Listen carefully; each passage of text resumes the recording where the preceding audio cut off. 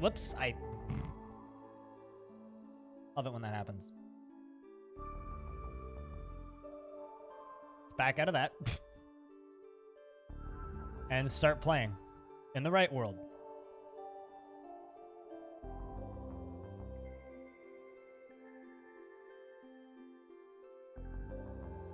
And it'll be story time with Blind. Because that's what Legends kind of is just story time.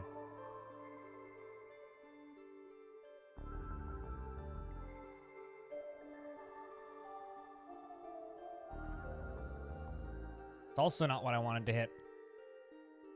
Turns out blood sugar being borked makes actually functioning like a human being oddly difficult. Oddly difficult.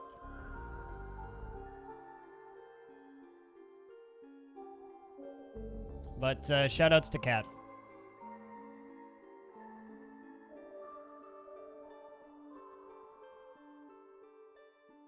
For the auto hosts. Dude's a beast. All right, so what should we look at? What is going on that we should look at?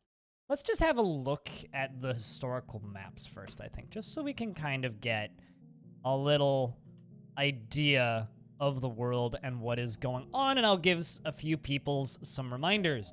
If you know nothing about this world, I actually have a video I would recommend that you watch. This video is Today in Dwarf Fortress video, which I put up a couple weeks ago now. About yeah, Bobbett's Obliteration Diver. That's actually a month ago now. Got 400 views. I recommend you give this video a view. It's pretty short, but it is... I can actually copy this without my hands shaking. It's right there. If you wish to give it a view, that'll give you kind of a little bit of history about one particular fortress, which is kind of the end goal of this world right now. Maybe not the end goal, but one of the big goals of this world. So our fortress currently, if I go to current year, the year 260, it's going to be listed as retired. I didn't abandon it. Did it, like, immediately crumble under its own weight? I mean, maybe. Anyway, but that is our current fortress. I'm not sure why it's showing. I mean, it maybe. That'd be impressive if it already got destroyed in this alternate timeline, but regardless, that is our fortress, or where our fortress is supposed to be. But Dive Earth, a few important locations. We got Menace Stubbs right here. Dive Earth right here. The majority of Dwarven civilization is kind of in this area. A few different Dwarven factions. We have a whole bunch of goblin pits. Our fortress has actually been there for 10 years now, because we're in year 10 now that I'm looking at it. We've got a lot of human civilization up here. And we've actually started a war with the Dwarven Empire by mistake. Which was kind of something I would like to figure out. I'd like to figure out how I started that war. Because one of the last groups that attacked us was a Dwarven Empire. Maybe. I say mistake because we were raiding goblins, and then all of a sudden I got attacked by dwarves, which was very odd. So that is interesting. If I go back to here, I guess without Legends Viewer, I wouldn't be able to know exactly what happened, but maybe chat can figure it out. But anyway, let's go look at the group that attacked us. Civilizations and other entities.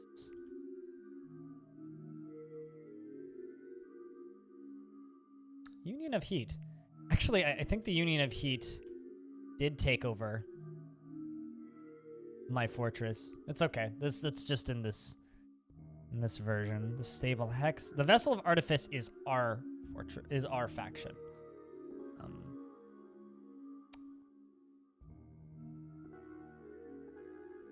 Trying to remember. I love that there is a Cobalt civilization that's almost named Troglodyte. Troglodyte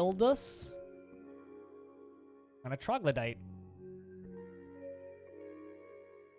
is friends with them, or enemies with them rather. Friends, enemies, same things. Nations of Tone. Hold on, let's see if I can figure this out.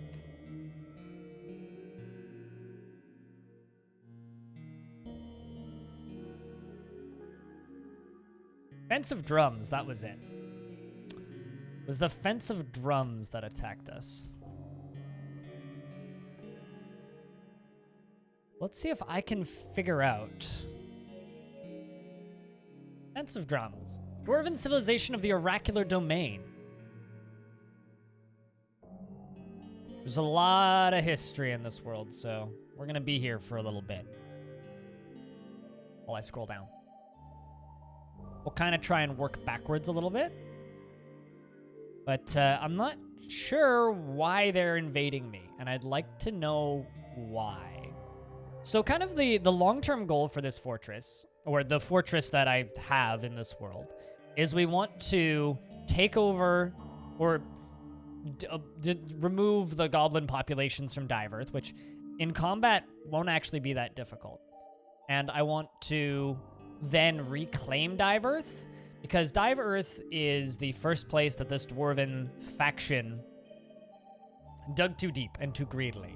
And if you've seen Lord of the Rings, you know what happens when you dig too deep and too greedily. And if you've watched the video I linked in chat a minute ago, or if you're watching it, you'll also know why they dug too deep and too greedily and what they found down there. And what I would like to find out is what's still there, because that fortress to this day is still run by goblins. So even though the dwarves have tried to retake it on multiple occasions. So I would like to retake it and then embark on it with the same faction. Because currently we are in the Fortress of Crypt Abbey, and I would like to move from the Fortress of Crypt Abbey over to the Fortress of Diverth, because I don't generally reclaim fortresses in Dwarf Fortress, and it's just not something I do. So I think that would be kind of a lot of fun as a thing for the community world. Specifically a fortress that previously dug too deeply and too greedily and has, or had a demon in charge of it for a very long time. I think that could be a lot of fun. So, yeah. And also, if there's anything specific you guys would like me to look up, let me know in chat, and we'll go about doing that.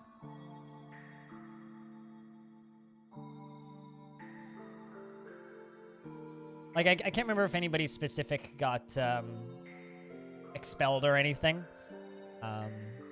Because we've been in this world for 8 weeks now. Considering I'm only playing it once a week. We've kind of had on and off different events and, dwarves behaving and misbehaving and in various levels over time. So it's gonna be interesting, I think.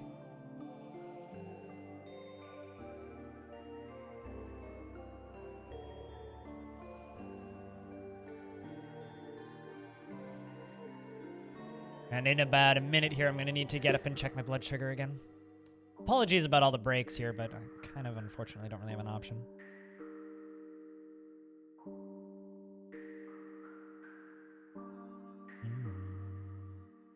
I'm just happy to have the record player back. It's really nice to be able to start the stream off in the traditional way again. Something I'm really hoping for with the mouse control stuff is just being able to click and go brrr all the way to the bottom of this.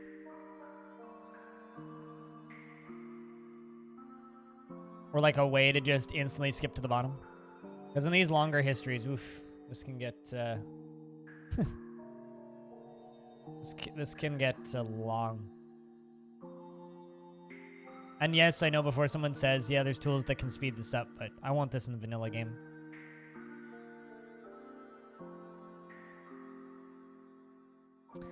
I want this in the vanilla game. So out there, who's downloaded the world? I'm curious if there's anybody who's following along with this or poking stuff.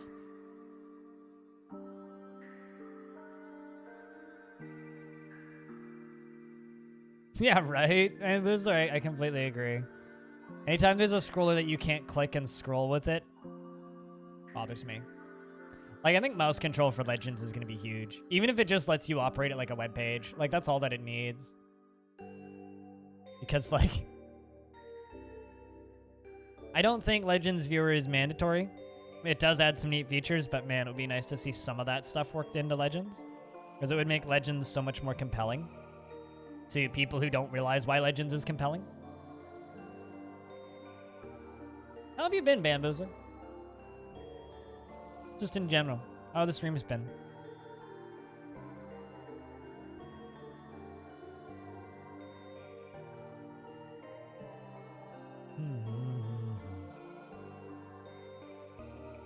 Why is Legends compelling?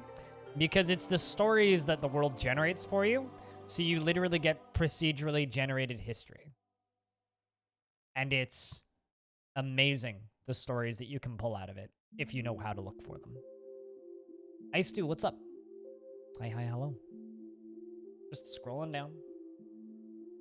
Scrolling down. In 4 minutes, I gotta go check my blood sugar. Putting off learning, DF? Why are you putting it off? I'm trying to get to the end, yeah. I want to figure out why this faction invaded me the last time I played.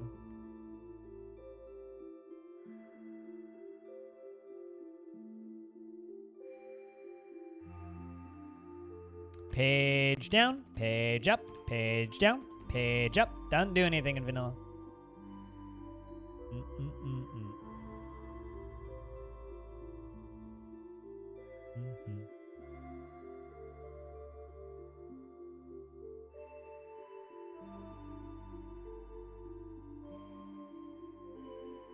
Gonna export the XML and dig through Legends Viewer.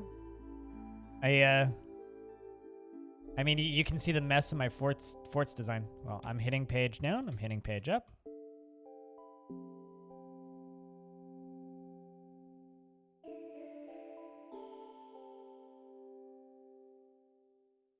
Interesting. So, this is me hitting page down. I don't think you can hear that, but I'm spamming page up specifically. Does nothing.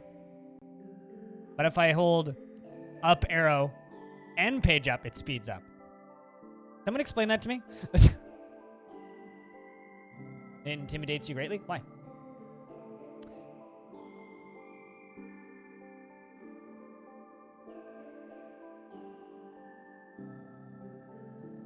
There it is. 261. The Fence of Drums attacked the Coastal Guild at the Vessel of Artifice at Crypt Abbey. The dwarf Rith Trumpet Coast led the attack.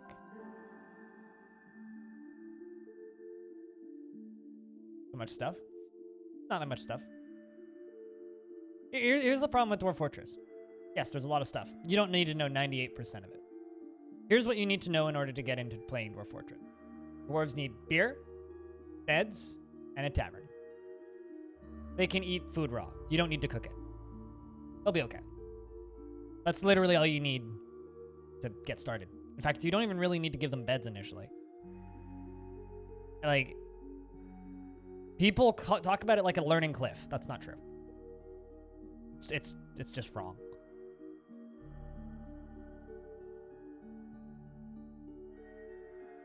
What stream team? Is it like one of those really big ones, Bamboozler?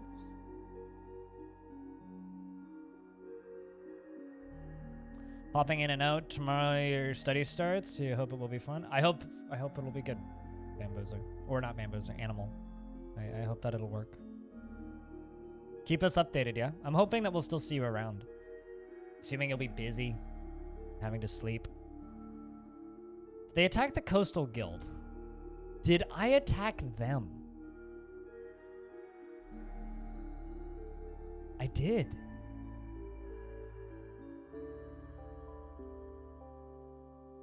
I did attack them. So in the early spring of 261, the Coastal Guild looted treasure from Menisfed. And just, so they had control over Menisfed.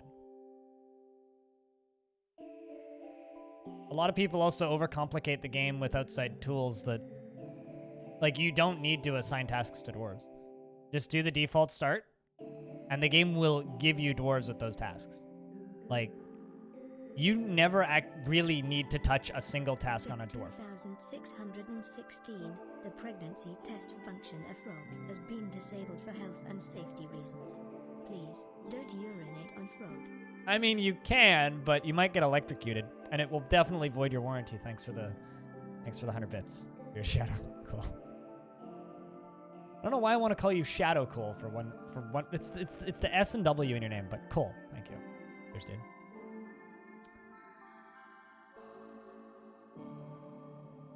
Got 15 people. You haven't watched most of them. Be careful about that stuff. Just make sure that you know the people in your teams.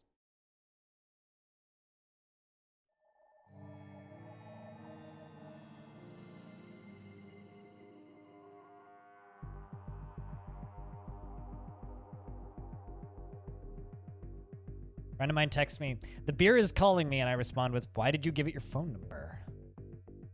You also finished Frog Fraction? That's wonderful, isn't it? Yeah, it's when you just see a garbled bunch of letters, you like, the first thing that your brain reads it as what you try and read it as. But yeah, so we did accidentally attack them. I guess they must have... So, okay. We were raiding a bunch of goblins, right? We were going after goblins and trying to figure out... Or not trying to figure out, but just trying to, like, kind of wipe them off the map. And I was just kind of en masse attacking goblin pits. These guys, the Fence of Drums, must have taken over one of the goblin pits and occupied it, which was Menisfed. We then destroyed Menisfed and murdered everybody there. I still claim oopsie on it. But, like, at the same time, I can't really blame them for then attacking me, even though, you know, they got wrecked.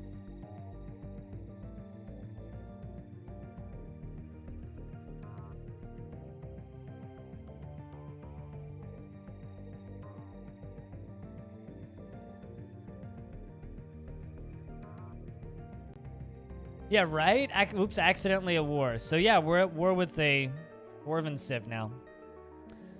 Well, I mean, that explains a few things.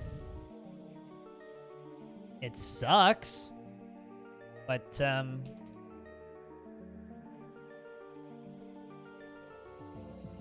can you even do that, Cooler? To my knowledge, that's not really a thing.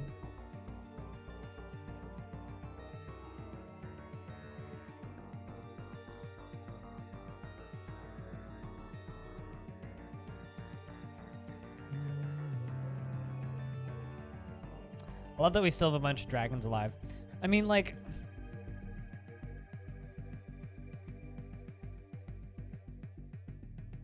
Coastal Guild. Wondering what the heck happened to my fort.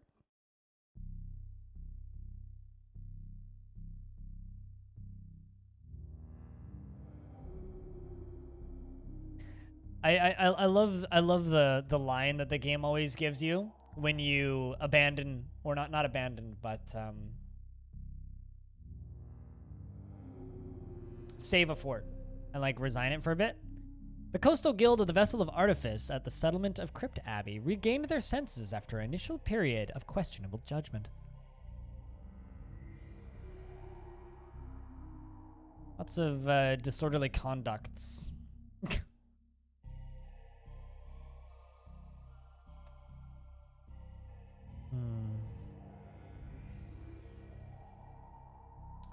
The current status of the Vessel of Artifice. That's something I should look up. Which is our faction. Actually, you know what? Let's look at Diverth. See what Diverth's doing.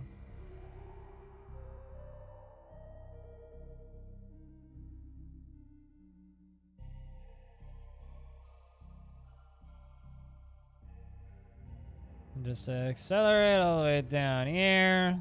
Donk. The Fellowship of Wilts attacked. Oh, they haven't been doing much. Well, yeah, they kind of have. Kind of looks like they're... Yeah. Seems like Bobet's still there, actually.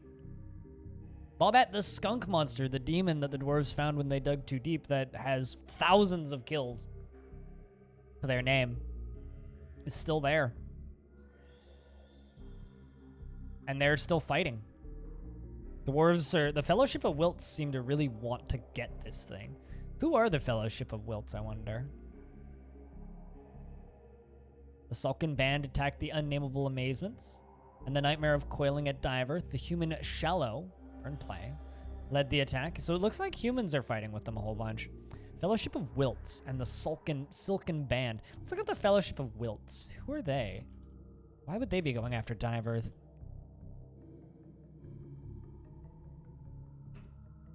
It was a human group from the Oracular Domain. All right.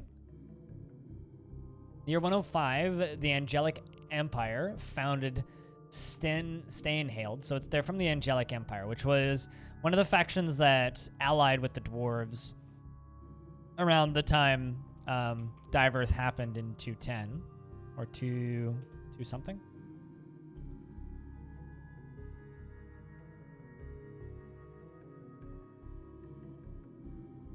Yeah, it looks like they've got lots of problems embezzling funds.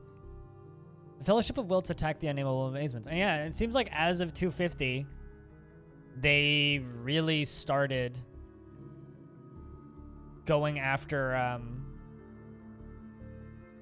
the Unnameable Amazements, trying to take down the skunk monster again.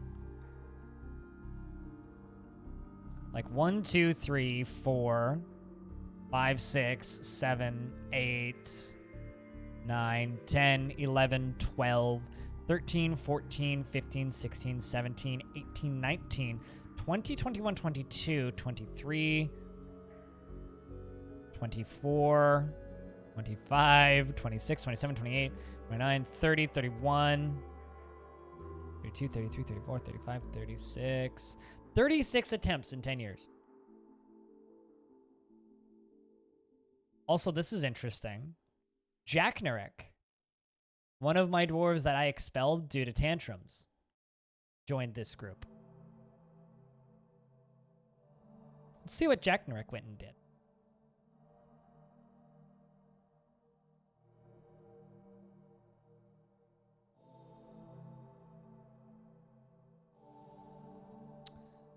Yeah, born in 259. 49. She was the only daughter of Placecrafts and Dune Boats.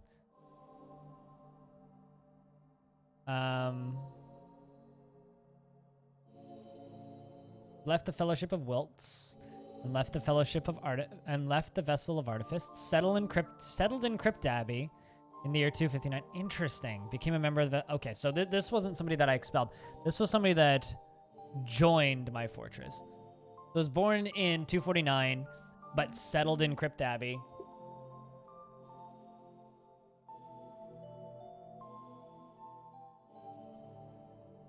Which is my fortress in 259. And since then has fought with us a couple times in different assaults. That's interesting. Kinda neat seeing where your dwarves came from.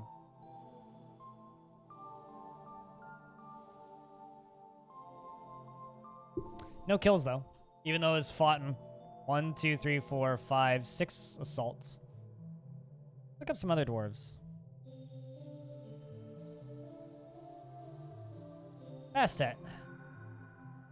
Inky Drain of Prairies was a dwarf born in 164 of unknown parentage. In the year 250, settled in Crypt Abbey. Became romantically involved with Erman. This is my military commander. Seems like she's still in Crypt Abbey. It's just...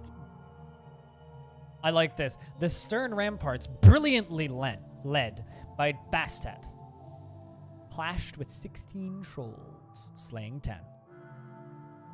6 trolls slaying them. Settled back in Crypt Abbey and then attacked again. 34 other kills and 13 notable kills. Man, I feel bad about accidentally murdering a dwarven outpost that had taken over a goblin settlement. I genuinely feel bad about that. Not even gonna lie, I feel bad. Like, ah, crap, it was totally just my fault. Like, I was just kind of going around attacking shit. Oops. Well, crap. That wasn't intended. All right, guys, I gotta go check my blood sugar again. I'll be back in a sec. If anybody finds anything cool, let me know what to look up. Oops, indeed, right? BRB.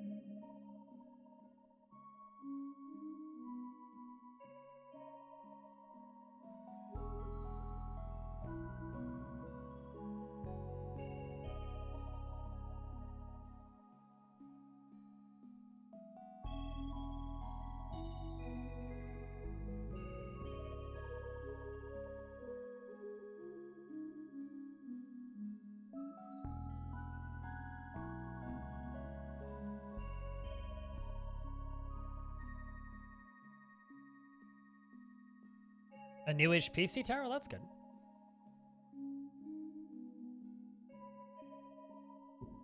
Hand-me-down hardware is always fun. All right.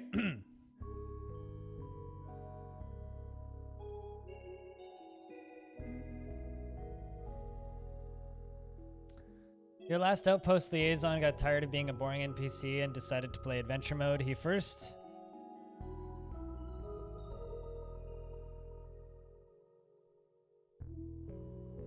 Getting all of the good curses? Wait, in this world or...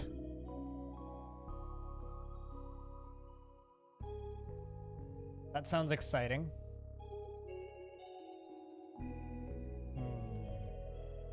Well, I figured out what I wanted to figure out already, kind of. But,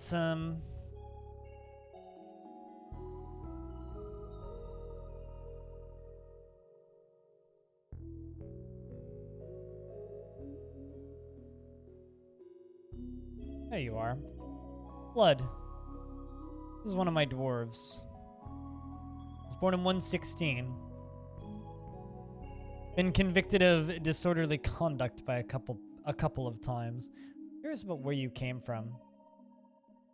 Year 199 became a bard in Hammer Trusted. Found a lover, I love how often they go from being a bard to just like, yeah, member of the military. I guess the military hires bards a lot. And an apprenticeship. Move to study in Scream Crystal.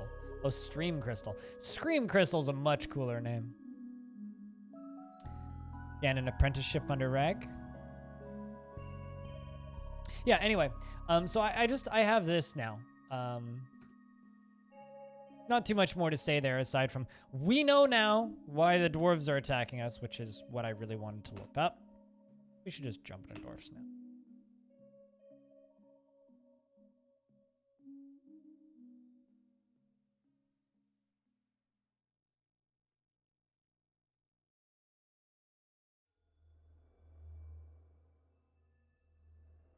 Oh. I was like, why can't I see this world? It's because I didn't retire the fort, dummy. Yeah, no, that I was kind of shitting about that earlier. Oh well. Wait until you see the replay. Unless you've already seen the replay. Because like the wheel just like bounces across the road. It's fucking terrifying, man. Absolutely terrifying. So welcome to the fortress of Crypt Abbey. Crypt Abbey is we are a warmonger's fortress, and I've got a door I need to open. So we are attacking all kinds of things, and clearly accidentally attacking things. So it kind of sucks that we've had to kill some dwarves. But I guess all I can really say is, oops.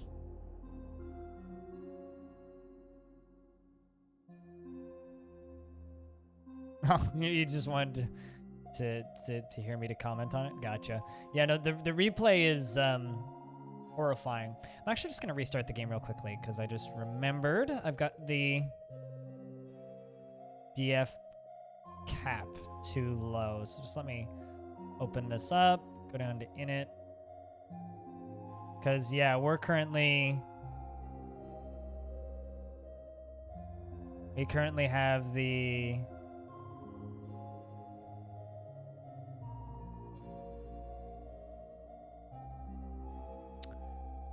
I think the cap is currently set to 32 because of the small fortress that we're doing. I need to set, yeah, it's set to 32. I need to set this to 155, which is the current population cap for this fort. So let's just restart the world restart the game real quick. Yeah, no, it's fucking scary. And Russell's just like cussing up a storm as he jumps out of the car. It's a thing, man. It's scary. It's one of the scarier crashes I've seen. Like even Cyclone on Discord was all like, that's one of the wildest crashes I've ever seen.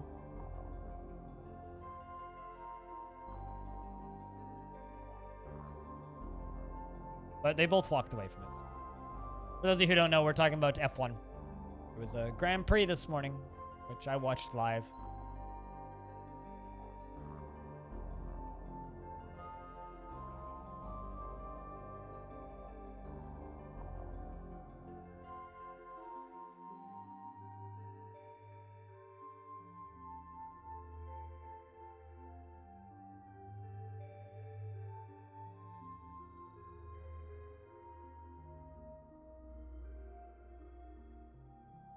Which I mean, we don't watch in voice chat or anything. We just kind of text back and forth while the race is happening. Although today was a little quiet. I don't think Rhinestone woke up in time. Hey, Kibbs. How we doing? Good to see you. All right, so let's get started proper. We'll do a fort tour.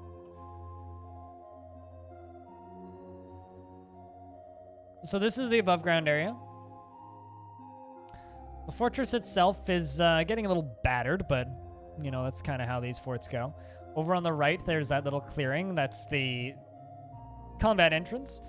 We have the back door, which is over there on kind of the top left.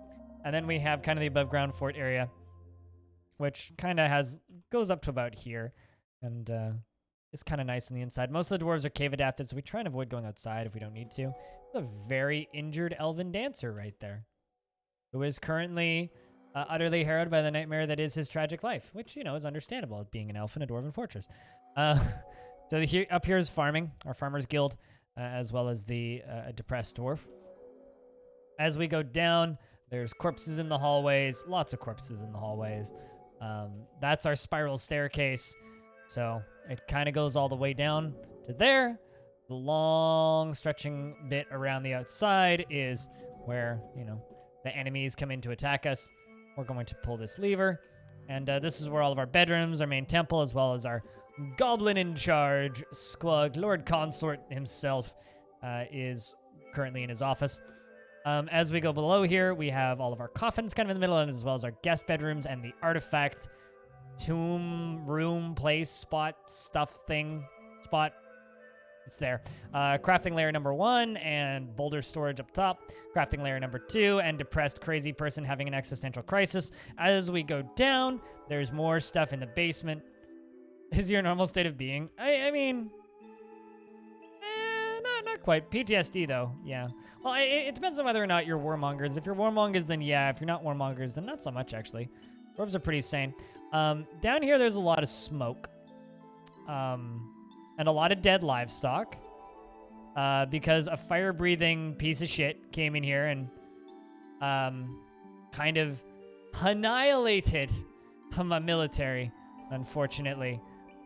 So we've got a bunch of dead pigs and a bunch of dead dogs down here, which we kind of need to get the corpses out of here. It sucks. But, you know, what are you going to do? Not much.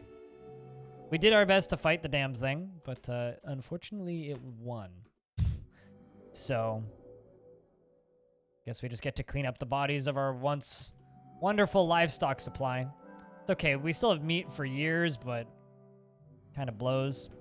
The dwarves that are alive that are named are Gimper, Erman, Visrelix, Tailgrand Master, Cole, Blood, Kibbs, and Britches.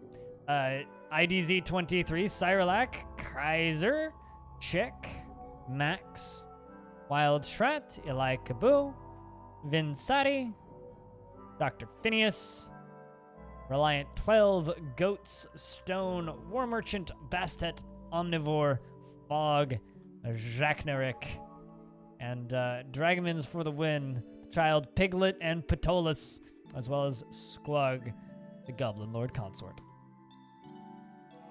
Everyone else that wasn't named is dead.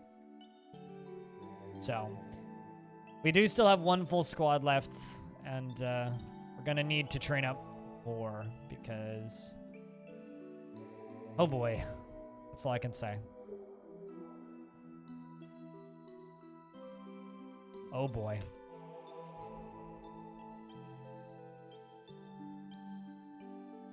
Oh, also, in the lower level, there's this. Conybo's rotten corpse, an enormous feathered six-legged squirrel. This is in the layer beneath. It belches and croaks, and its top feathers are long and broad. Beware its poisonous gas. That's a zombie. Undead forgotten beast. I thought I killed it in a spot where it wouldn't res, but apparently I was wrong. Resurrecting biomes are fun. So beware the deeper levels because this is fine. So goal is to rebuild the military. That's the goal for today. And hopefully don't tantrum spiral entirely. Only partially, because I've already got more disorderly conduct rulings to put out. No, I don't use Dwarf Therapist. I don't use Dwarf Hack or Dwarf Therapist. I don't think they're particularly helpful. Just a little bit bloaty.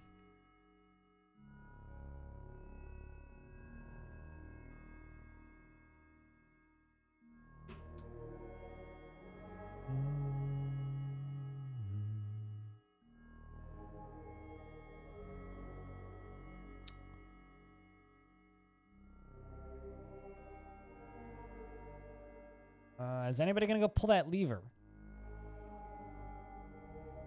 Because, man, it would be nice. How do I stay sane?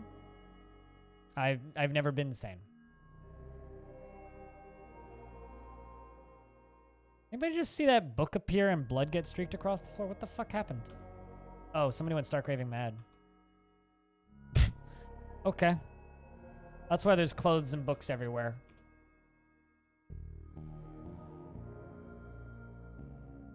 That's fine. You can just run around like a crazy mad elf. No one will mind. No, a lot of people, I think, over-exaggerate how difficult Dwarf Fortress is. They very much do. I'm just trying to help prove that it's not this crazy, impossible to play, impossible to learn, impossible to manage, insane, crazy person-only thing. It's not. It's actually quite simple to play. But nobody believes me, so I'll just keep playing the game and proving that it's not that hard. You know, everybody's favorite YouTuber, Krug Smash, doesn't use DF Hack, doesn't use any tools. He just plays the game and doodles. I'm just proving that it's possible. You can manage 150 dwarves, 200 dwarves. One of my dwarves was fighting with the cave crocodile for a second there. Not sure what happened there. It was Chick that was fighting. Are you still fighting with a cave? Or Click, not Chick. Well, I mean, you rescued somebody. Somebody must have been attacked by the hospital. I see. Yeah, you got rescued. Gotcha. Hopefully they killed the crocodile. But no. I think that a lot of the difficulty for a lot of people surrounding Dwarf Fortress isn't actual difficulty with the game itself. The game is not as bad as a lot of people say it is. And I think people do it a disservice saying that, oh, it's only playable if you use these 11 tools that the community has decided that the game requires. Because it... Okay, where's this fucking crocodile? Oh, there you are. Because oh, right. Right, I had a bug. I can't actually tell them to attack things. So I need to rebuild one of my squads. Because one of my squads isn't letting me actually play the video game. This thing just killed a dwarf. It sucks. So I've sent my military out to go get him. Yeah, a lot of... oh, come on. Maybe it'll just leave the map then. A lot of the people who claim that this game is impossible haven't played it. And that's just kind of a fact. That, or they will tell you it's impossible. But just haven't taken the time to learn it. See if that'll do it.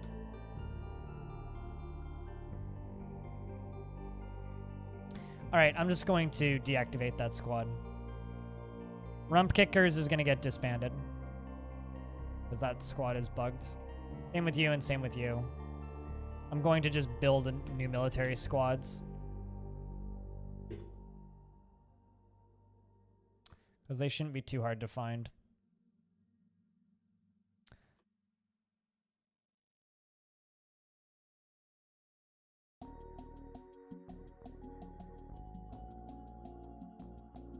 It's not just XKCD. You know, you'd be surprised how few people actually know that XKCD exists. But yes, that Learning Cliff wall from XKCD hasn't helped. I think the Dwarf Fortress community, Brian Adams himself, and a lot of games journalists do Dwarf Fortress a massive disservice by talking about how hard it is non-stop. The Renowned Hammers. Well, they're not hammer dwarves, so that's a little silly.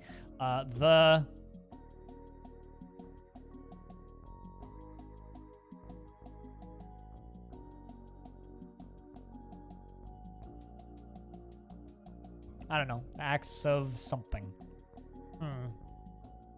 What could I call them?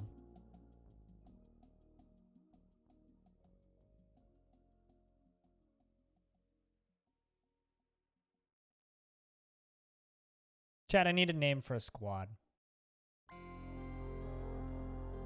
EVE Online is much harder to play than Dwarf Fortress. I mean, considering you need to work together with other human beings makes it infinitely more difficult.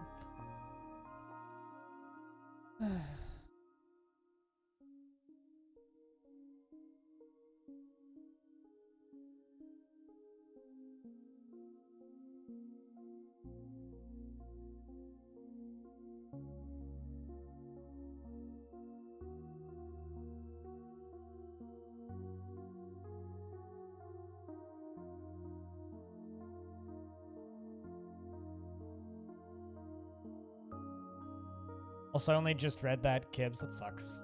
Hope your day improves. What do we start with? They're an axe squad. They're an axe squad of legendary warriors that have taken over like a third of the world. Well, maybe not quite a third of the world, but a large portion of the goblin settlements in this portion of the world. Shield breakers. Something that dwarves would actually do. That's let's call this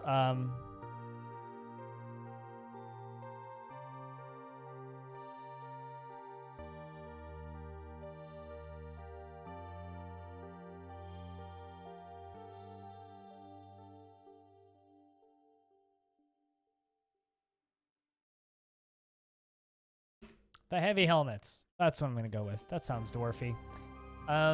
You join that squad because you were in the other one. You're already the commander. You join that squad. You join that squad. I'm rebuilding it because I had a squad that was bugged. So I'm quite literally rebuilding my squads from the ground up.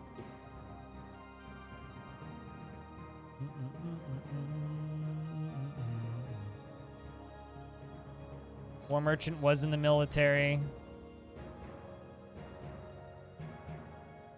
You're already in the military. Let's just give them a second to become squad leaders again, and then they'll go collect all their stuff.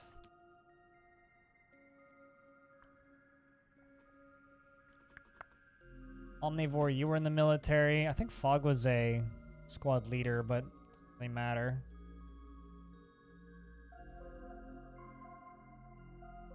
Stone, you were in the military.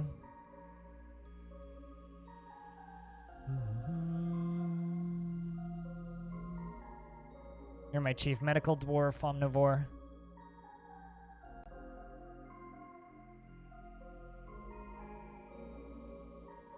You're constructing rock slabs, but after you're done with that,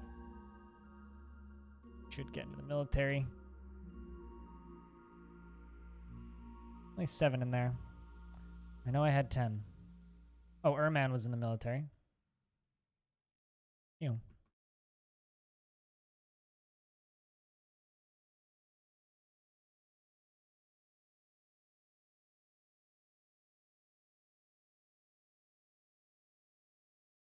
Kind of just like picking through and trying to remember which dwarves were in the squads. I should have just taken a screenshot or something.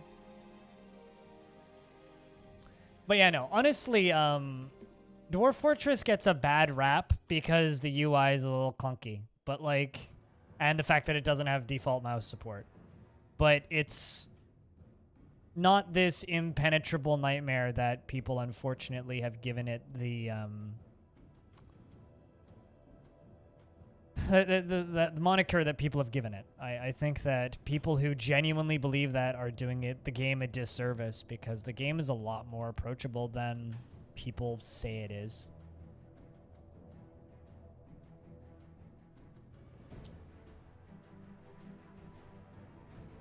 But when I say that, I often get people telling me, oh, you're just saying that because, you know, you play it. And maybe there is an element of truth to that. But I don't genuinely believe that.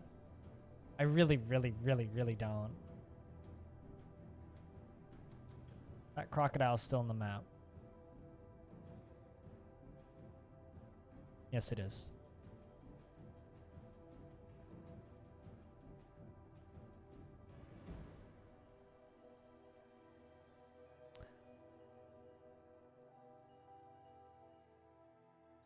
Got another tantrum happening. It doesn't really matter if there's tantrums happening. What matters is if there's tantrums happening and people get hurt.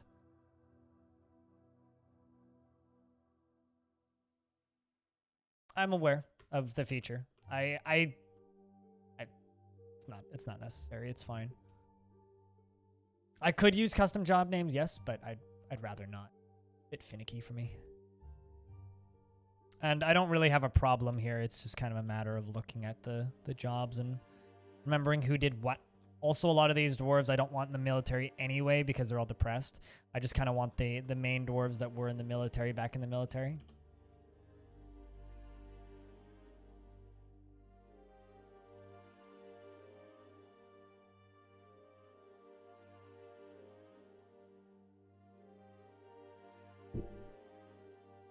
Yeah, I've used custom job names in some previous forts, but it's annoying then when you have to like swap dwarves from one job to another job, and it's like now they're all just depressed because they're having to do other things. It's like because I'm constantly swapping dwarves from job to job, so happy that this dwarf has had some pleasant recent memories. But you can stay happy.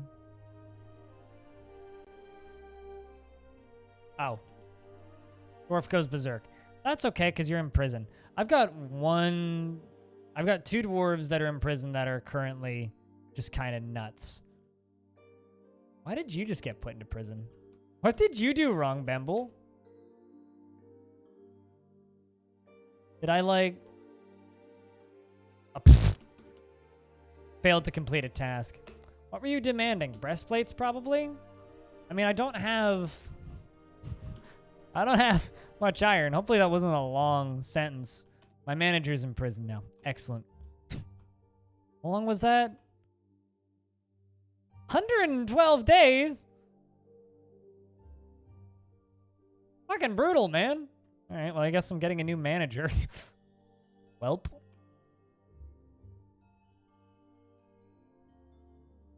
Short test. You have a new job. What a poor dwarf. Holy hell. But yeah, no, the only reason we have this problem is because I had a squad bug out. I'm not entirely certain what caused it. Happens occasionally, but generally it's not a big enough issue that it's something that I really worry about. So in other news, where the heck did I put that table? The manager. Is it up here? Well, it's this one now.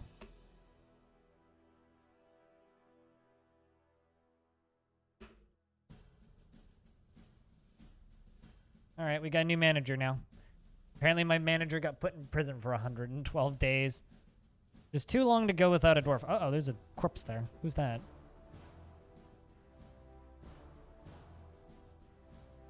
Hog's corpse. I think the elf, that elf that went berserk. Oh no, not the elf. Actually, I don't know who killed it. Who found you dead? I mean, there was a few tantrums. It's hard to say who did that. Ah. Captain of the Guard. Beat the ever-living crap out of him. Probably did something wrong.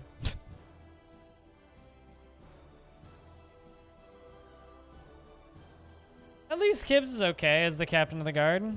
You hanging in there, bud? You doing eight? Other news, why don't you have a coffer? I never noticed that you didn't have a coffer. Whoops. Hopefully that'll make you a little happier. Got a busy job as the captain of the guard.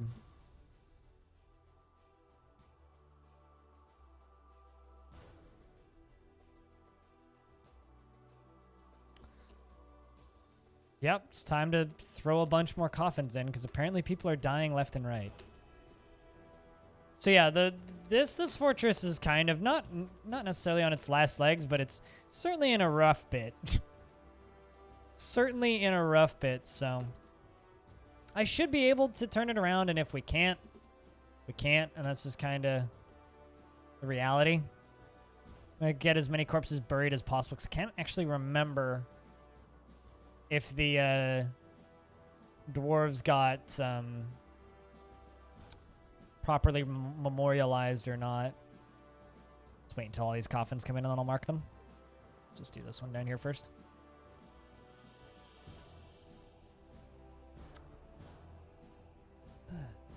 Yeah, if anybody would like a dwarf in the fort, or if anybody has any questions about the game or what I'm doing, feel free to ask. I'll do my best to explain it, but I'm in a lot of pain and I'm also really tired. Because I did go on a 14-kilometer hike yesterday with a knee injury, which I learned about around halfway through. So we will, I will be doing my best. But, yeah.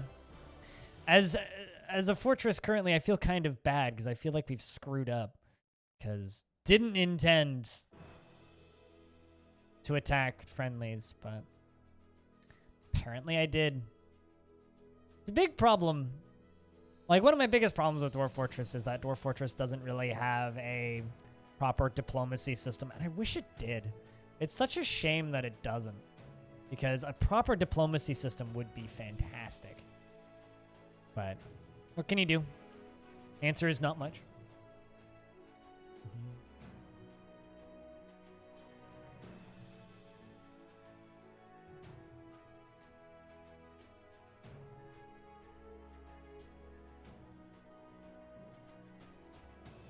I mean, there's lots of things it doesn't have. Am I using minecarts? Why would I use minecarts?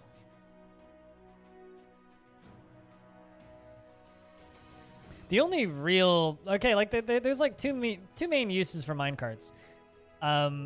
Efficiency, like moving stuff around from place to place quickly. And weapons. And I think that they're kind of cheesy to use as defense, frankly, because I like using things for their intended use. I'm one of those weirdos who kind of goes, well, this is what the developer wanted this to be used for, so that's what I'm going to use it for.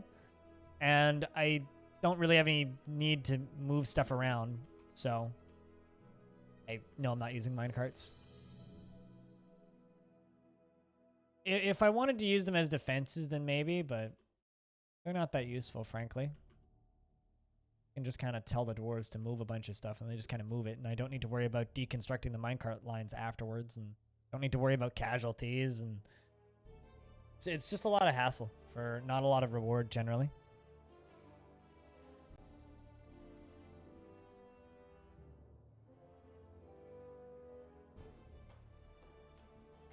That being said, they do kind of look cool. I might end up using minecarts in my other fortress, the Long Death Millennium Fort. Oop. This is going to be happening a lot.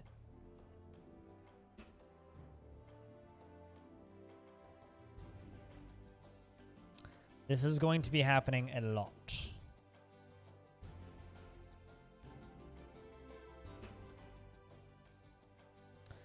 Vile Force of Darkness has arrived. The question is, how long are they going to be here for? Let's let them hang out up here. Like, just because you're underground doesn't mean you shouldn't be allowed to hang out up here.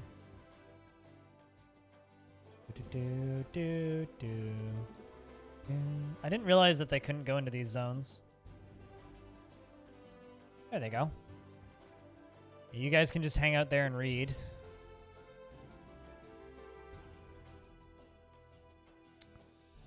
Seeing a lot of goblins. Nothing mounted, though.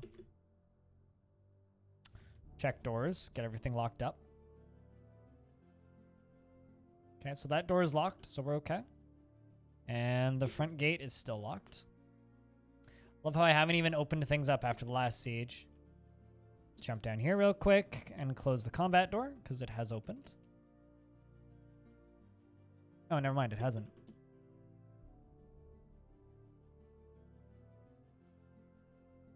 Really? Well, that's not a good timing for that. BIM withdraws from society.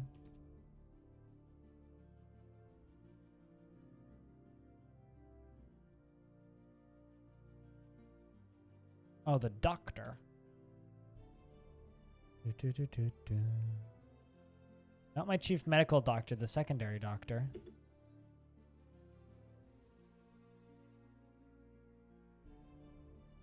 This is not a fun thing to have to watch. Duvar. The Lie Maker has given birth to a boy.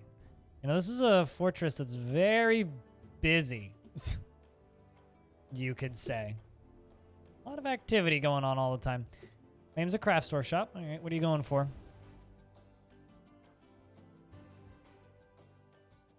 Grabs bones. I'm actually kind of surprised we haven't had a fell mood yet. That's something I'm kind of shocked by.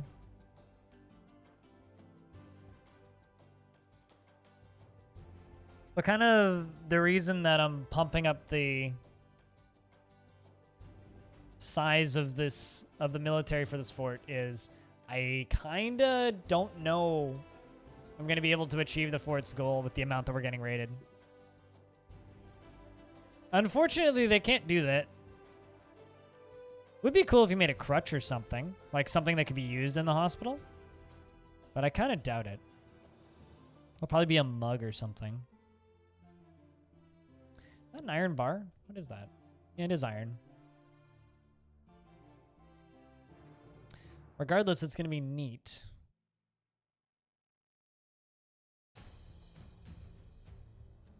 But thank you very much to everybody who's tuning in on Sunday. And massive thank you to Cat on Mars. You know, we had like 50 people-ish watching. We got a huge host from Cat. So shoutouts to Cat. Dude's helped this stream probably more than he realizes. Troll fur cloth, rough crystal barrels, quartzite blocks, iron bars, rough spider, or no, cave spider silk, not rough. Rough crystal barrels, dog leather, and stray beak dog mangled bone. Any bets on what that dwarf makes? They are a doctor. That is a craft store shop. Nothing to catch in the central swamps. Why are you fishing? Oh, you're fishing in my well. Well, that's okay. I could explain to you why you're not finding anything. Okay, they're Oh, I understand. I didn't okay, I'm pulling the wrong lever. You know what? I might just leave them locked outside for a bit. I don't really want to fight them. Yeah, you know what? I didn't realize I actually got that done. So this lever that I pulled, this opens that door, I think. Let's find out. That's the middle cavern. So let's pull this lever. Yeah, okay. So I was pulling the wrong lever. So we're actually just going to wait this siege out then. I didn't realize I'd gotten that bridge done. We're just going to wait this siege out. I'm not going to fight them. Because currently, you might have noticed the dwarves are a little feisty, a little upset. Not the happiest. And we kind of need to fix that. We kind of need to fix that.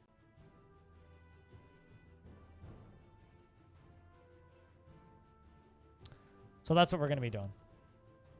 We're going to try and keep the dwarves happy for a little bit.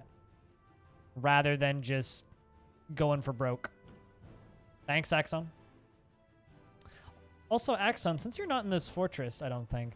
If you'd like a doctor, I do have that doctor that's currently in a strange mood. It's not the Chief Medical Dwarf. Chief Medical Dwarf is already taken. But I do have a Dr. Dwarf. Dr. Dorfins, if you would like them.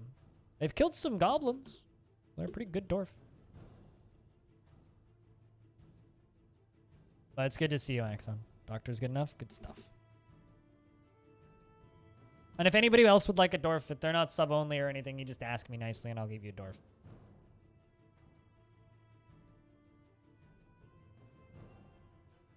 Axon. He didn't feel anything when being unable to practice a martial art for too long, and felt lonely after being away from family for too long. Didn't feel anything after being unable to practice craft for too long, and lonely after being away from family for too long. Blissful after sleeping in a great bedroom, satisfied at work, and uneasy after seeing a goblin's dead body. How was my hike? I have a knee injury. I need to speak with a doctor about my knees. Is married to Meng, and has one child, Dragon Minzers. Pick Kindle. I wanted to read that as Pickle Handle, which was a much better name, but Pick Kindle. Yeah, no, my right knee after the last hike I went on was very sore and kind of hurting, but I didn't think too much of it because of how ridiculously long that hike was. This one, about 4 kilometers in, I started getting spiking pain in my knee. And I'm convinced that, because back in October last year, I had a bad fall at a concert and smacked my knee on a metal barrier. And I'm convinced that I've got like a shattered bone fragment or something in my knee, because it's not like swelling. It's not like a tendon. It's like spikes of pain up and down my leg. So I'm in a fuck ton of pain, but the hike was great. There's lots of pictures up on Discord if you want to go look at them. And I was showing some footage earlier in the stream, which you could go watch the VOD of if you want. Or you can just hang out for a little bit, and I'll post it on the Patreon. I might put it on YouTube. Haven't decided yet what YouTube channel I should put it on. Yeah, in addition to my normal pain. Well, the normal pain is just kind of like a constant warm ow. This is like fall over when you try and walk pain. This is bad. So he's 40 years old, born on the 24th of Moonstone in the year 222. Also, the normal pain, like the chronic pain that I have, is getting better. Like it's tolerable. It hurts, but it's tolerable. It's not as bad as it was in the first 2 months, which is good. There are times where it'll flare up and it'll be hard to deal with, but generally it's okay at this point. His sideburns are clean shaven and his very long mustache is neatly combed. His very long beard is arranged in double braids, and his very long hair is arranged in double braids. He has a deeply recessed chin, and his slightly wide-set raw umber eyes are slightly rounded, and his ears have small lobes. His hair is cinnamon, and his skin is raw umber. He likes hematite, steel, and resin opal, and candle nut wood. Candle nut wood. What the heck is candle nut? Candle nut. It's a plant. Huh.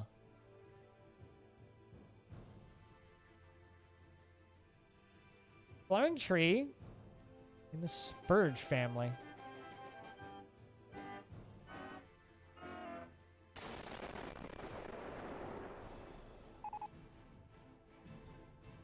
Native range is impossible to establish precisely because it's spread by humans. Huh. Candle nuts.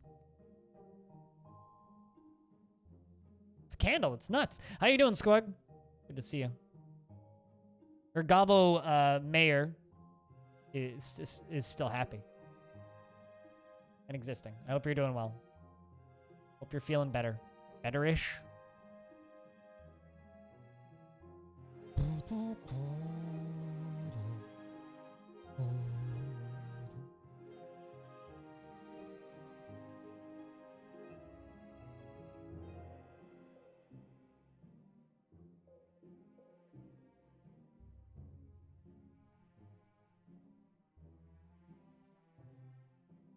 Scroglin? Yeah.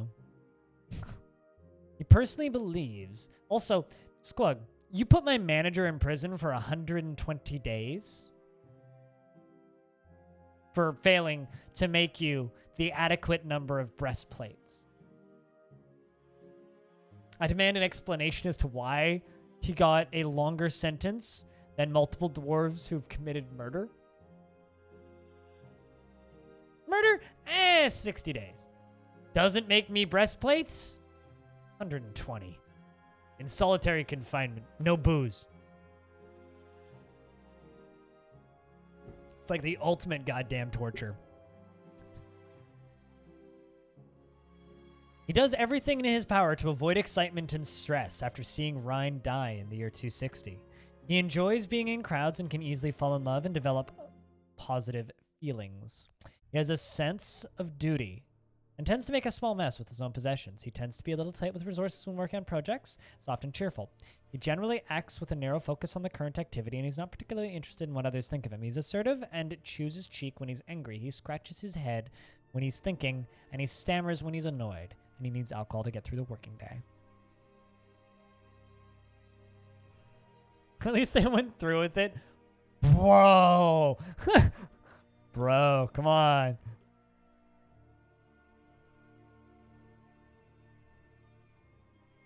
In their cell, do they drink from that? Yes. But the other dwarves will still bring them water. But yeah, if you put a barrel of booze right next to them, they will eat it. Also, because you were in a strange mood, Axon the Doctor has created Esserideth, Beak Dog Bone Animal Trap. We're going to catch an animal. And he claims it as an heirloom in the name of the family ancestor, Monom Phantom Urn. Good name. It's worth 70,800.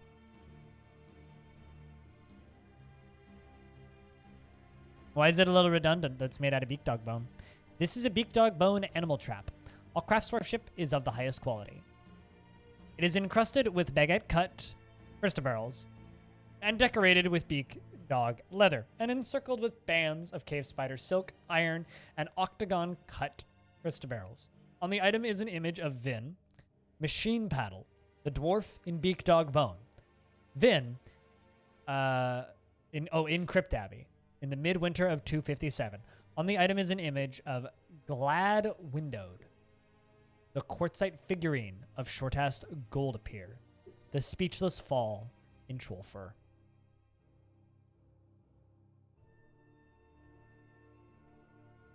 Not bad to be dwarfed and then immediately have history that you made yourself.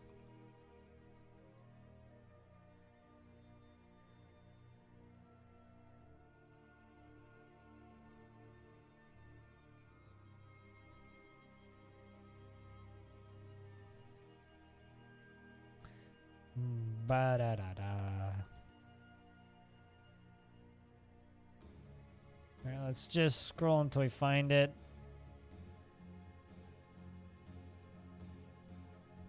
Just upset that my whole squad died. There you go. Yeah.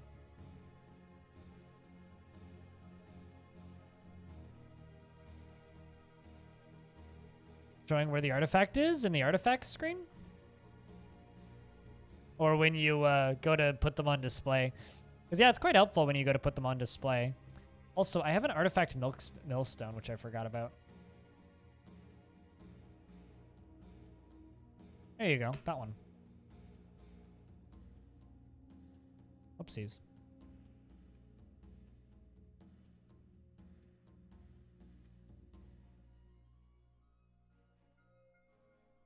Also, investments are open if you wish to invest your tickets, Jack. So tired? Why's that, Basta?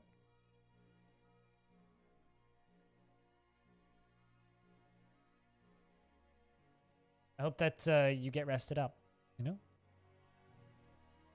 I'm pretty tired myself. It's been a rough... it's gonna be a rough recovery, I think, because I can't properly stretch or anything.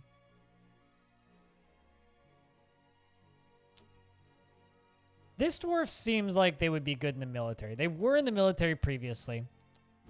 So you know what? I think we're going to name some dwarves here. Does anybody here want a dwarf? You're going to be a militia commander of a new squad. Or should I just pull a name out?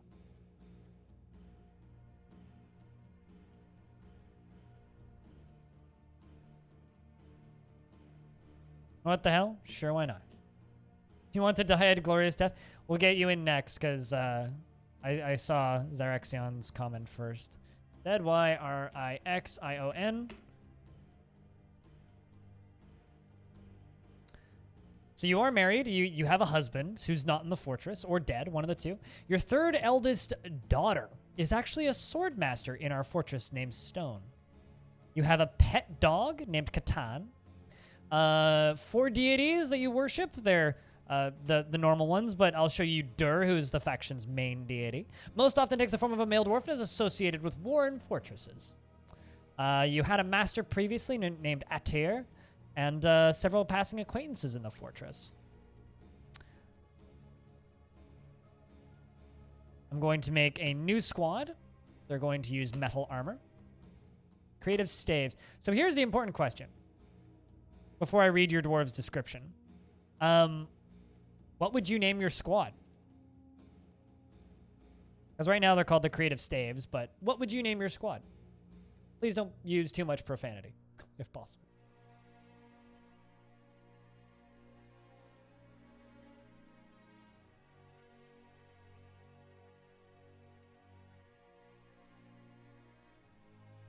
You want to achieve immortality and feel nothing. Don't we all? Names are the worst. All right, chat. Type in the first thing that you think of when you think about a dwarf. And I will pull some words and create a name. When you think about a dwarf, what's the first thing that comes to your mind? Also, there's no problem with the caps there. Wanting to die a glorious death is very much an appropriate thing. Squat beards, ale, drinking, beer. Okay, so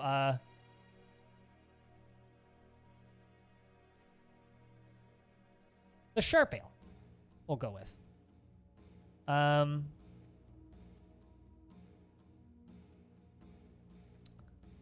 So let's read a little bit about this dwarf real quick. The militia captain. She doesn't feel anything. Like, at all.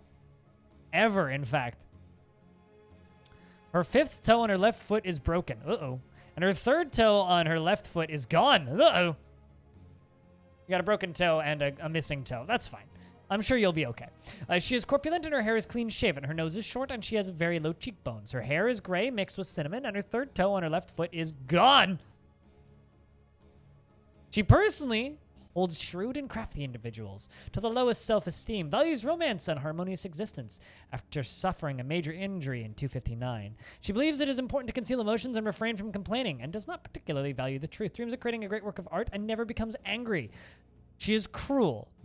Deliberately cruel to those unfortunate enough to be subject to her sadism. She rarely tries to assert herself in the conversation, and she is very calm. She thinks she is fairly important in the grand scheme of things and has a tendency to go it alone without considering the advice of others.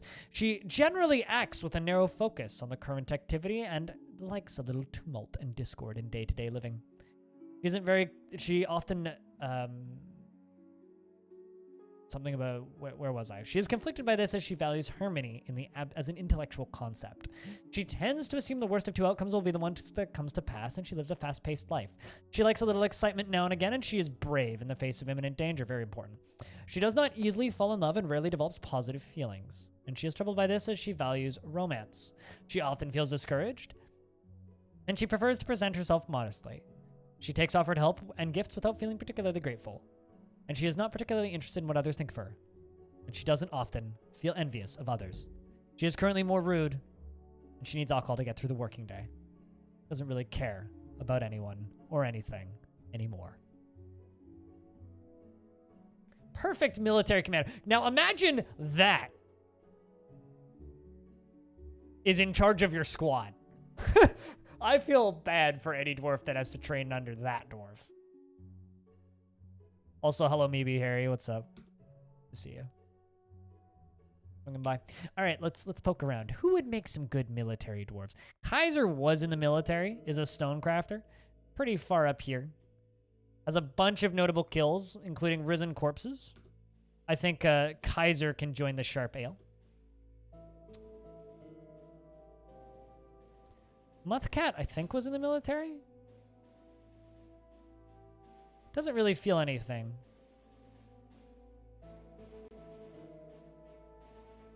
Sock, Mud. Oh, Mund. Would like to die in glorious hellfire or something. So, welcome to the military. Your father's in the fortress, who's one of our legendary stonecrafters. You have a lot of passing acquaintances in the fortress, including meeting Squug, our glorious lord. You do have one friend who's dead. Or, no, not dead. You do have one friend who's still alive. I apologize. Who's Jack Narek. You're friends with Jack Narek, which is cool. Wonder if that's from previous fortresses. Yeah, the view looked like it was gray for a second there. No health problems, which is good. She felt humiliated upon wearing old clothing and was restless after being unable to practice a craft for too long. Restless after being unable to acquire something and wants to practice martial arts. So that's good. Doesn't generally feel anything. She is 15 years old, born on the 12th of Munstone in the year 247.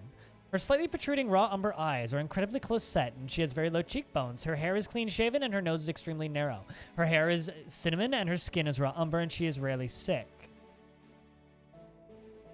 She personally sees the concealment of emotions as a betrayal and tries to never associate with such secretive fools. Well, good luck. That's now your squad leader. And she values peace over war. due to seeing Ryan's dead body in the year 260. She respects the development of a skill and dreams of raising a family. She finds something humorous in everything, no matter how serious or inappropriate. She finds she is unbelievably stubborn and will stick even to the most futile action once her mind is made up, just like me. And she is always tense and jittery. That's not just like me, I'm kind of exaggerating there, but a little bit like me. I am very stubborn, but I do not stick to anything once my mind is made up. I am always like sort of changeable, but you know. She is very friendly, and she tries to say nice things to others. She does not trust others, and she only rarely tries to assert herself in the conversation. She often forms strong emotional bonds with others, sometimes to her detriment, and she is a little tight with resources when working on projects. She thinks that she is fairly important in the grand scheme of things, and she tries to do things correctly each time. She isn't particularly ambitious, and she can easily fall in love and develop positive feelings. She tends to consider what others think of her, and she is not inherently proud of her talents and accomplishments. She tends to be swayed by emotions of others, and generally finds herself quite hopeful about the future. Clicks her tongue when she's trying to remember something and needs alcohol to get through the working day. This will go great.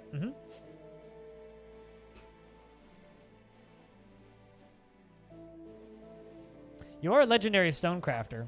Not the greatest military dwarf, but, you know. You can go join the military. A vile force of Sophie has arrived. How you doing, Sophie? It's good to see you. Your Firefox sound is suddenly super low again? That's odd. Is there like a setting that like adjusts the volume based on how much like noise is going on? There's gotta be. You're a legendary swords dwarf, so you can also go join that one. I wonder, actually.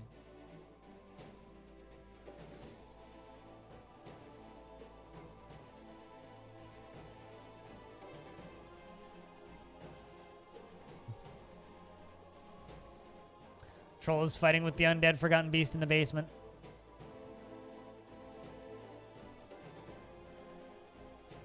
All your dwarves get to run around in heavy armor. Oh, I'm sure they'll be very good. Although, Sockmud is kind of a recruit, so... I wonder what you grabbed for weapons. Steel spear, good stuff, and a steel shield. That's about it. I mean, that's all you really need, right? Spear and a shield? I see. You just grabbed something else. What else did you grab? Steel mill shirt. Making progress. Had tacos for dinner.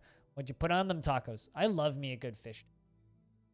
I need to make fish tacos. I don't like soft shell fish tacos. Make a good guac or something. Okay, so you've grabbed a bunch of Actually, I wonder if that steel spear has been used. Nope. So it's a brand new steel spear. Same with the shield. Grab chain leggings. Probably could use more weapons, but couldn't we all? I kind of wish dwarves could dual wield instead of just like attempting to dual wield and then failing at it.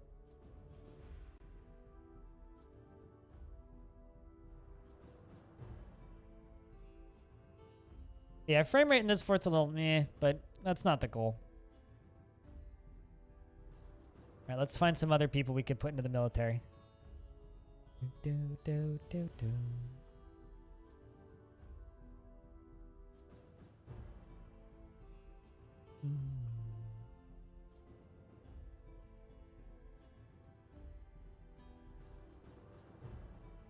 Because it is kind of... you're a competent swords dwarf.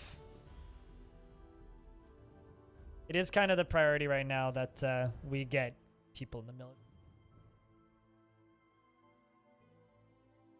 Or have two-handed weapons? Yeah, Magna.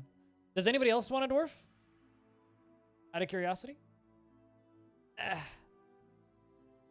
Because I'm going to be poking through and finding military dwarves for a little bit still. This one finds helping others to be emotionally rewarding.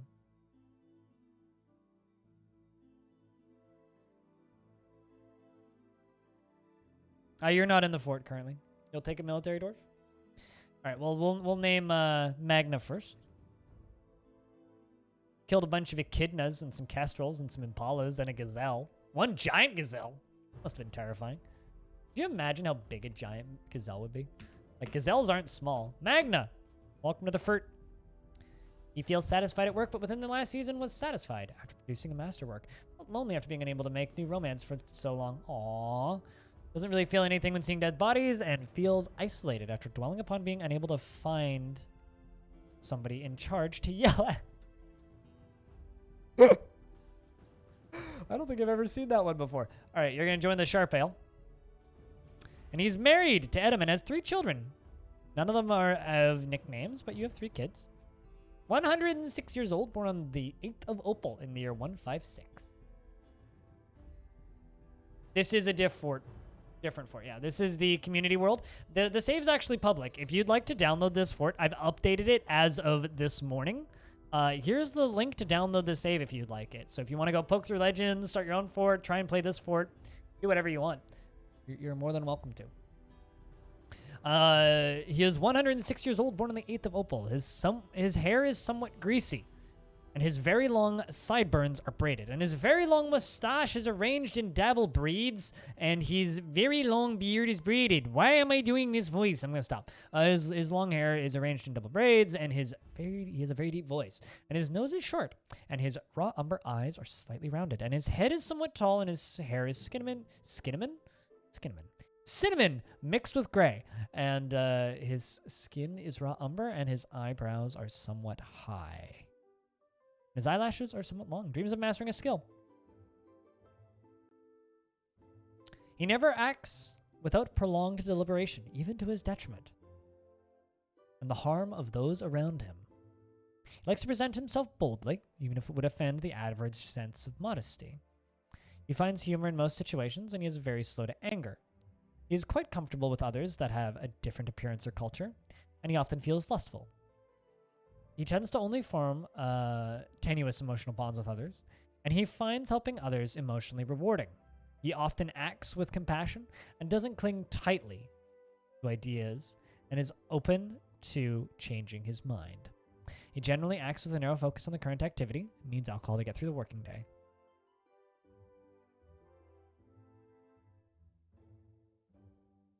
That's Magna, the clother.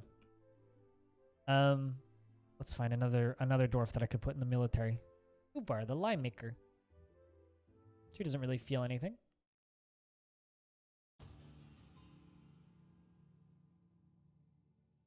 Aegis. You have 2 kids and a son. A baby and a child. 4 deities, no friends, no pets. Well, who am I kidding? Your kids are pets.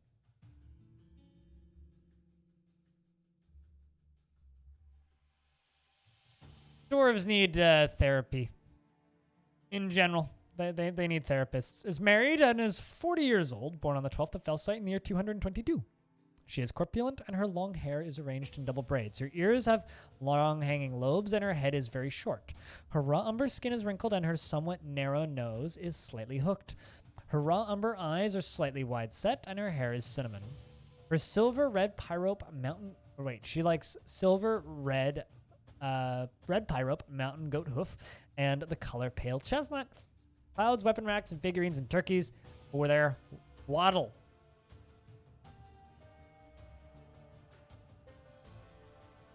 So that's good. Oh, that's good. I haven't had a really good Pilsner in a while. I've had some okay Pilsners, but nothing like super standout. I need to get me one of my favorite Pilsners, but I'm trying to drink a little bit less right now, so not going to be buying alcohol for a while, I think. She personally believes those who sacrifice for others should be deeply respected, and finds the ideas of independence and freedom somewhat foolish, finds blind honesty foolish, and finds leisure time wasteful. Dreams of crafting a masterwork someday. She very rarely develops negative feelings towards things, and she has little interest in joking around. She can occasionally lose focus on the matter at hand, and she tends to share her own experiences and thoughts with others. She tends to avoid crowds, and she has a greedy streak. She is stubborn, and she has a tendency to go it alone without considering the advice of others. She has an active imagination, and when she gets bored, she starts talking to inanimate objects, and when she's nervous, she clicks her tongue. Speaking of inanimate objects, how are we doing, Stone? Please don't take that the wrong way. Hope you're doing well.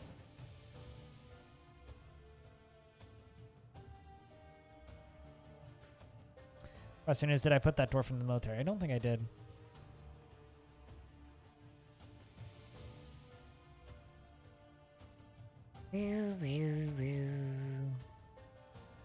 There.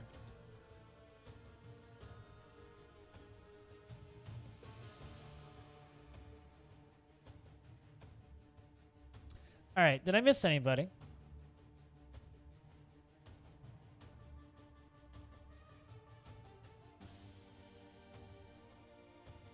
You had vegetarian gyros for the meat. Ah.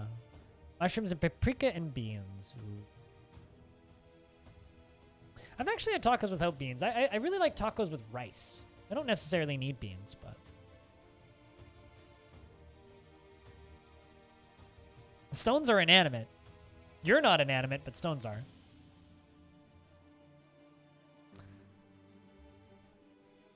Looks like you're a mace dwarf. Well, obviously a baby-wielding military dwarf is one of the scariest things that you could face in Dwarf Fortress, so...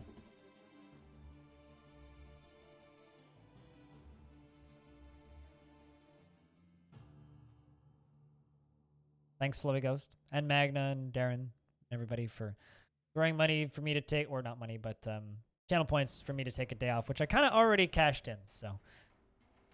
I went for a hike yesterday and hurt my leg. Well, realized I'd hurt my leg previously, but you know, such is life.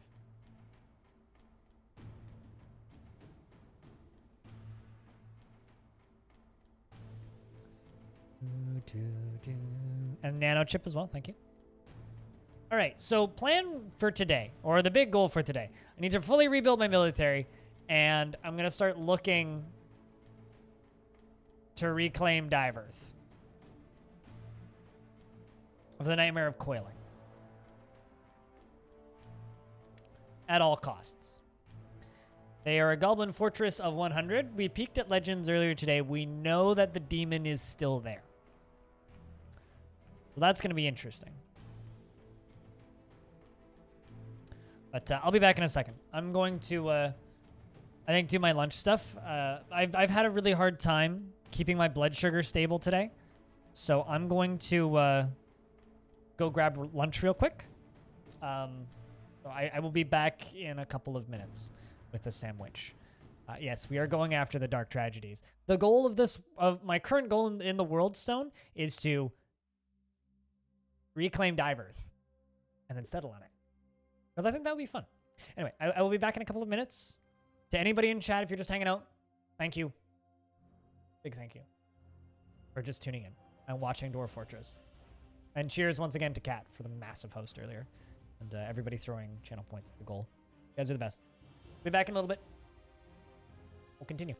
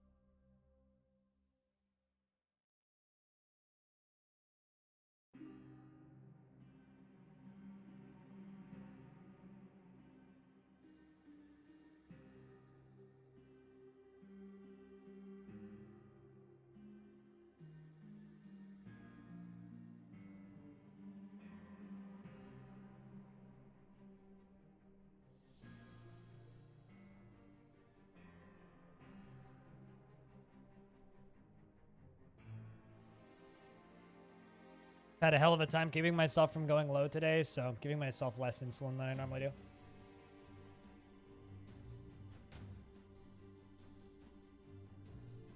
Draw some magical girls. Are those magical girls also dwarves? Thanks, G Panta.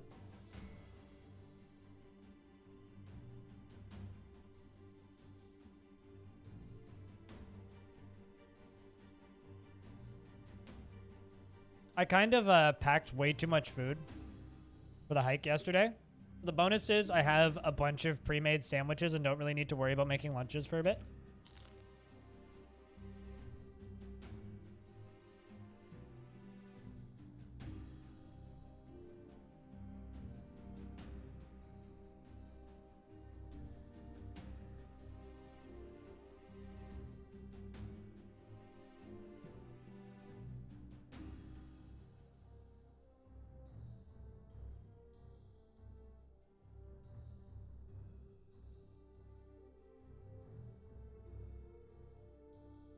This elf has been super depressed ever since they were accepted into the fortress.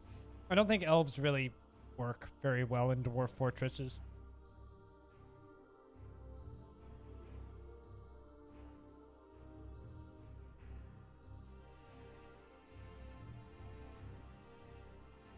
That elf was part of the mayor's performance troupe.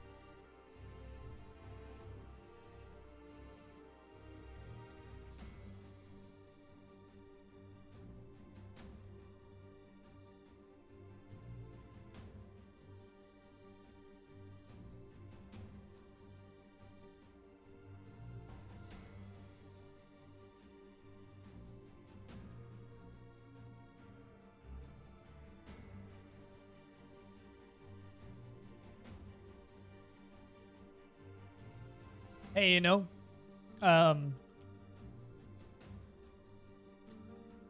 Myths and Magic update isn't out yet, so maybe we'll get some very interesting world gens when we get Myths and Magic.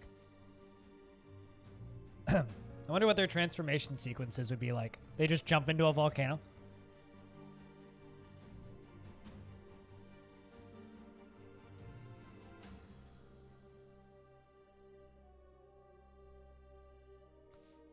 I'll be completely honest, I never fully understood the whole trope of magical girls. Never fully got it.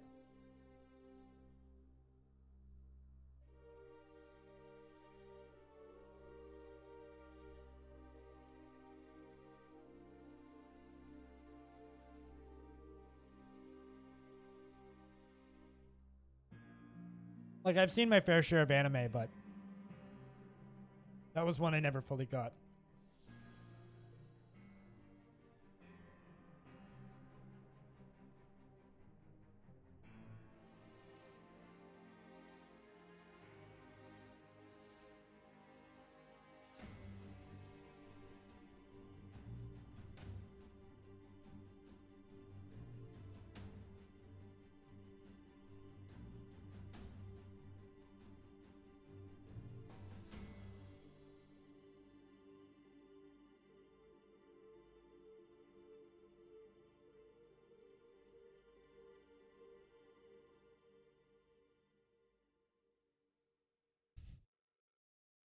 I don't think I've ever seen an anime of magical MILFs, but I'm interested.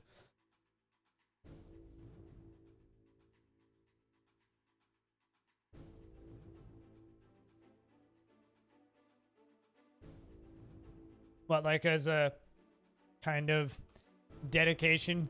You can make it! Come on! Kind of deal. I mean, no, I get, like, what they are, but I guess what always confused me is, like, how did that become a thing? You know? But then again, that's how I feel about a lot of anime. It's like, wait, how did that become a thing?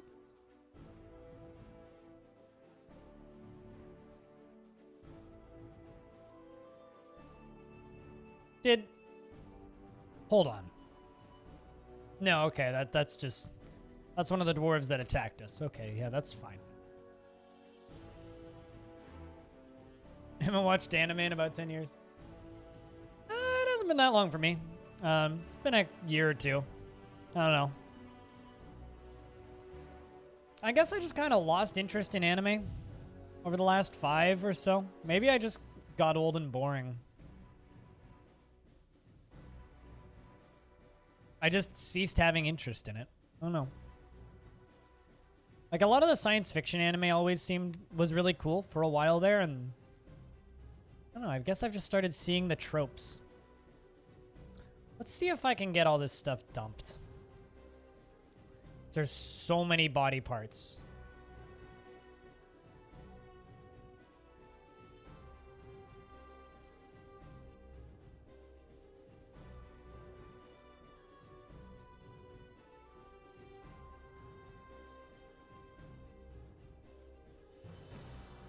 Interesting. How do you watch streams then?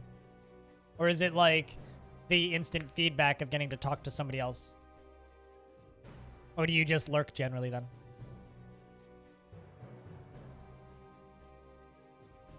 Just trying to get rid of all these body parts and bones while the military trains up. Sockmud, how you liking the military? Satisfied about learning about dodging. Kaiser. Satisfied after teaching dodging. Well, where is this person? I'm sad. Dodge! I mean, I like a lot of jokes and stuff from anime. I think a lot of that stuff's funny, like Dodge, for example. There's a lot of, like, Dragon Ball is probably my favorite anime ever. Like, OG Dragon Ball. Dragon Ball Z is cool, but I always preferred Dragon Ball. Especially if you can dodge axes and stuff, yeah. I wonder how they teach dodging. Throw heavy object at them and tell them to get out of the way and then laugh maniacally when they don't.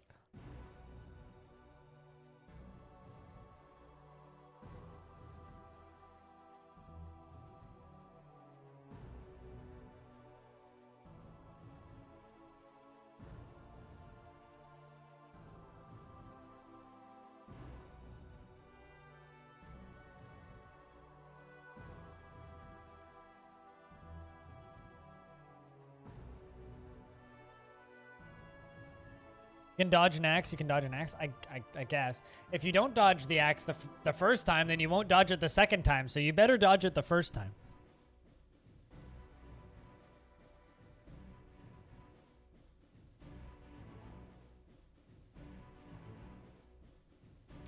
I mean, I feel like that could just be the descriptor for like half of anime in the world. Magna, just beefy men screaming at each other while practicing martial arts. Fuckman, you have a weapon, right? Iron Helm. Okay, I know you have a spear. Sockman's pretty well armed, actually. Iron Helm, Bismuth Bronze right gauntlet, chain leggings, steel mail shirt, a steel shield, and a steel spear. No left gauntlet.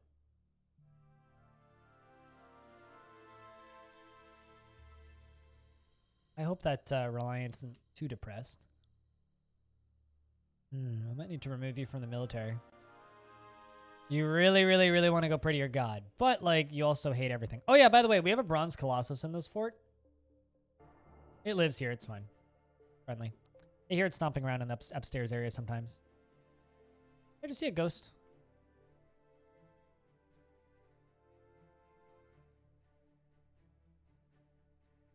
Yep. I did see a putty tat. I mean, ghost. Oh boy, I memorialized almost no dwarves apparently. Whoops.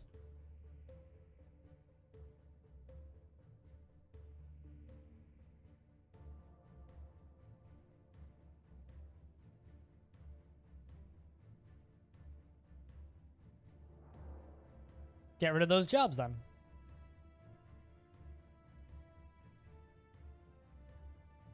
More of a manga weeb.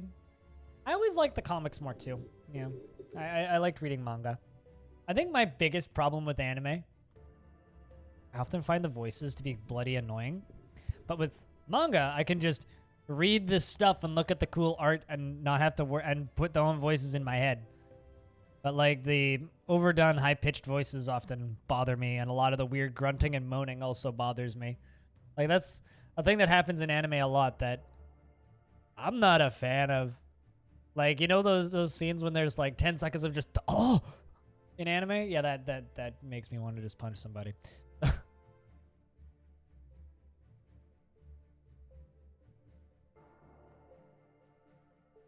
It's like, y'all sound like idiots.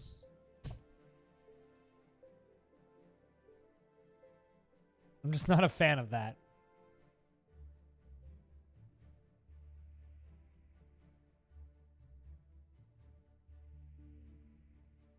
There you go. We're engraving memorials, finally.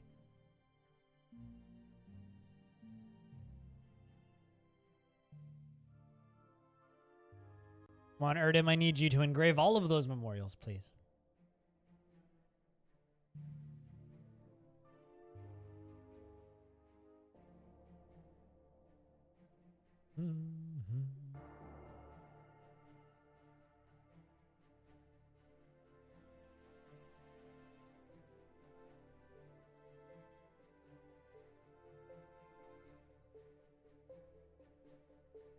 But yeah, no, that's kind of a problem I've had with anime for a while.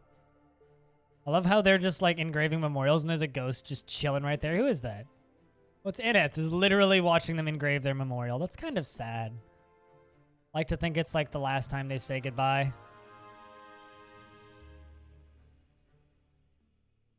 I don't know. I wish that not all ghosts were malevolent in Dwarf Fortress. Like they always just show up and haunt the living and scare people and cause problems and mayhem. I kind of wish that there was like nice ghosts, you know? Edam's gone berserk. It's fine, you're in prison. How's my old manager doing? Oh. So my manager was convicted to 120 days in prison for failing to complete a mandate order. She feels guilty, but over the long period of time, she was interested near a very fine armor stand, and interested near a fine bed, and was interested near a fine restraint, and was interested near a fine weapon rack, and was interested near a fine cabinet, but was uneasy after being unable to pray for too long. This dwarf's kind of just okay with being in prison. I kind of like it when they're just kind of okay with it, you know?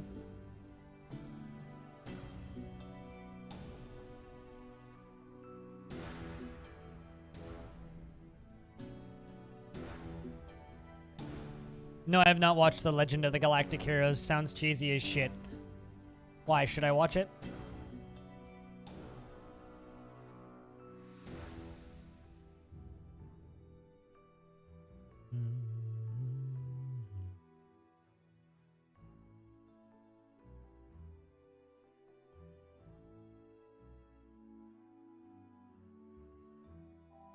I guess that's kind of another problem with a lot of anime for me is I like serious sci-fi.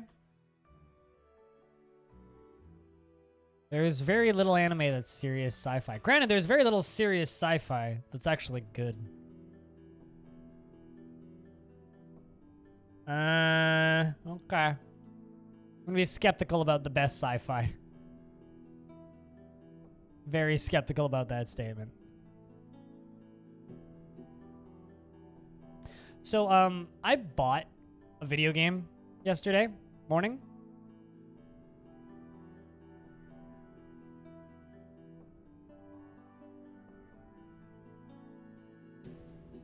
Well, they need to name it something that isn't Legend of the Galactic Heroes because that just makes me mad when I read that. So I bought a game. I bought, yeah, I actually bought a video game. I bought Stalker Call of Pripyat.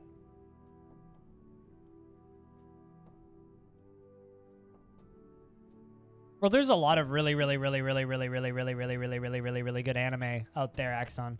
But a lot of the,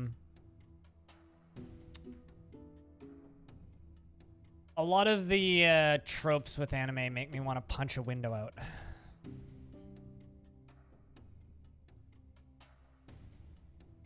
Ooh. It's like spam canceling worship.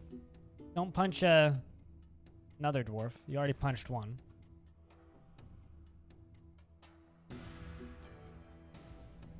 It's okay. But yeah, no, I bought it because I've wanted to... It's something that I've wanted to play for a while. I've played Shadow Chernobyl ages ago. Never finished it, but...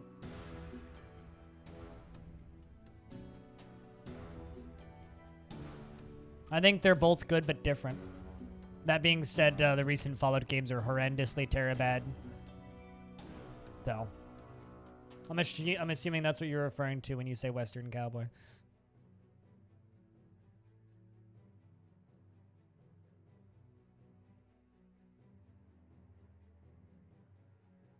want to watch One Punch Man because it is super silly? Yeah, sure.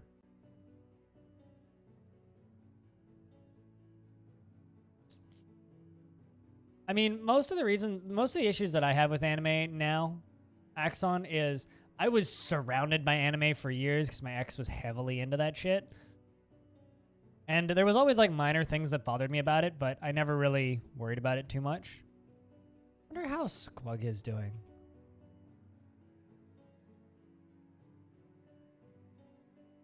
Was accepting, remembering having a mandate ignored, didn't feel anything after being unable to acquire something. Kind of happy. Doing all right.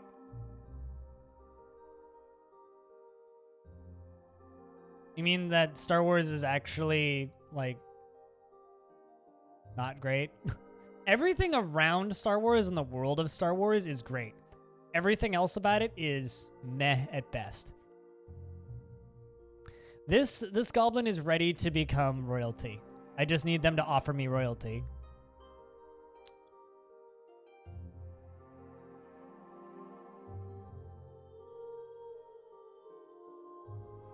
Sure.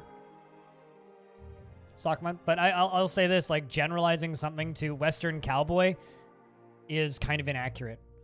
Especially because neither of those are actually cowboy-related games. They're Western-themed, yes, but they're not cowboy. So I disagree with that. Figurine selling scheme, you're right there. Although that's like...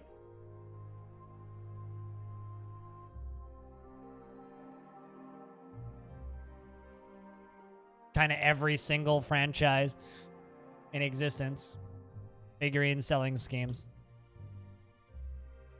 But yeah, no, I don't think it's accurate to call... especially like Fallout. Like Fallout's like 50s themed, which is not the right era. Well, 60s. It's not the right era to call it cowboys, so that's just kind of wrong.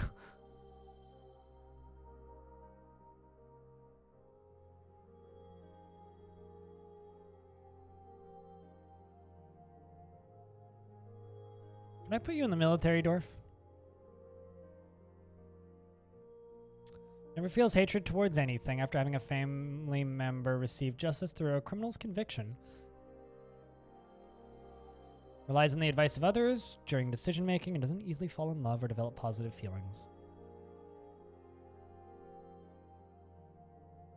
Doesn't cling tightly to ideas and is often open to changing her mind. Could be considered rude. Tends to avoid crowds, and she doesn't focus on creativity. Yeah, I shouldn't put you in the military. Too valuable a dwarf.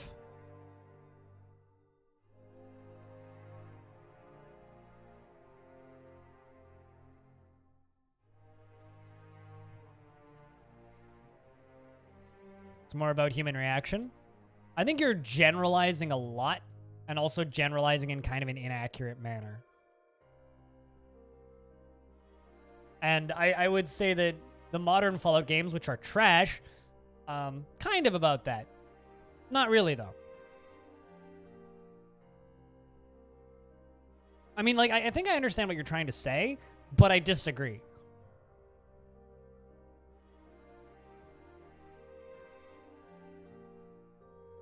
Those aren't Westerns. They're not.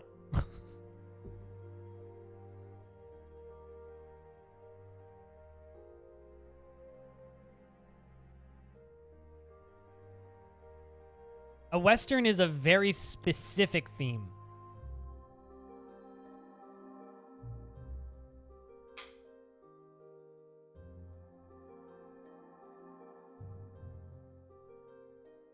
Which none of those games are. Like, Dark Tower is a Western. I wouldn't call Fallout a Western. That's just not an accurate descriptor.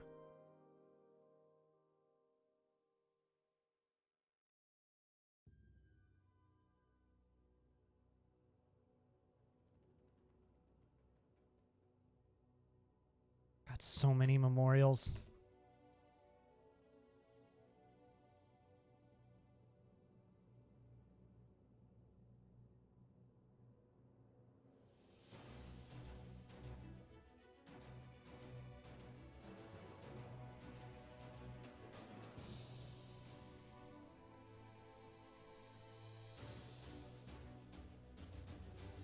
But yeah, no, I do plan on streaming Call of Pripyat, regardless.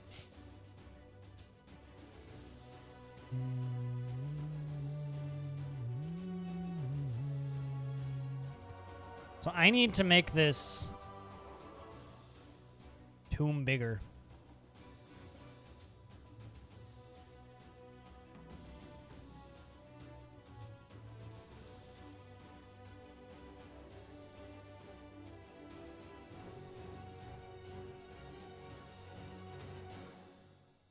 Finished Italia Western with the Bud Spencer and Terrace Hill.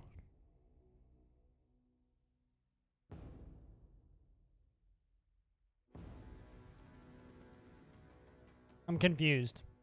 Like you owned this movie? Oh, game saving. I didn't see the saving thing pop up.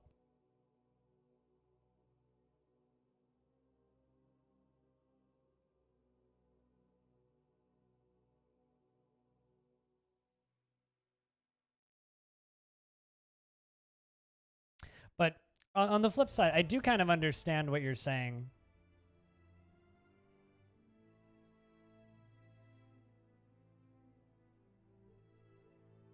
I do kind of understand what you're saying is like Soviet post-apocalypse fantasy is about different groups kind of working for or against each other, whereas capitalist or consumerism-based Western fantasy is a lot about, or often about, one dude kind of making a name for themselves, the American dream. But I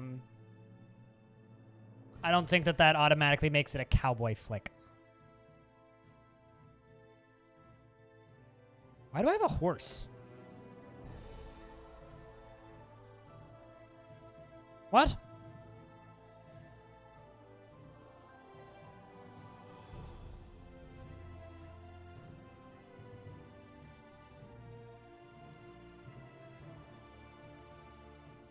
Why do I have two not tame horses?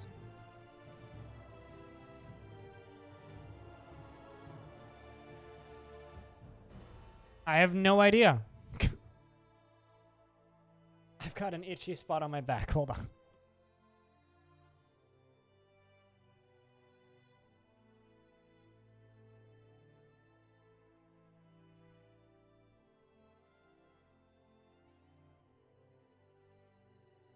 Rather not broadcast myself itching my lower back.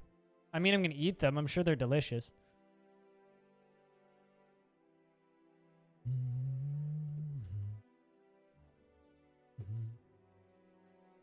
Now, let's see if there's more that need to be engraved. Oh, good lord. There's still two more.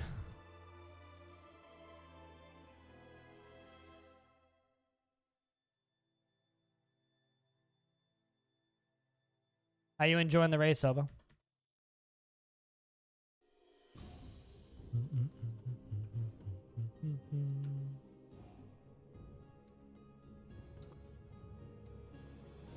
Downloading shit? Alrighty. Just remember to flush after you download all that shit. That was a terrible joke. See you in a minute.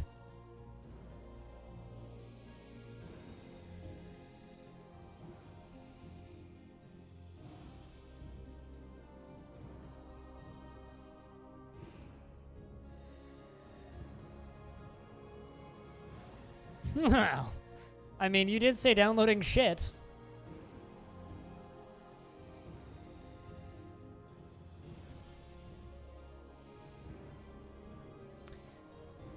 Alright, well, I still gotta chuck a few more dwarves into the military.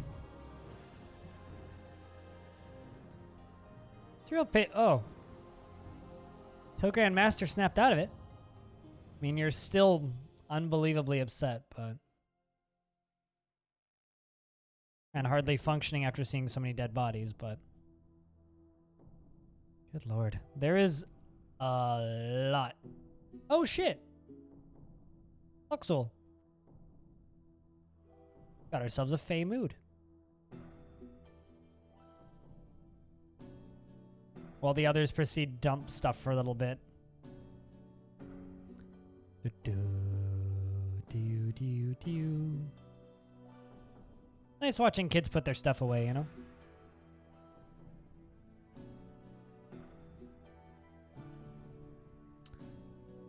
All right, so what do you want? Quarry, cut gems, skeletons. Ah.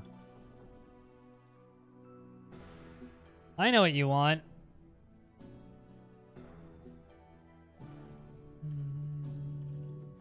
There you go. You want a corpse bit. So of course I have to unforbid a corpse bit. Wonder what bit of corpse you grabbed.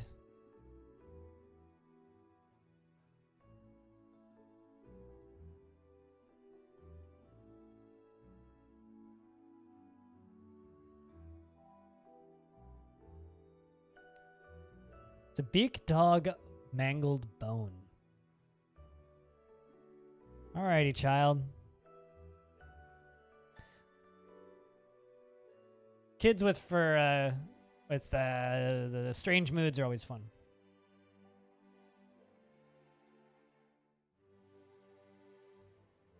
Does anybody got any plans for the up and coming week? I've got a Today in Dwarf Fortress that I'm working on that I'd like to try and get done. Need to get Call of Pripyat modded up for proper streaming. I also reinstalled SimCity. No guarantees on that though. We'll see. But figured I'd reinstall it just for shits, and we'll see what happens with that.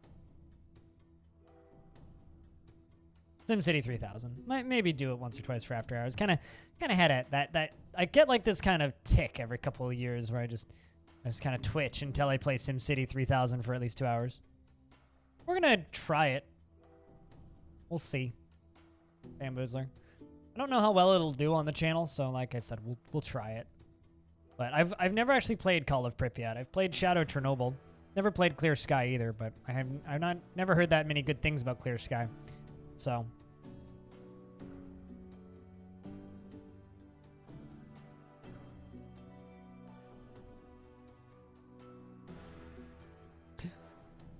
ooh. This is exciting, and I'll explain why in a moment. The Forgotten Beast, Cthulhuliquilia, has come. A towering hairy spider. It has 2 stubby horns, and it is ravening. Its chartreuse hair is unkept. Beware its poisonous bite. So this is exciting. The reason this is exciting is there is another Forgotten Beast in this area. But the other one is undead. And the siege has ended and a human caravan has arrived. But we should follow this. And everything is happening all at once. Where's my undead beast? I don't see it.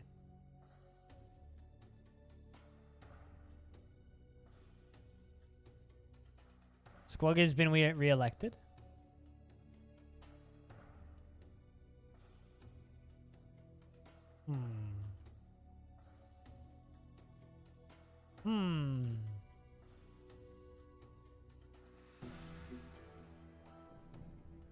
I'm just waiting on your HOTAS for Flight Sim. I mean, I understand that. That makes sense, sir. And some migrants have arrived. Well, I guess it's time to open the doors.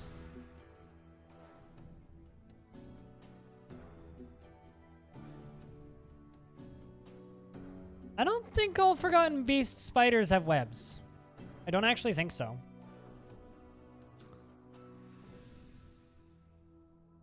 Let's open the front door. Means I need a dwarf to come and open the door.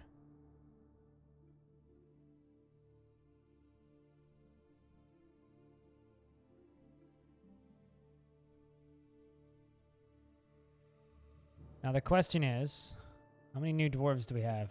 I already see a horse. Rakust.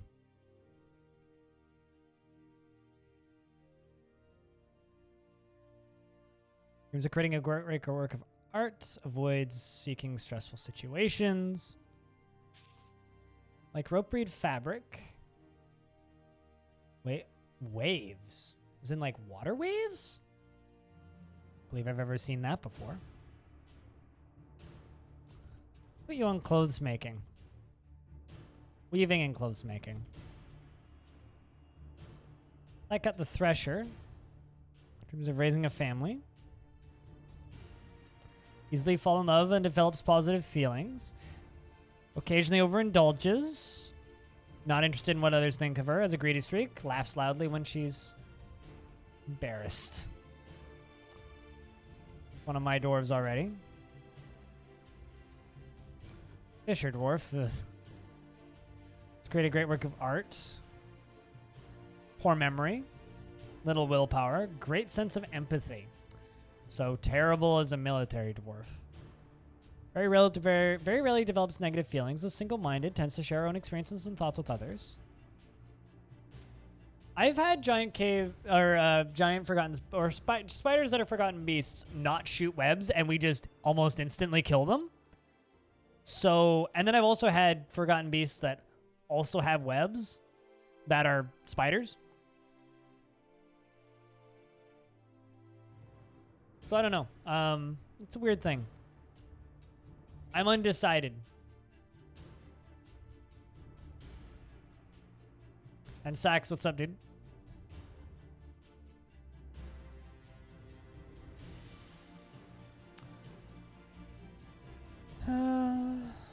Yeah, you can join the military. You'll probably suck in the military, but what are you, a legendary? Oh, you're a competent axe dwarf. Legendary dancer. Dreams of mastering a skill. Extremely confident in himself.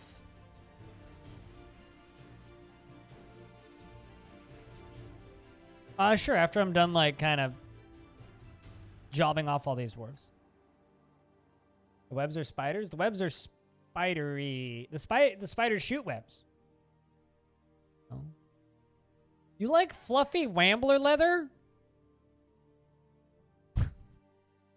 Specifically fluffy Wambler leather. All right. He's fairly important in the grand scheme of things. Finds helping others to be emotionally rewarding. Is curious and eager to learn, and occasionally overindulges. Personally values family.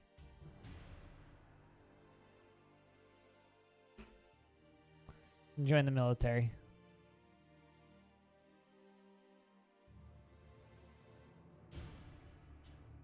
Dreams of creating a great work of art.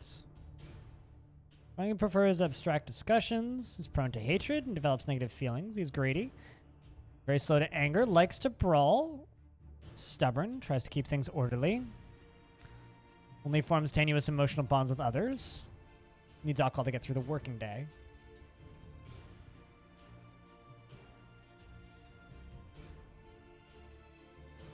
You're a lime maker.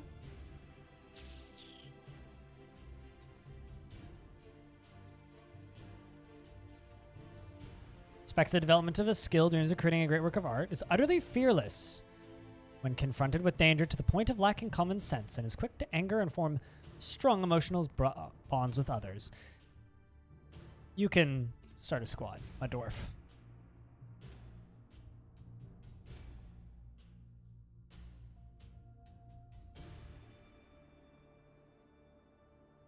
Or I can start a squad and put you in it.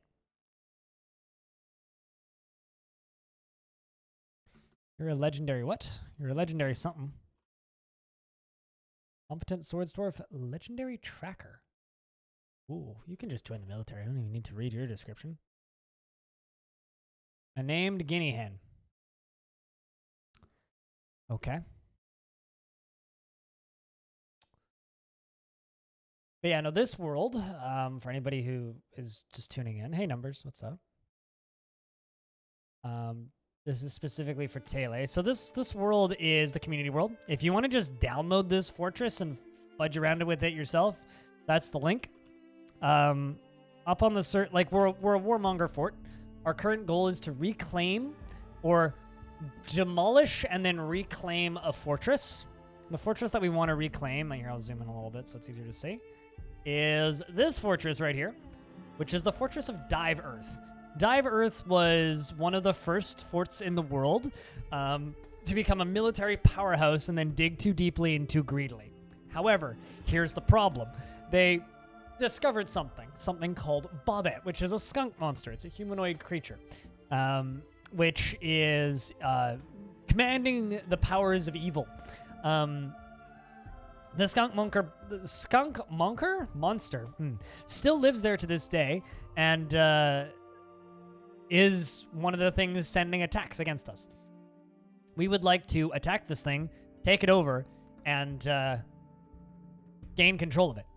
And then I will retire the fortress that we're currently in and embark onto the fortress of Diverth. So that's my goal, is I want to take over this fortress. And then reclaim it. So that's kind of the goal of the fort. So we're a military powerhouse.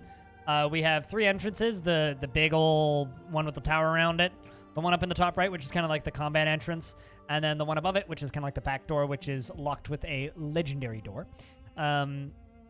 We are about to trade with humans, I think, unless they all just left. They may have all left. Down here is where our military used to train, and it's where our farms are. We scroll down a way bit, you can see kind of the spiral staircase up top, which is the military entrance. Up here, we have, on the top right, we have the library, which is very large. Down here, we have a guild hall. We have the military spot and another guild hall. We have food storage in the middle and our prisons over here, and some lookout towers, which we had ranged dwarves in for a bit, but they all died. Maybe I'll retrain them. Over here, we have kind of the main layer, and this long walkway here is the military walkway where the baddies walk in. And that's where all of the fighting usually happens. We do have a bridge that can like lock this off so we can get out there easier to clean up corpses. We have these pits here, so in theory I could position archers or crossbow dwarves on the edges, but once again they all died and I haven't retrained them yet. We have our central temple in the middle. We have the original founding members' bedrooms around the edges here. We have other bedrooms over here. We have our tavern and kitchens right beneath the food storage here. And we have the mayor's office with a bunch of levers and our hospital right here. And then I want to say it's the Stoneworkers Guild right there. Down beneath it, we have artifact storage, our tomb, which is kind of full, our glorious leader, Squug, the goblin's tomb, which is right there, and our guest bedrooms, which haven't been used in a while. Down here, we have our crafting layer and another crafting layer. And then if we go down to here, we have the first cavern layer. The first cavern layer, it used to be where all of our livestock lived until a giant fire-breathing thing showed up and set them all ablaze. And then down beneath that, we have more cavern layer. But down here, there is a big spooky cavern layer with an undead forgotten beast running around in it. Now, you might be going, undead forgotten beast? How did you let that happen? Well, up on the surface, everything kind of below this line around here. So everything down here is a resurrecting biome. Corpses that are not mangled, that are left there, will turn into zombies and will come and try and kill me. We do get undead wild boars spawning on the map occasionally. The only thing really showing that it's an evil biome is occasionally you see some spider webs in the trees, and that's about it. But yeah, that's kind of the overview of the fort currently. Yes, this is the... so I have 2 worlds. I have the community world, which is public, which you can go download from that Google Drive link if you wish, Jack Nurick. You're in this world. The goal of this is to just kind of build a narrative with the help of you guys, so feel free to go do what you want in the world. Download the file, abandon the fort, start a new fort, discover stuff, poke through legends, mess about, find stuff, and tell me about it. And we'll work together to try and achieve kind of a goal together, if you will. That's this fort. Yeah. This actually, and if you want the original, like, beginning of this embark, that save is also archived on my Discord, and it's pinned if you want that. I've done 2 videos about lore from this world, which are up on my YouTube channel. One is the obliteration of Diverth, and then the other one is about my Lord Consort goblin named Squug, who is helping me fight back against the goblins. But it's a bit of fun. I mean, because I do kind of need multiple worlds in order to keep busy, right? So this one is actually on week 8. I only play this one once a week. I usually do it on Saturdays, or week 9 rather. I usually do it on Saturdays, but because I went on a hike yesterday, I'm doing it on Sunday. So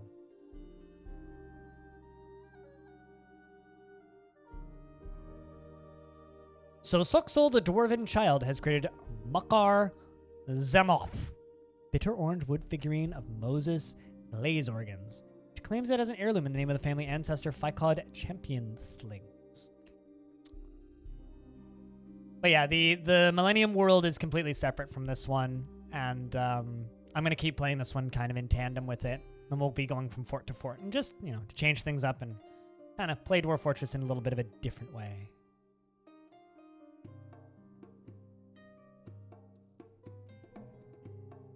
Also, reading back up in chat a little bit because I missed this line the first time. You started a new fort in the Black Sand Desert and got annoyed by all the morons drowning in the major river outlet in the map border. Well, that sucks.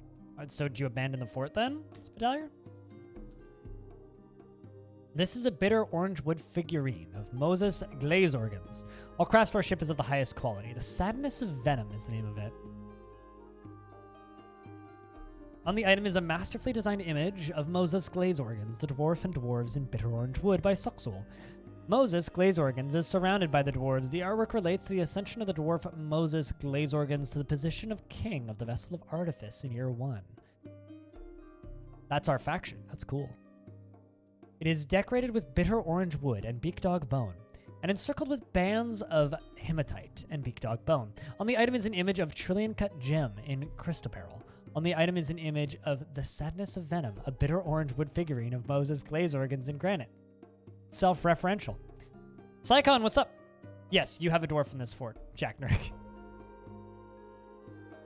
You're in the military, in fact, I think. No, you're not. You're a peasant. Right, yeah, no, you're training to be a smith. A smith! That's your dwarf. How's things, Psychon? What's up, dude?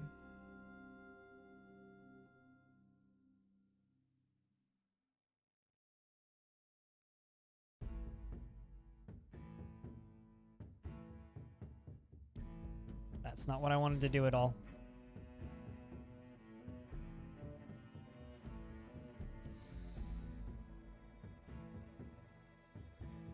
I mean, it's an infinitely repeating image of itself on itself on itself on itself on itself on itself on itself on itself on itself on itself on itself. It's an elf. What?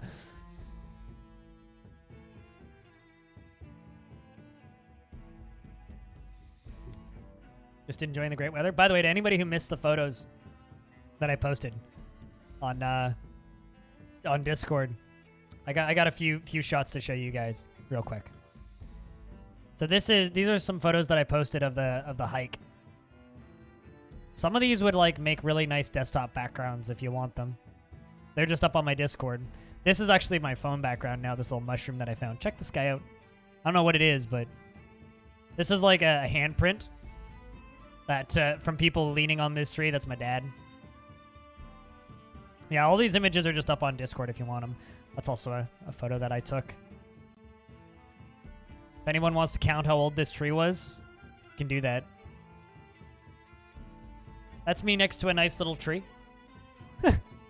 I also have a bunch of footage that I took on my GoPro, which I'm going to put together into a video.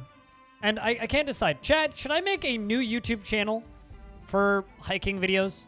Or should I just put them up on my YouTube channel? Another shot of my dad next to a Douglas fir. The trail was a little schizophrenic. This was a washout. This used to be the trail, but instead we had to walk through like this ravine area. Again, this trail was a little annoying in places. The trail is maintained by volunteers, so like they don't exactly have the equipment to like, you know, remove trees like that. Also, to be clear, I don't know how obvious the scale is here. That's like almost as tall as me. That's a big tree. So, and then like stuff that we had to walk across like that. The green one with the path, this one? That, you know, I'm not gonna lie. My phone is a Huawei P30 Pro. The camera in this thing is fucking insane. And that's what all those photos were taken on my phone camera. Insane. Absolutely insane. Like, yes, it's the spooky Chinese camera, but my God, it's cool. The tech in that shit's amazing.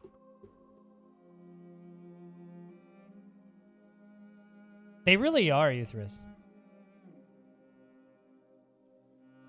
I hear that you discovered the beauty of the dogpile technique. For those of you who don't know, Euthyrus has been streaming Dwarf Fortress over in the world of YouTube. I know that's weird, but over in the world of YouTube, he's been streaming Dwarf Fortress. And confusing his subscribers greatly. If you're a fan of Zerg strategies, just train everybody in the military a little bit.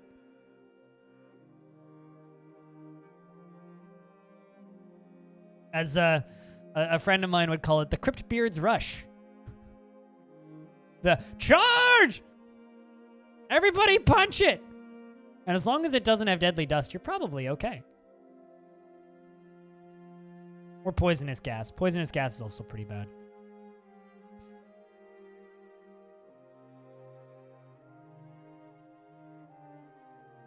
Make a hiking playlist on my channel? Like unlisted playlist or public? I guess this is just kind of a question to the people who subscribe to my main YouTube channel. Would you mind if I randomly threw hiking videos up twice a year?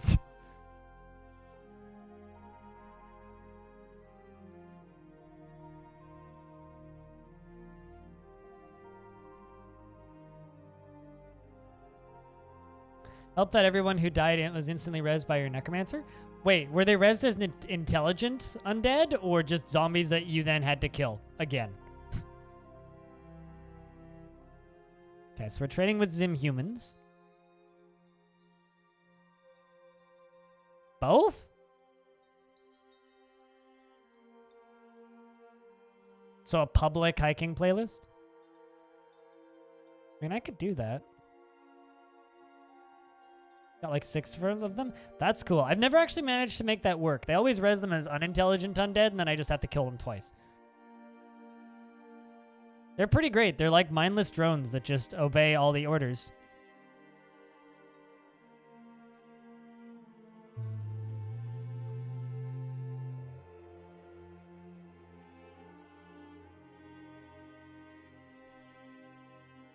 That tends to happen.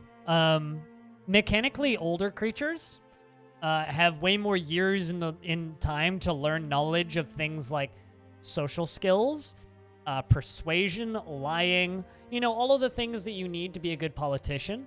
So often vampires and necromancers get elected mayor, or goblins and elves, because goblins and elves are immortal. So often by the time they get to your fort, they're a lot older. So they are more likely to just get immediately elected when they get into your fort, which is kind of hilarious, kind of horrifying, but also kind of makes a lot of sense if you think about it. Like, well, obviously they're better at convincing people of things. They've been alive for 300 years, and if you've got a world, that's like 1,000+ years old, so that necromancer could, in theory, be hundreds, if not as old as the world, you know? They brought a few books. We should buy those. As well as the parchment sheets.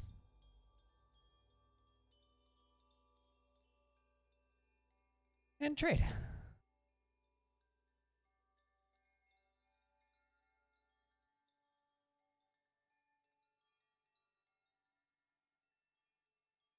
With access to the crypts, too.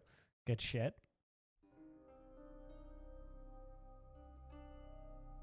Gotta be careful.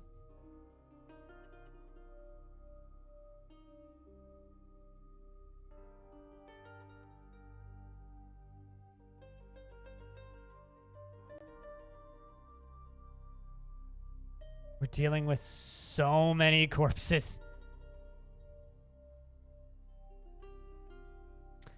You know, I'm just going to go all the way down here. To the cavern lair. Just forbid everything down here.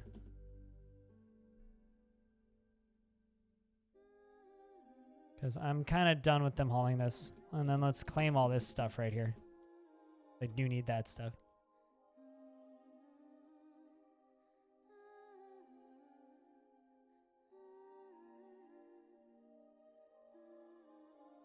Gonna need a good break. Yeah, I tend to agree. Actually, how am I doing for alcohol? 577? You know, let's see if I can actually just give them a break.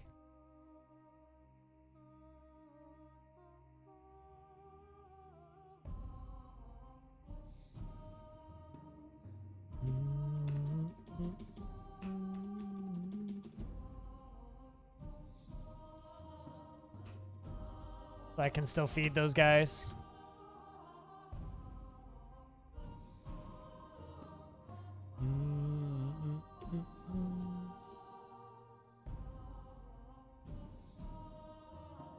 The dwarves could definitely use some Kit Kat bars.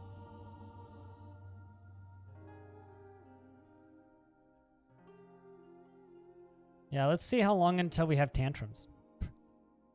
And someone gets gored onto the floor. Give it a couple of minutes. Although these long breaks can actually be very beneficial.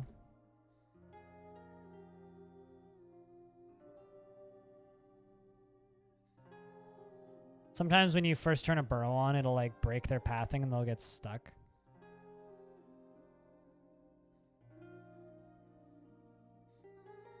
Like this dwarf.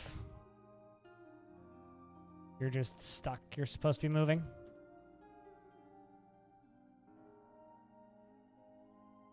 Probably because the place he's trying to go store that item can't get to. I'm gonna forbid this area and pull this lever. I need to crush all the corpses in there.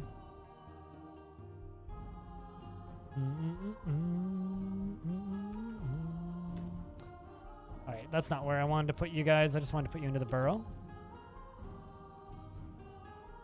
Pull that lever again.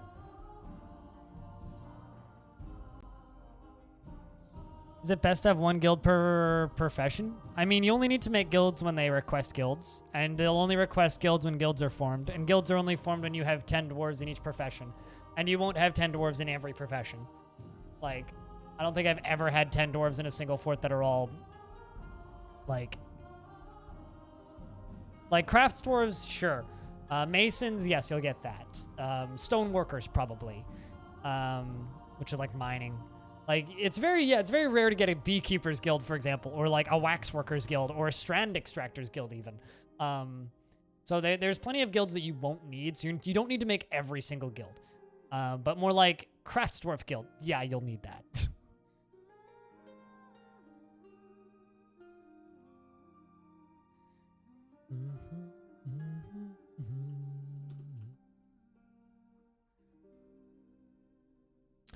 Merchants have gone off on their journey. The Nourishing Bolts. I need to change that name. That's a terrible name. I've got the Sharp Ale, the Nourishing Bolts, the Heavy Helmets, and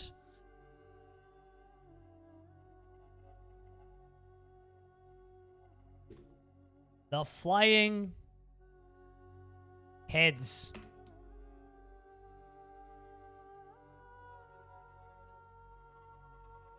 Yours is very boxy and plain. I go out of my way to not make boxy and plain fortresses because a lot of people make boxy and plain fortresses. I go out of my way to not do that because it doesn't exactly make the game easier or anything. If you make super regimented square forts, they just look boring. The game doesn't run any better or anything.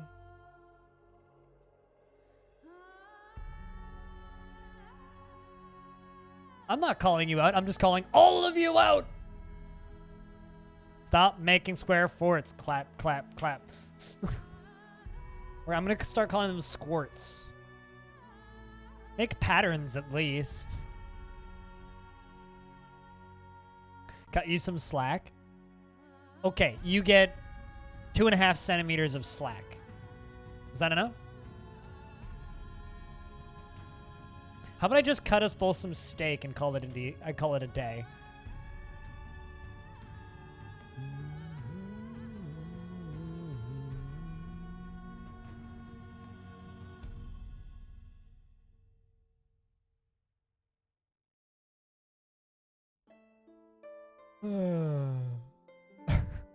I love this screenshot. Why me? My legendary character. I was only swimming, sad face. That's the first way I died in adventure mode. Just go swimming and then the water freezes around you and you die instantly. It's like, oh, cool. Awesome. All right, dwarves. We doing okay? Hang in there, boys and girls. You can do this, dwarves. You can do this. I have faith in you. Let's check what everybody's doing. A lot of people. Socializing, storing items, brewing drinks. A lot of practicing skills. Rakust. 130 years old. Do you have any jobs? You know, do you like being around people, Rakust? Want to create a great work of art? All right.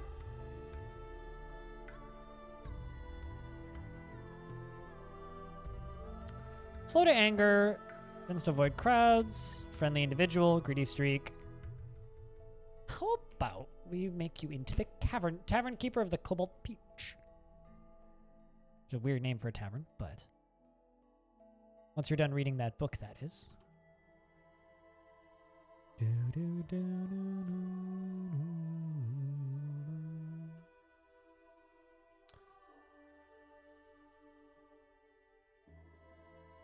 I once had somebody tell me that square forts are dwarfy, and making forts that look organic like mine aren't dwarfy because that's what elves do. And I told this person that whatever my dwarves do is inherently dwarfy because they're dwarves. They wouldn't be doing it if they weren't dwarves.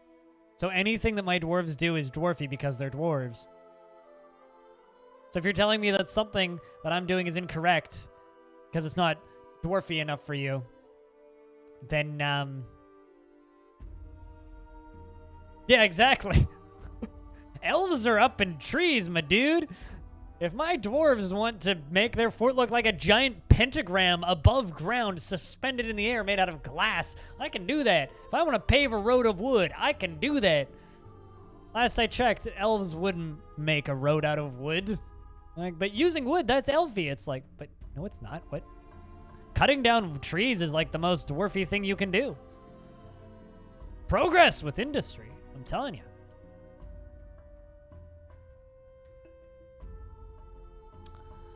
Ba-da-da. There is a eagle corpse flying around outside. Fun.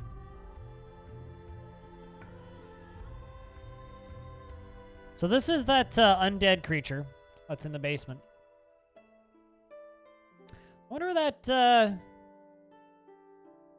that giant spoder is down there. Also, Marty Party, what kind of dwarf did you want, by the way? They really are, yeah.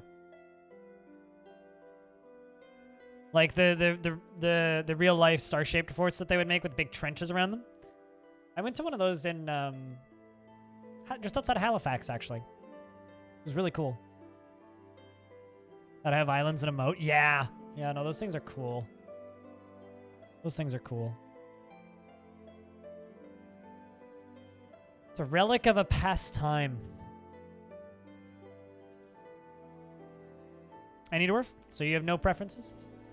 Yeah, I did forget to name you during the actual naming session, but all right, I'll close my eyes and hold the down arrow for a little bit. 5, 4, 3, 2, 1, and now. Odom, the woodcutter.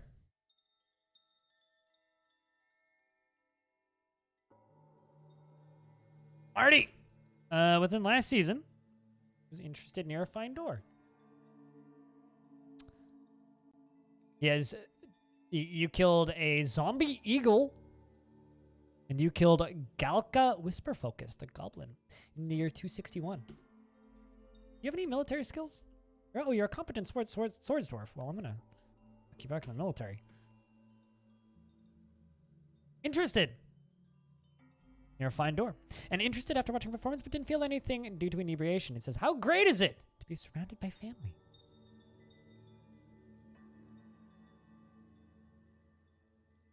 He's married to Udil, Granite Rush, and has 6 children.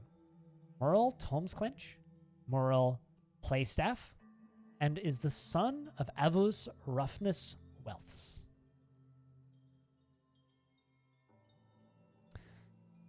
He's 107 years old, born on the 13th of Obsidian in the year 145.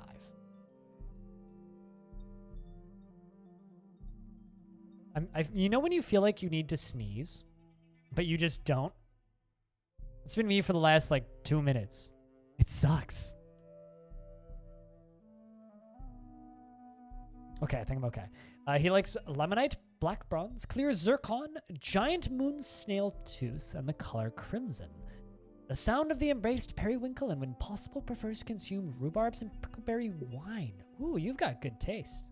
He personally prefers a noisy, bustling life to boring days without activity, and dreams of mastering a skill when this dream was realized. He finds a chaotic mess preferable to the boredom of harmonious living, and finds helping others very emotionally rewarding. After experiencing trauma in 259, he's not readily moved by art and natural beauty, and he is conflicted by this as he values artwork and its creation. He's often sad and dejected and lacks confidence in his abilities, feels strong cravings, and seeks short-term rewards.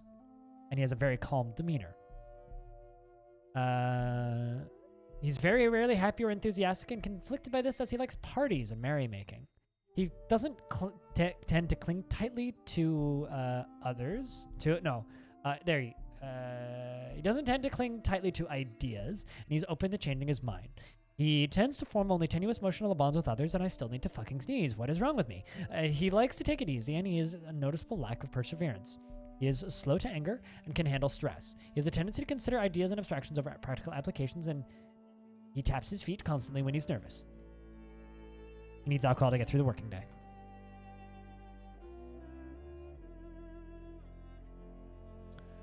Do do do do do.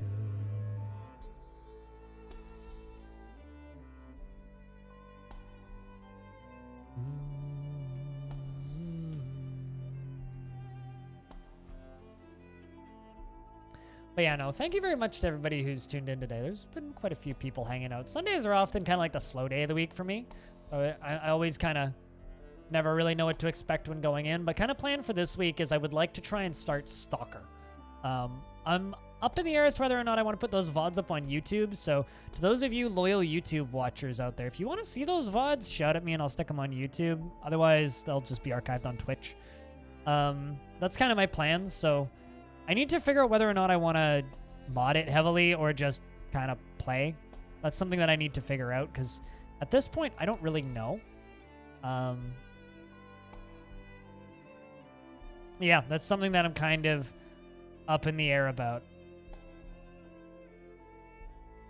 Let's see how my dwarves are doing. We're gonna send the heavy helmets out, which is kind of my best squad. We'll send them out, and if they come back well, maybe we can start going after divers.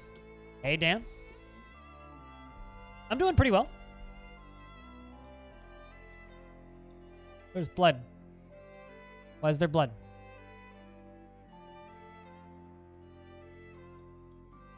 Blood and miasma.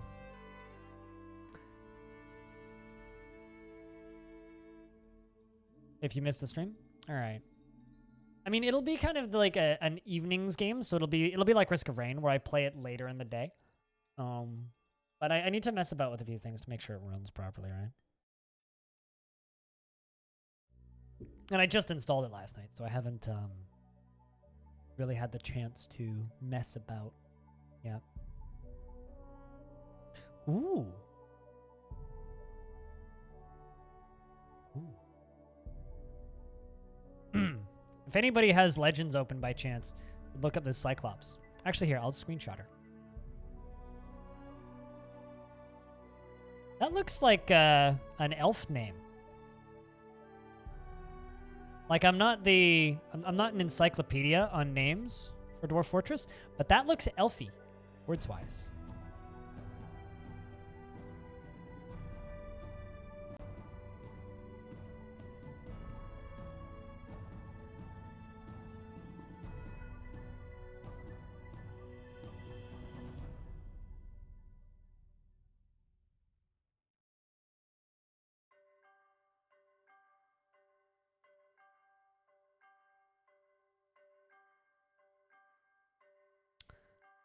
The Cyclops, Defagi Poripair Nifegi has come.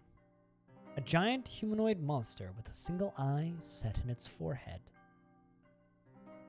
It is represented by the capital Red C. Her wavy, dense hair is extremely long. She has ill-defined muscles, but overall her somewhat large, upturned nose is extraordinarily broad. Her pale blue eye is sunken and her nose bridge is concave. She has a scratchy voice, and her lips are thick. Her somewhat short head is narrow, and her hair is pale brown. Her skin is dark peach.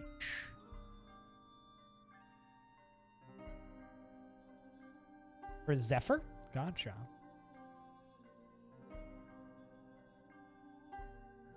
Let's see if she's equipped with anything. Nope. She's butt naked. Whoopsies.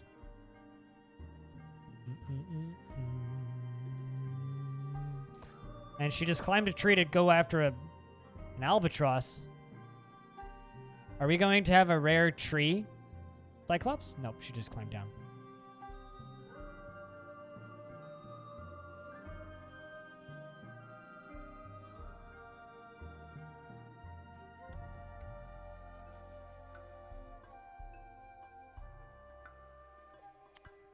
Here she comes.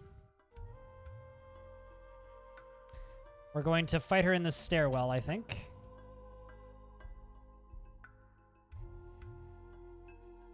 Oh no, she's going for the dog. Huh. Okay. Punted the dog real far. There was a dog chained up in this guild hall. Stray dog has been found dead. How unfortunate. He's in combat with all my dwarves. Kaiser seems to be leading the charge. The Cyclops misses the Lasher. The Lasher attacks the Cyclops, but she jumps away. The Hammerlord bites the Cyclops in the right lower leg, tearing the fat. They're fighting in a stairwell.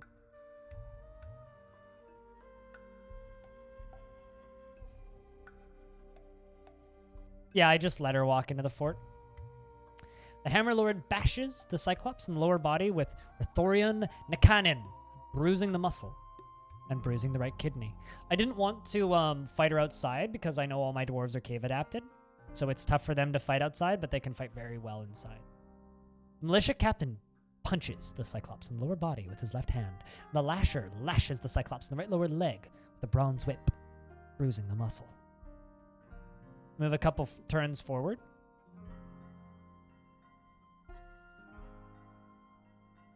Seeing blood.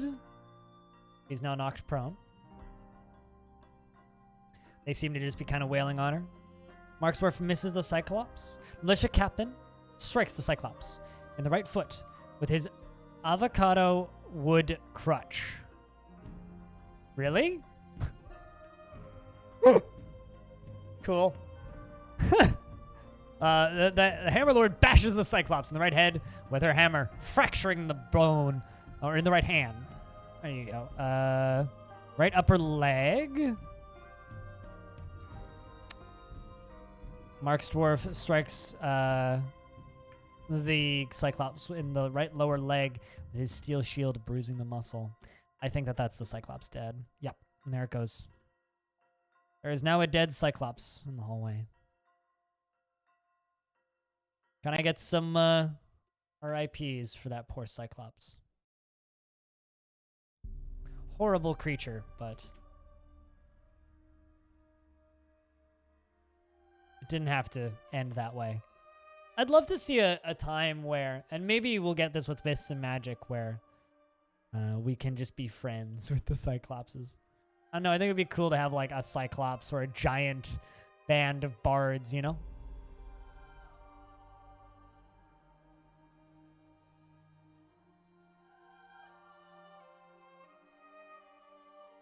Like, I kind of love Dwarf Fortress for its openness, but at the same time, I kind of wish that it was a little bit more open, if that makes sense. There are certain creatures that, I don't know, I think it'd be neat to communicate with, you know?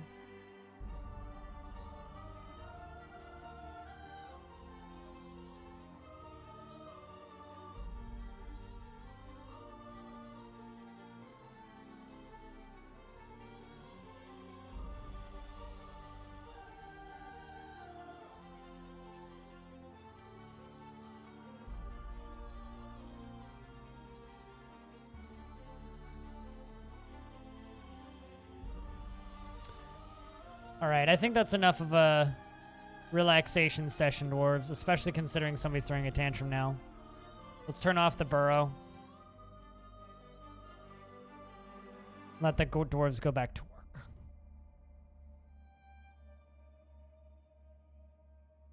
And there's a dwarf throwing a tantrum and breaking a bunch of shit. Let's assign you to your prison cell.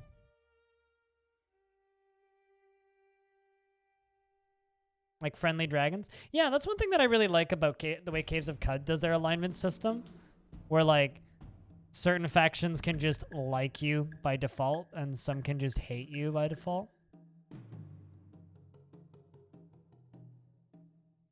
Well, I mean, there already are evil dwarves. In fact, depending on who you are, I could see the argument to be made that all dwarves are evil. But mortally afraid. I'm sorry, what? Oh god, there's a bunch of troglodytes in the fort.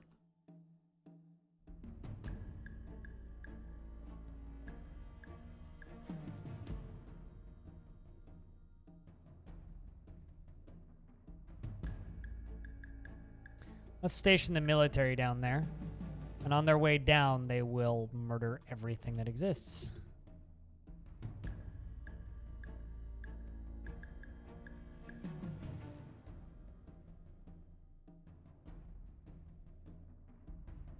Ooh, wow, there's a lot of troglodytes in here. Holy crap.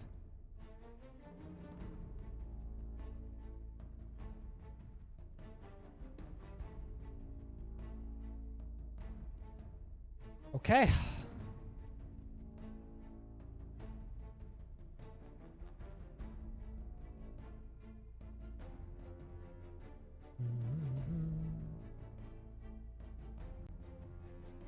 But it was unbreakable? Then how did you break it? Was it like a quest item or something?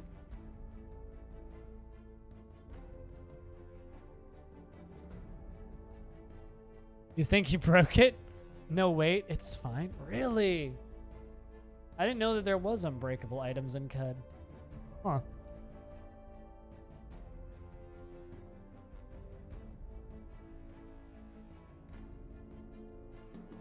That's cool, actually.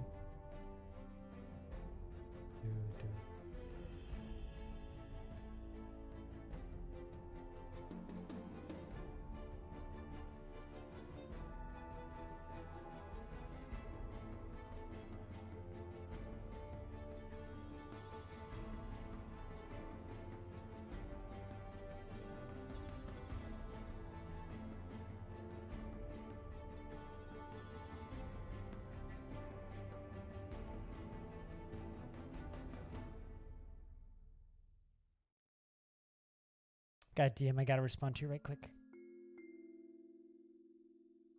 If Patreon decides to let... Yeah, I'll do that later.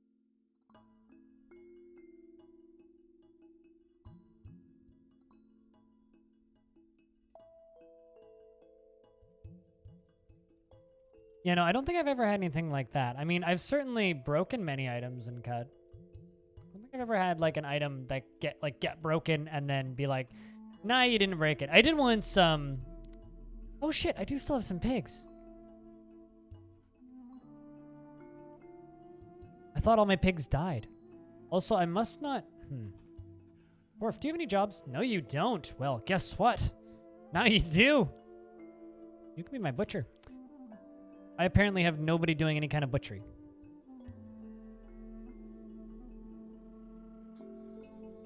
That game just keeps getting better. It really does.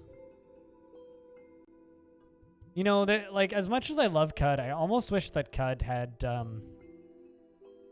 more approachable graphics style. Like, I think they're trying to do that with the new UI, but I really wish that that game had a more approachable graphics style, because better than a lot of games that are really popular that kind of do similar-y things. All right.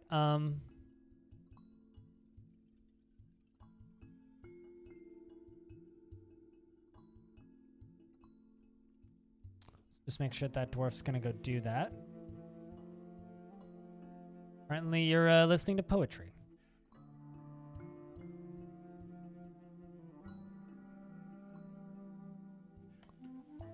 Okay. But I've got multiple animals that need to be butchered. Oh, I see, because they're not tame. Let's tame them and then kill them, because I don't know where they are.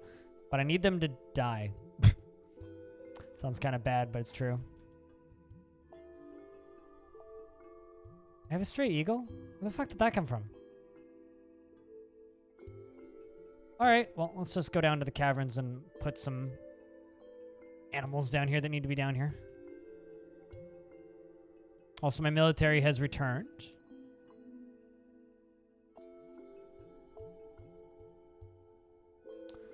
To see how they did in a minute.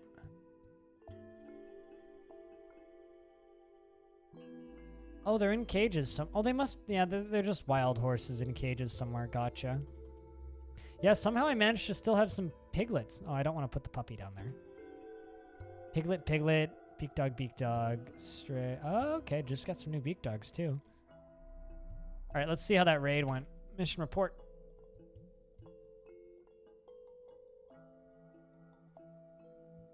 They really do, yeah. Okay, so easy enough. They didn't even notice. We snuck in and stole some crap from them. 1 green glass, your drum. Your drum! We got your drum, chat. And 5 beak dogs. All right, let's go annihilate them.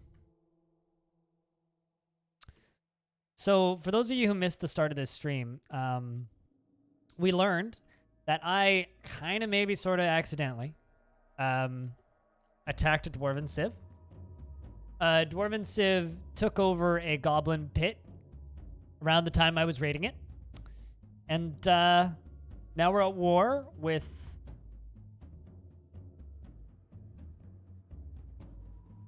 Oh. Wait, I misread. Never mind. I thought I was at war with my own faction for a second. Yeah, no, we're at war with the Fence of Drums, these guys. They're not very happy with us.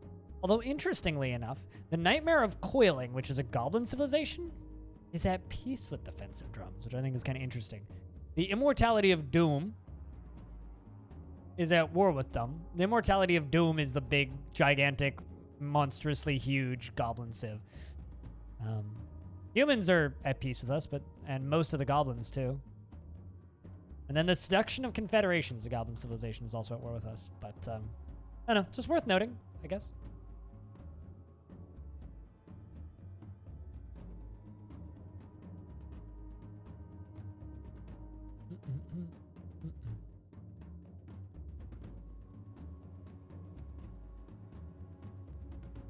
For the love of migration. I think that our library needs some more tables and chairs. It seems a little cramped. So let's throw all these in. Maybe give them some tables kind of around the edge as well. A couple chairs.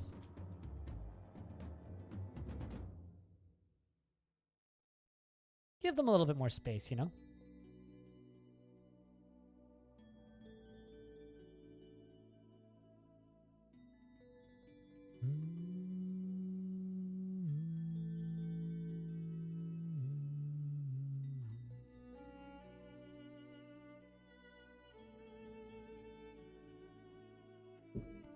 Is what was supposed to be a small project is now a massive sprawling experience because the creators just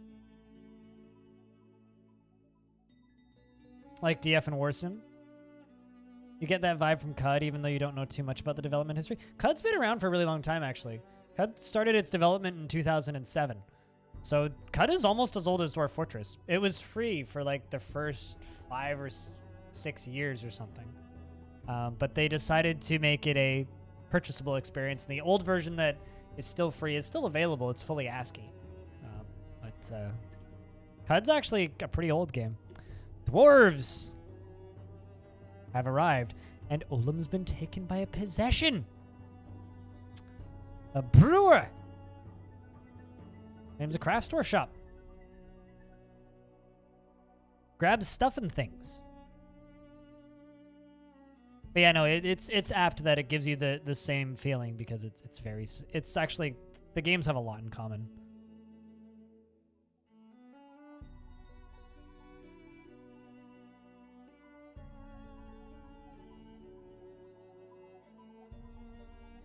Another game is Aurora 4X, but like, oh boy, that's all I can say about Aurora. Is oh boy. All right, I think they probably have everything that they need. Let's bring a bunch of prepared food pots up.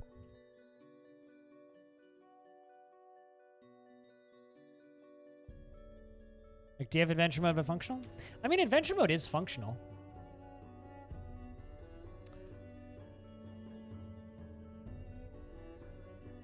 It's just there's certain, it just has those issues, you know? It's just DF problems, right? Investments are open if you wish to invest your tickets, chat.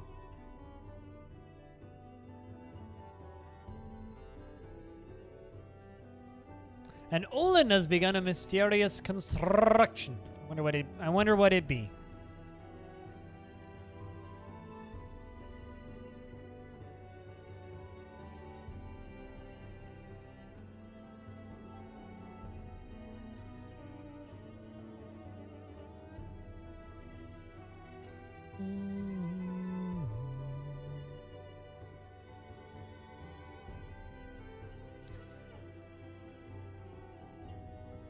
We shall invite our Lord Consort up. We have a mandate. Oh, I can't export breastplates. Not planning to trade any breastplates anyway.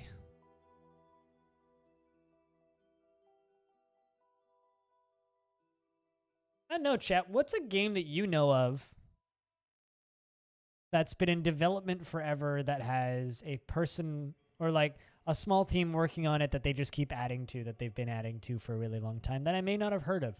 Because I feel like there's a lot more projects out there like that that I've never heard of. And I kind of love those projects. Like just games that, you know, may or may not be financially successful, but just kind of are there primarily as, you know, something that the creator just keeps working on.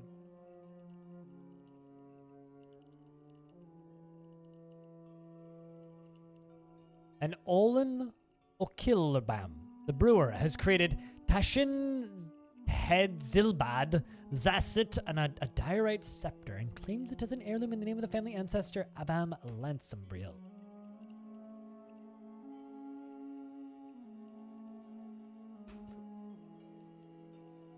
Worth 48,000 Dwarf bucks, this is a diorite scepter. All craftsmanship is of the highest quality. It is decorated with yak bone and encircled with bands of bitter orange wood and round native copper cabochons. This object menaces with spikes of diorite, crystal beryl, sulfurite, and orpiment. On the item is an image of octacut cut gems in iron.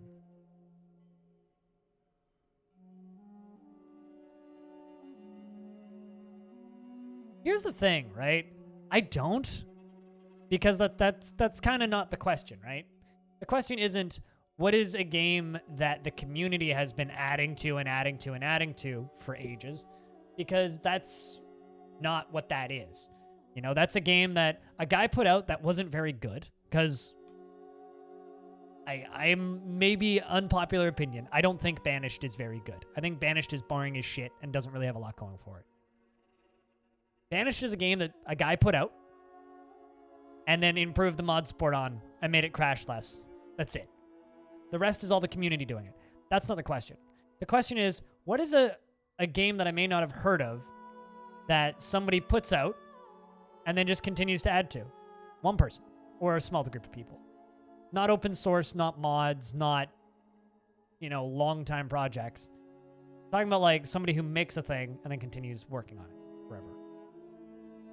Because that's what I'm interested in. I'm not interested in big mod projects generally. Because then Skyrim would fall under that category, right? Like, I don't count CDDA because CDDA is like a group of people that are kind of working on a thing, not a person that's building a project that they've been working on for very long. You know? Like, I would kind of say that something like Jupiter Hell sort of fits into that, right? It's like small group of people, if not one person, has been working on that game for 8 years, right? Like that is impressive, admirable, and amazing to me. And I love reading about that sort of stuff and playing those games. But yeah, Fancy Scepter. Not super interested in that one just because it was a dwarf I know very little about that made it, but... Oh, I never put the Bitter Orangewood figurine down there. I need more pedestals.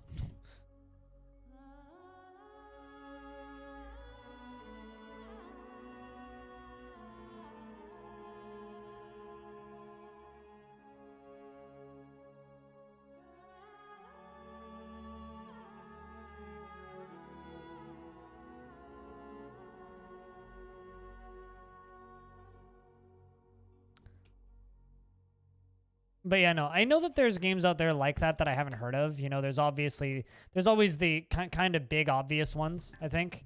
Like Dwarf Fortress is kind of one of the more well-known ones. There's Aurora 4X. There's, you know, games like NetHack that are still getting updated and worked on. Heck, kind of ADOM sort of falls into that example a little bit. There's a lot of games that have just kind of been around for a really long time that still get the occasional updates. God, this is a happy dwarf. I haven't looked at IDZ23 in a while. Sad about being separated from a loved one, but...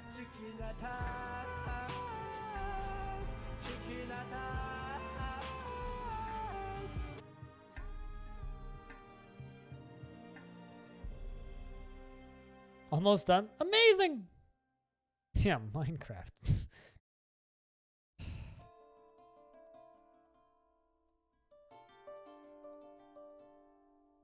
I think so. Like, I'm like 99% certain.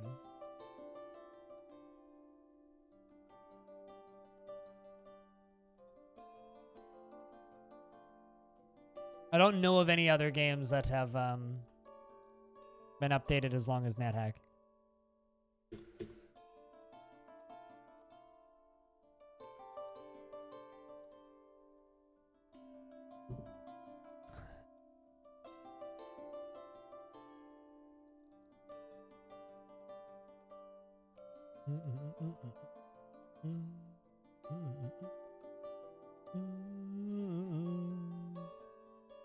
I don't know. I want to learn more about approaching infinity.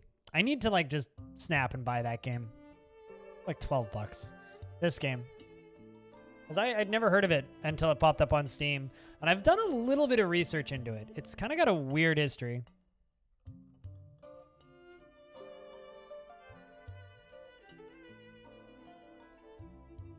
It's kind of got a weird history. It was stuck in publisher or nightmare tier publisher hell for a very long time.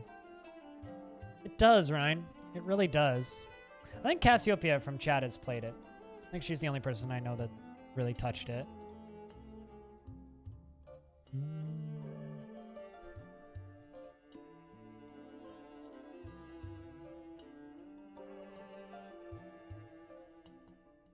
Also, how was Rhinestone today? Dwarves return from the combat mission. Let's see how it went.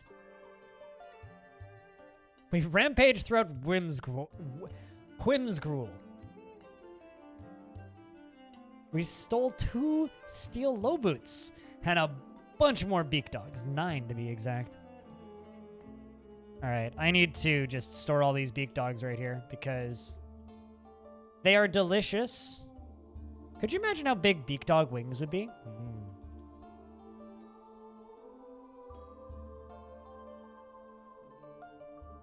I'm full as hell. A little bit jealous. I have pork ribs. I had half of them last night, and I'm gonna have the other half tonight. They're soaking in some soy. Looking forward to. Oh shit, we have a vandalism charge I didn't get in. Against Olin. Didn't you die? That dwarf might be dead, actually. I think I'm going to swap out... Squog's got a lot on his plate. Very busy dwarf. I give Broker to a different dwarf. We'll give it to Blood. Blood is a pretty good dwarf. You know?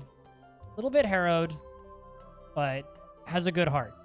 But we're gonna give Blood some responsibilities again. Blood was our manager for a while. Let's see if we can help Blood out again. Buy all of these parchment sheets. All of those codexes.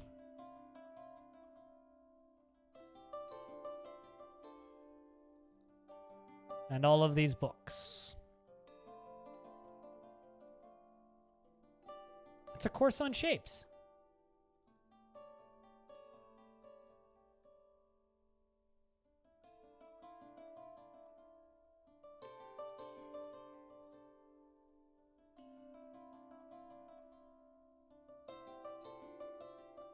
And, oh. There we go. And these can all just be offered.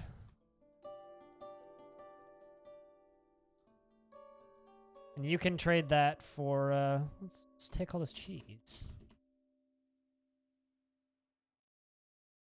Start warehouse job tomorrow. So then it's a 4-day work week, right?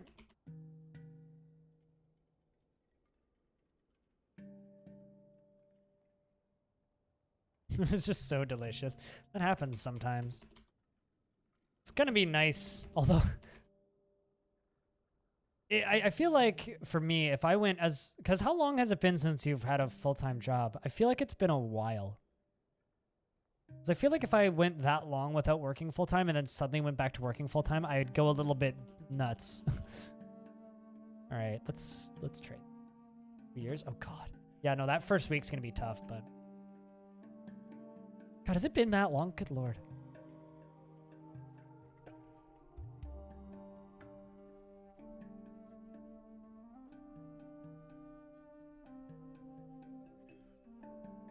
Game's having a little bit of pathing issues.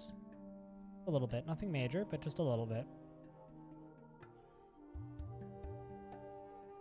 All right, chat. I need to use the toilet, apparently. I'll be back in a sec. Give me, like, a minute. 2 minutes, maybe.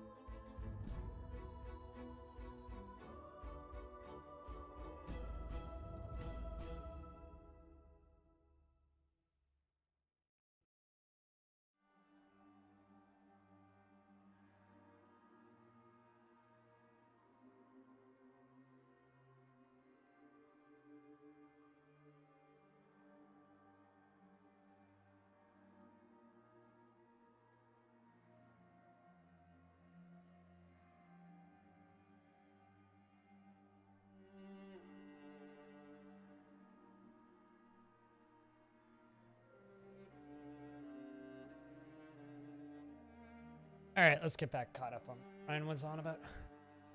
Warehouses are your natural habitat, and you'll be tired for sure, but you'll be fine. Yeah. A lot of exercise, too. That is pretty good, actually. Especially, I want to say a friend of mine, when he got a job at the warehouse he's currently at, it was like, I think it's time to make this storage area bigger. Sorry, I'm just kind of thinking out loud. We're going to make this storage area a bit bigger. I need more space for boulders and clothing. Anyway, yeah, no, that's pretty good. Because, like, a friend of mine, when he started his current job at the warehouse, I want to say it was like 18 CAD an hour starting on a 4-month or 6-month rather review score for raises. And now all he does is bitch about how terribly they treat their workers, but like, he's still employed, so I guess you can say that, which is doing better than a lot of people.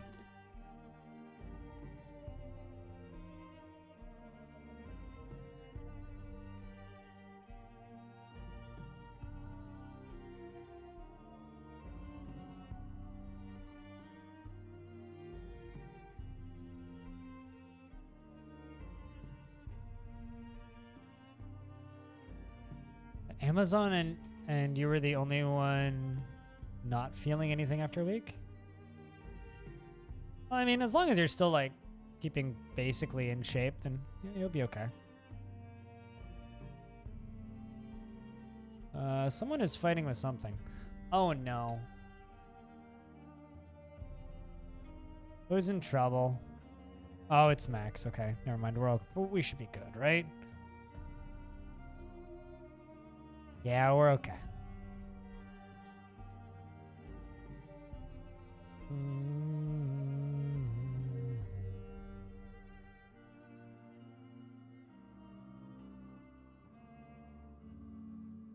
All right, how many anvils do I have? Because I got a lot of anvils to melt down.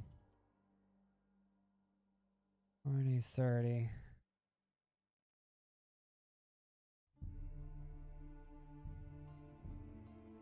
We're gonna melt 70 metal objects because I got a lot of objects that need melting. Push-ups, planks. Yeah, that's kind of all you really need to do. I think a lot of people kind of over-exaggerate what you actually need to do to stay in shape. It's like walk places, planks, push-ups, basic stretching, sit-ups, jumping jacks, a little bit of cardio.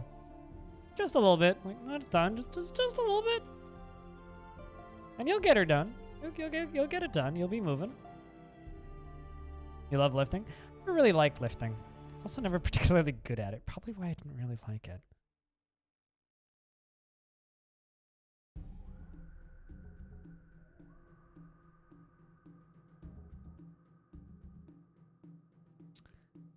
This human scholar really likes just sitting here and reading.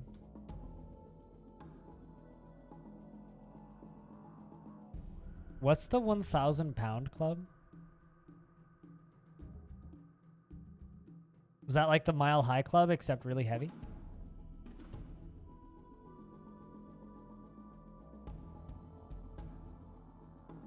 All right, let's move all these beak dogs that we caught into here.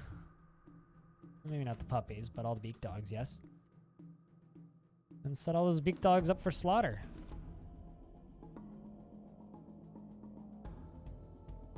Same with the 2 puppies. I see a ghost! Don't know who that is. I got more. I guess I'll just fill this whole thing up with memorials.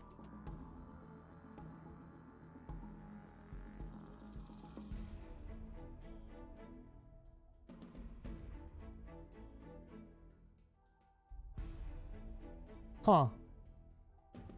Okay. Yeah, I mean, I was in sports, but we never had anything like that.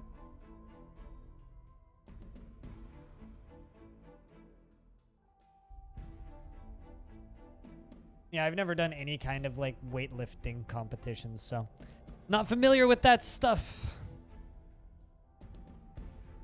Yeah, that is kind of impressive. Although everything over here is in kilograms, so that would be like... It would sound much less cool.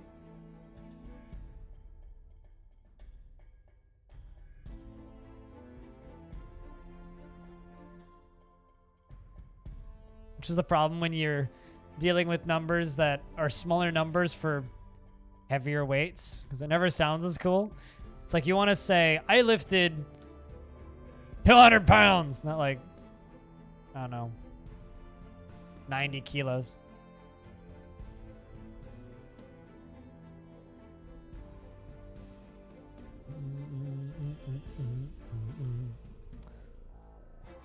I wonder what Squug's doing. You're conducting a meeting still. Are you waiting on the outpost liaison?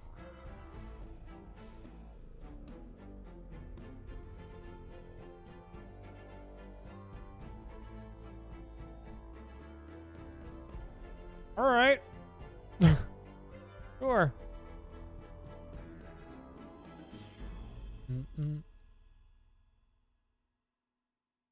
Just a goal you had from sophomore year? Gotcha. I mean, everybody needs goals. Goals make the world go round. And they also score you points in sports. Let's dump all this crap. And you know what? We're going to do it. I'm going to raid Dive Earth. Just a raid. No actual full-on attacks. Just a raid. We'll see what happens. So to those of you who know about the world, the lore of this world, do you guys think we're going to have any casualties raiding Dive Earth? On both sides? Wait, why on both sides? Why would your teams hate seeing you on the field? I can see why the other team would hate seeing you on the field, but your team? What? I don't understand. Got us a stone who just beats people to death with his crutch. Good luck there.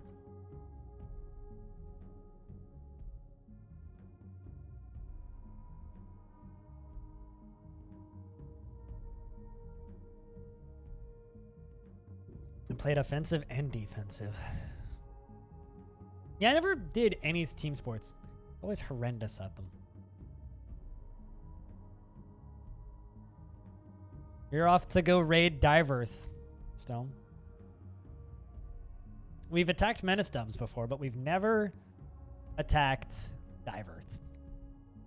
See how it goes. We will see how it goes. Also, Hobo, I don't know if you're still lurking, but I love the painting that you did. Also, Ryan, Hobo has a question about DRS. Because it also, if Hobo is lurking, it kind of is press X to boost. Impala leather trousers. He asked on Discord. Then finds herself changing her mind. She is rarely moved by curiosity, and she is a friendly individual. You're a planter? Well, could always use more planters. That was a Fisher Dwarf. I don't know if I want Fishers. Fisher Dwarf! You want to craft a masterwork? Well, then you shouldn't be a Fisher Dwarf.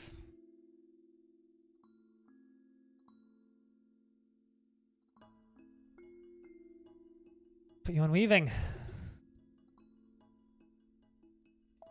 You're a legendary something. Ooh, you're a competent mace dwarf. Legendary surgeon. Dreams of mastering a skill. You brave.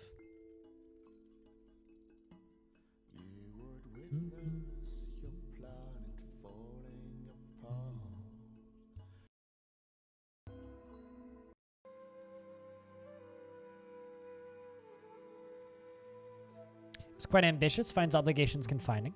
Tends to avoid crowds. Is somewhat uncomfortable around those who appear different. Yeah, you'll do just fine in the military, Lorbam.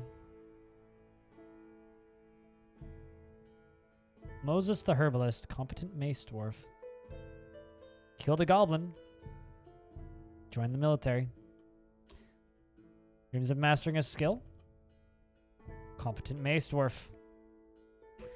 Join the military. Starting to sound like a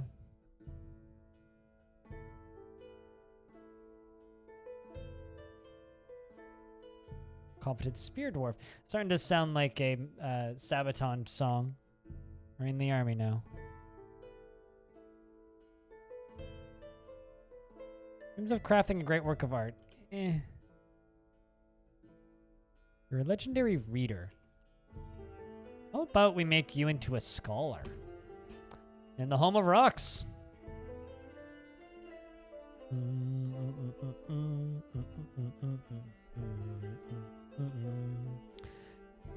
We have a chicken. That's kind of cool. Stray water buffalo that's going to get et.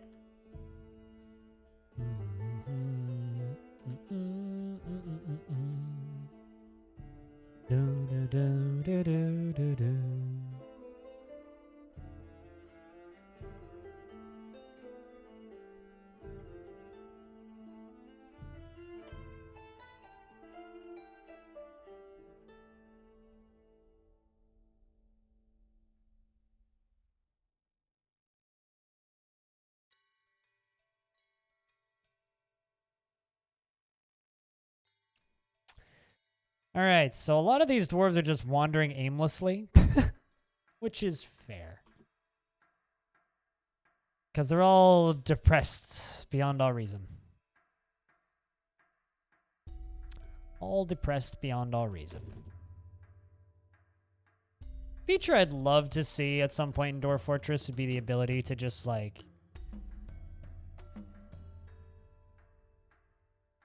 What's the word I'm looking for here? Like the ability to just expand the size of a stockpile. Be a really nice like Steam version feature. One day maybe. Be a really nice modernized feature for DF. Mission report. Okay. No loot. Vessel of Artifice attacked the unnameable amazements of the Nightmare of Coiling at Diverth. The dwarf Bastet of the Inky Drain led the attack. The defenders were led by the skunk monster Bobbet. Dark Tragedies. The Dark Tragedies outmatched the dwarf Bastet. Growled work the Inky Drain of Prairies with a cunning plan. And the defenders had a strong positional advantage at Diverth.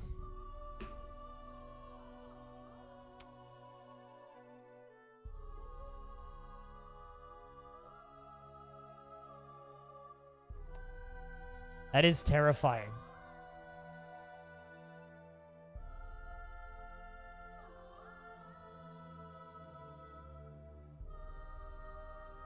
Our man was struck down.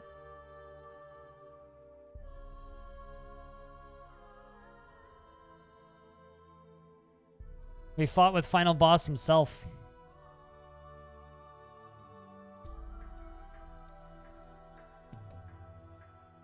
We lost one dwarf. It is terrifying. All right, well, seems like we're gonna need more dwarves. Can I get a round of beers for the fallen dwarf? Please and thank you if possible.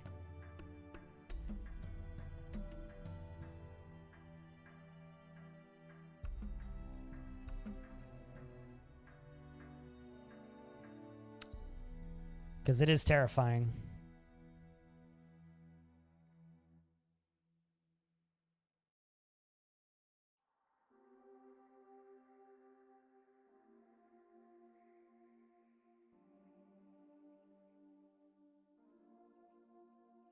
Only one dwarf, you'd say that's a slight victory. A lot of my dwarves clashed with Bobbet, and the ladders escaped unscathed. So... You know, I'm going to attack them again. Send them back out. This time I'm going to send 2 squads.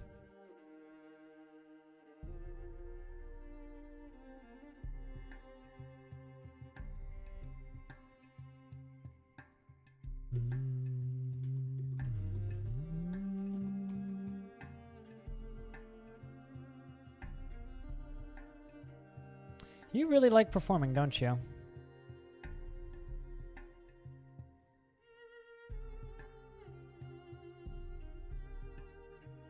What does this dwarf want from their life?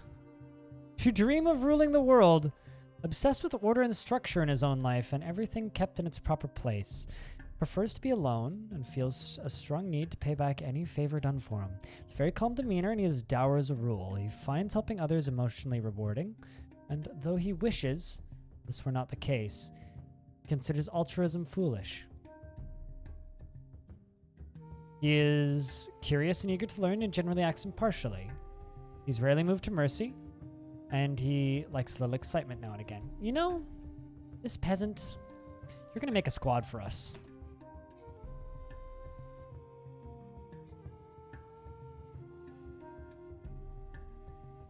I need you to make me a iron breastplate because the boss demands it. But I think we're going to call this the Royal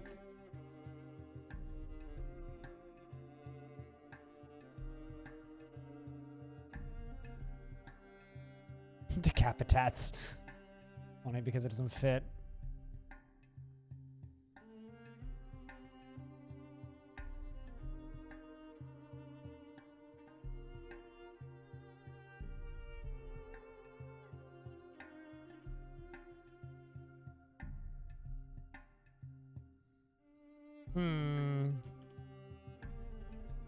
The Royal Gauntlets.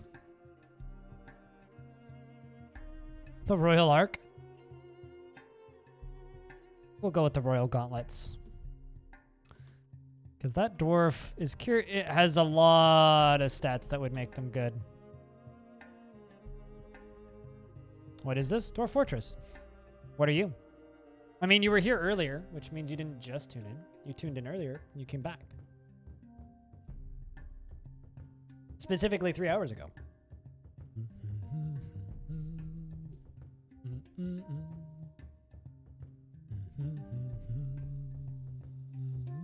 Thanks, Morden.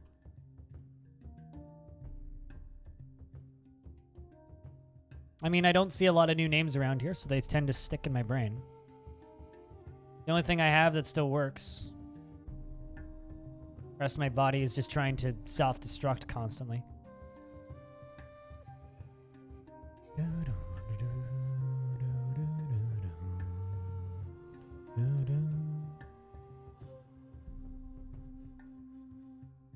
want to practice some martial art. It generally kind of is, to be honest.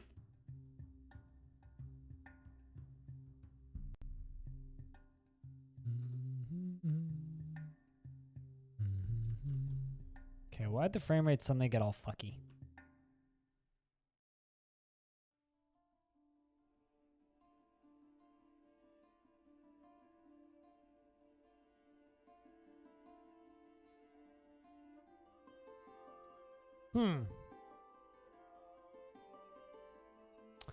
Frame rate suddenly got super fucky.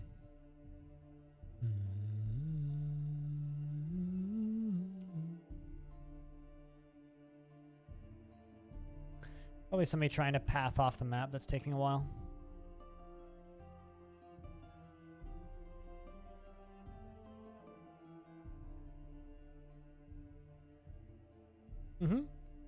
Well, I mean, you asked a stupid question, so I gave you a stupid answer.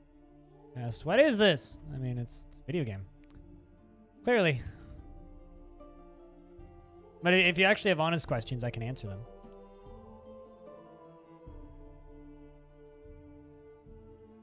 Thanks, Kevin and Furia. Cheers.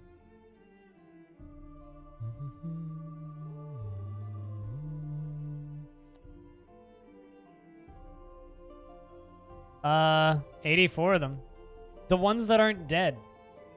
There. Yep. Currently we are on layer 27. So layer 26, layer 25, 24, 23, 22, 21, 20, 19, 18, 17, 16, 15, 14, 13.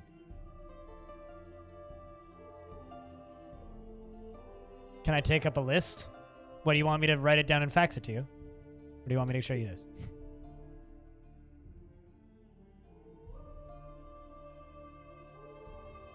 Although some of them aren't here because a lot of them just left the map. But you want to know the actual name, dwarves? Gimper, Tailgrand Master, Cold Blood, Kibbs, Sarlacc, IDZ-23, Axon, Click, Max, Elikabo, Vin, Visrelix, Dr. Phineas, Goats, Sockmud, Fog, Bastet, Stone, Marty, Jack Nurik, Piglet, Patolus, and Squug. Although Squug's a goblin. This fort wasn't being played 2 days ago, so you weren't in this fort 2 days ago. In fact, your dwarf's still alive, very much alive, in the other fort. Thanks, friend. I think it was 2 days ago. But no, your dwarf is not dead. That's just simply a different fortress. Although we're currently getting frame rate shafted, so I don't know what the fuck happened, but... Nope, this is the weekend fort. So I have 2 different worlds. I got my community world and then the millennial world. This is not the millennial world. You know, I think, because a bunch of my dwarves are currently trying to raid this fortress, I think they're having a hard time pathing off the world. This looks like it has something to do with it. Why are you having a hard time pathing?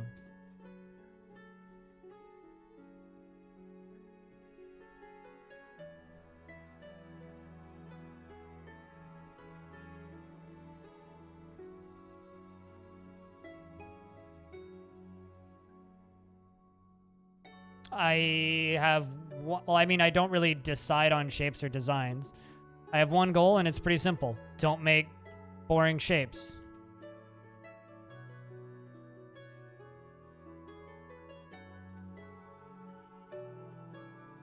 Okay, now they're moving. Yeah, no, that's my only goal. Don't make boxes.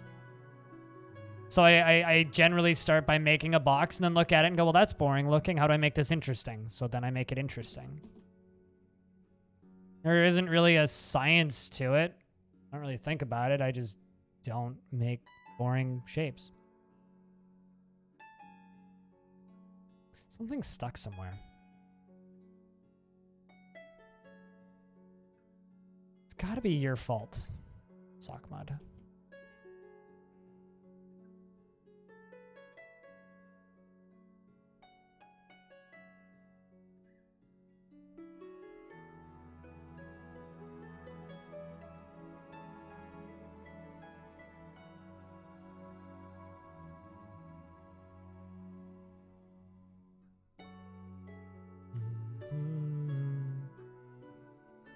Do I have dwarves that are like stuck somewhere?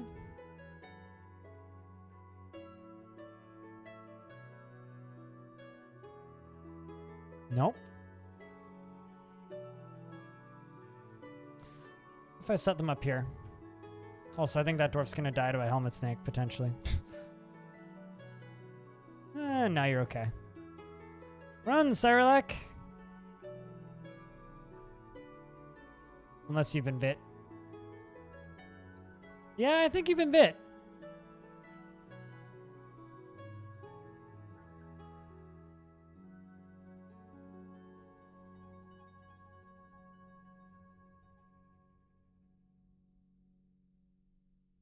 Yeah, I mean, that's literally all I do, and that's kind of the only way I do it is just don't make boxes.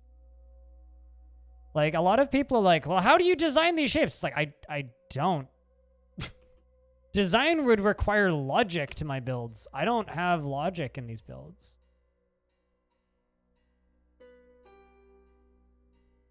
I just, yeah. I think that Sarlacc's gonna die from that helmet snake bite. That's probably what's causing my frame rate to get wrecked. Yeah, exactly. Like, does this look like design to you? I'm just putting rooms in places.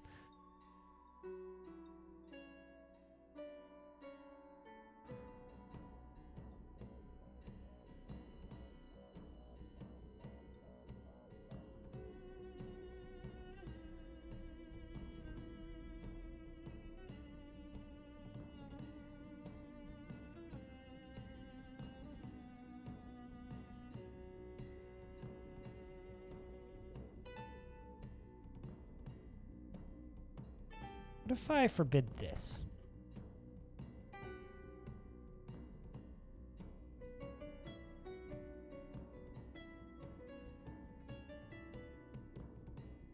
That helped a little bit.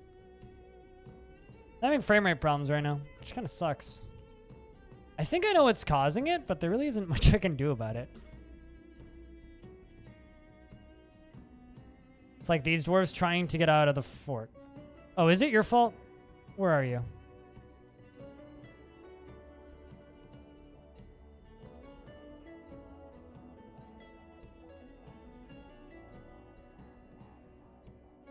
It's this dwarf's fault. How did you get up that tree?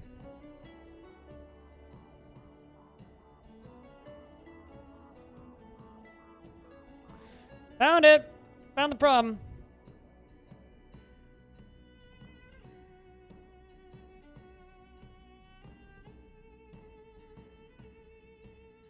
Especially if something scares them up a tree.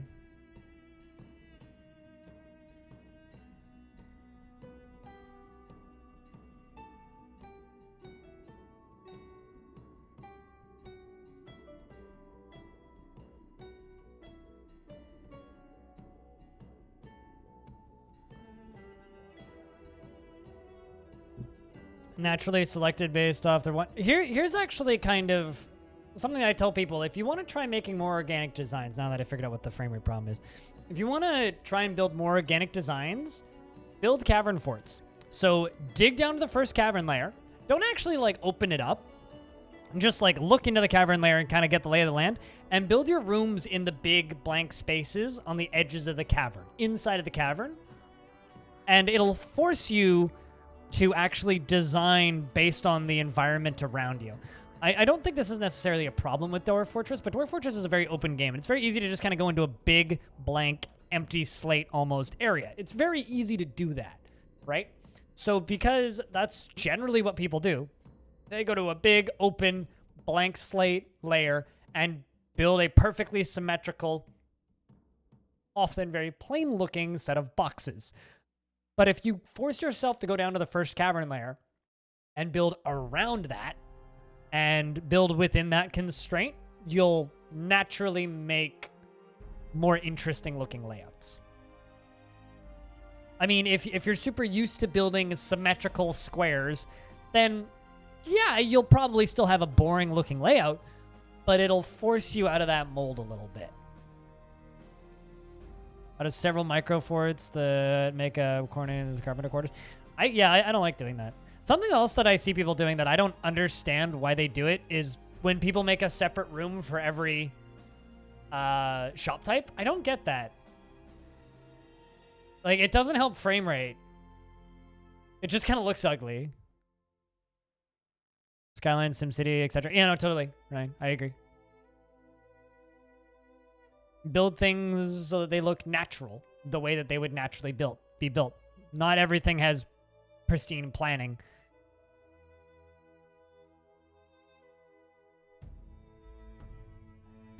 Let's see if that dwarf's still in that tree. Yep, they did. This hasn't happened to me in this version yet. That's interesting that there's that we're actually having frame rate death due to dwarf stuck in tree. It's been a long time since I've had that happen.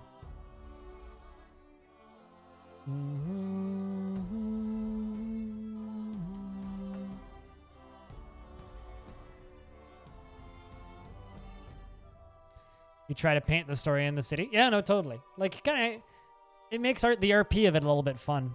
A little bit more fun. Death to all trees. Not all trees, just most trees. Just most. Especially the ones that look at us. They're scary.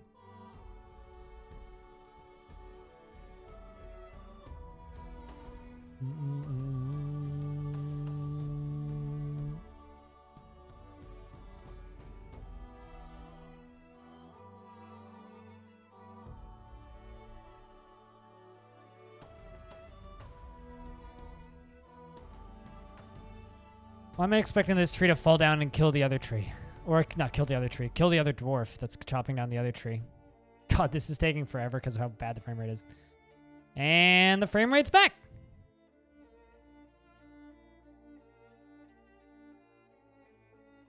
Geronimo! All trees that are climbable? I have no idea. Like, maybe what happened was somebody might have been picking fruits in that tree, and then another dwarf ran up there and kind of got stuck.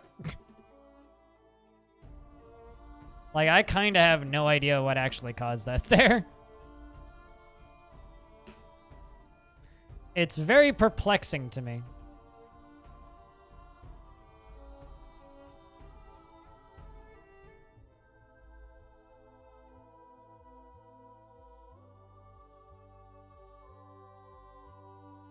Why are you resting in here?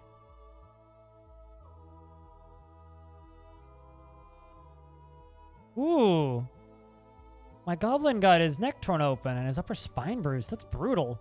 Dude.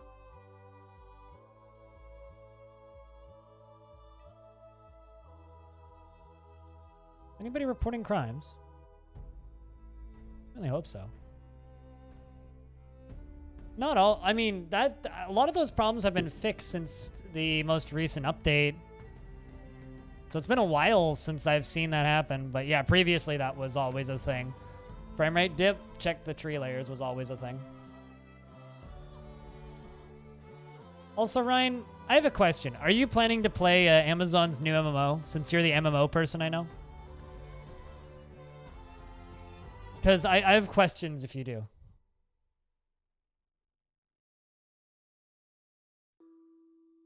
Nope. Amazon's what now? New MMO.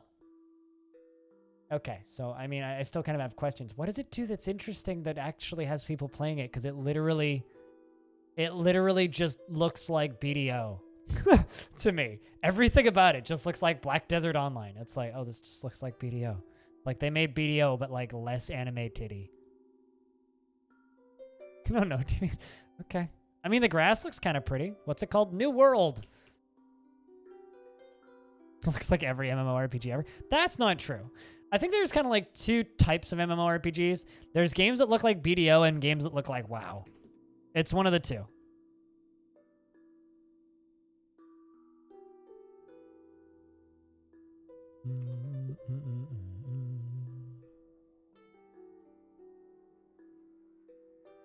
We'll open up the attack door.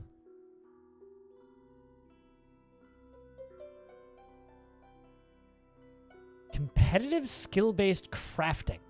What do you mean? Vin! It's stumbling around obliviously. No!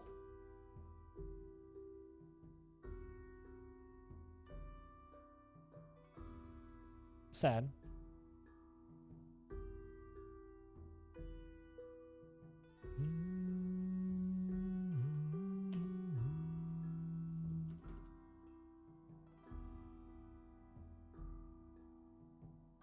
That sounds like the last thing that I want.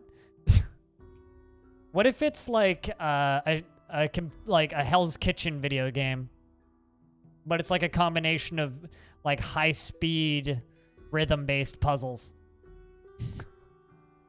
It's like Tetris, but it's a cooking game.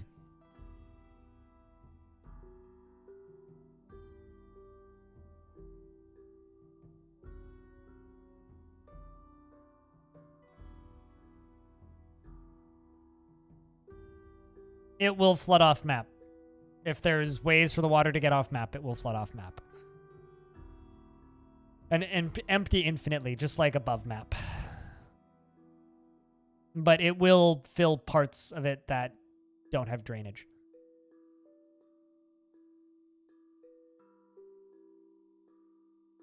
It's got I think a year exclusive to the Plus Station. So not for a while. Not that I want to play that game competitively at all, but Blood, how we doing over here? Still uneasy?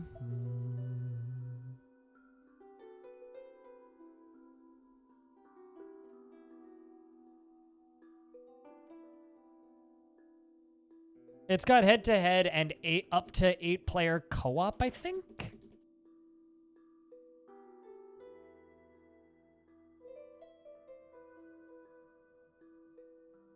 I think.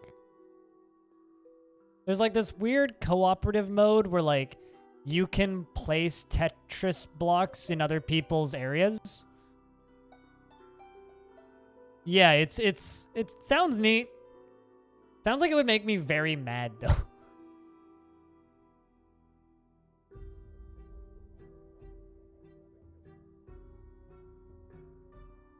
The last DF news video I put up has almost 10,000 views. I kind of hope it hits 10K.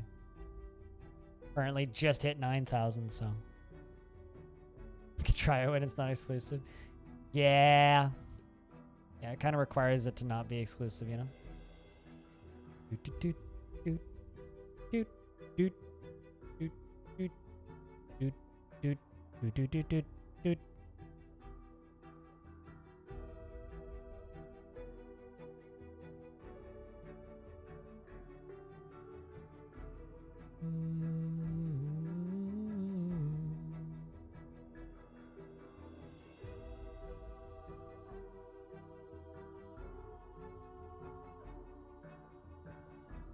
Oh, the mission's done.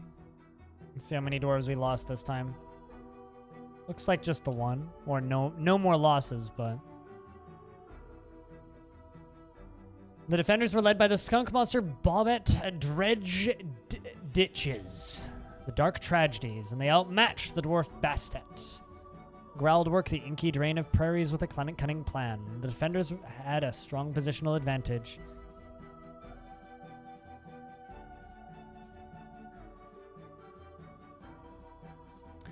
Zyrexian was struck down by the skunk monster.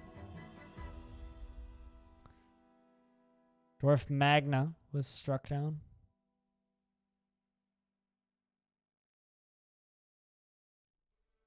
All right, that's enough attacking Diverth.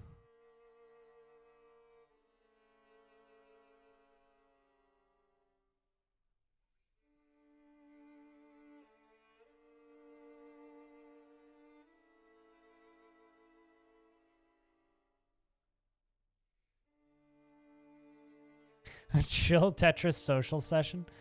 I guess so. I think I could see that. A vile force of darkness has arrived.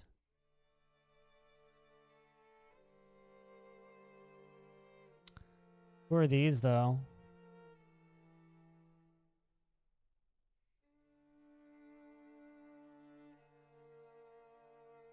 I'm assuming these are goblin dwarves?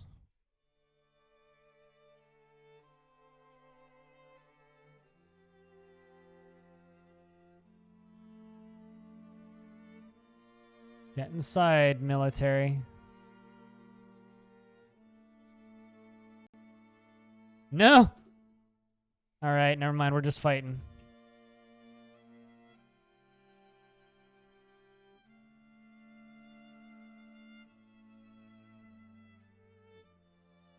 Alright, let's follow, I guess, Fog. Who's the militia captain going into the fight? There's bits flying everywhere. Ooh, I don't know how many he killed, but it was quite a few.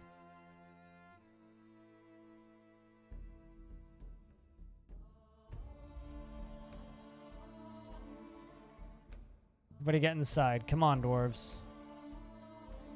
Fog was a hero.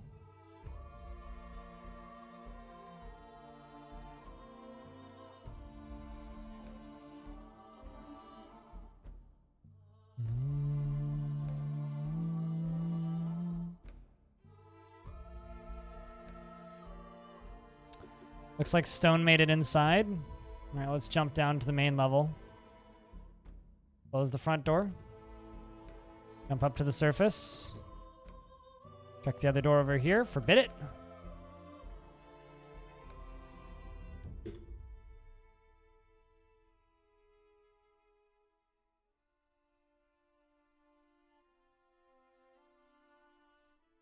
Come on, dwarves. This is kind of a bad catch-up by them. Okay. The door is shut. So now we need them to go for the long trip underground. Yeah, I think this is the dwarf civ. But I was looking for breastplates, because breastplates are the only thing that actually have symbols on them. But I haven't seen any, just mail. So these are probably... Also, they have goblin names. So yeah, these are probably goblin. So these are probably the Immortality of Doom or one of the other goblin civs.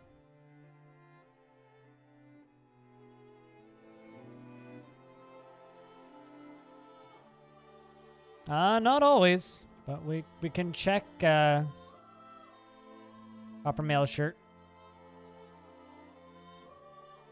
No, they don't. We'll check Helm. No, they don't. No, it's just breastplates.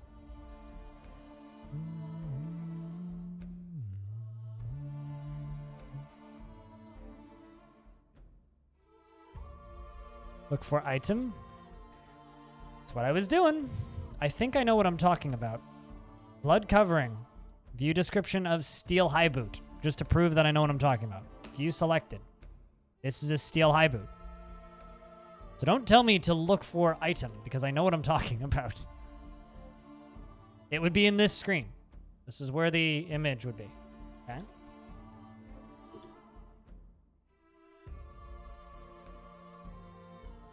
So I don't know what you're trying to tell me. But I think I know what I'm talking about here. Got an elf tantruming. Fitting.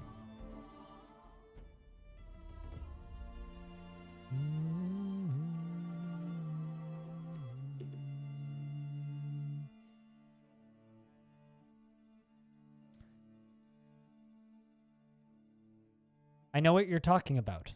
And I haven't seen any sock mud. Okay? Can you just believe me? I've checked a lot of them. There's not that many of them. Also, based off of their names, I can tell you right now, they're not a dwarven civ. Just looking at their names. These are all goblin names. These dwarves were raised by goblins. So looking at them, I can tell you that they probably... They came from the Immortality of Gloom, who've taken over a lot of dwarven stuff, or the Seduction of Federations, both which have control over dwarven fortresses, and have been raising dwarves for centuries. So I'm pretty certain these are goblin. Also note, a lot of them were wearing troll fur. The dwarven civ that attacked me were armed primarily with steel, weren't wearing bronze, they were using mostly steel and iron, and they all had breastplates. These are all wearing mail. Okay? Can you believe me now that I know what I'm talking about? Or are you going to keep telling me that I'm wrong and to look for something specific?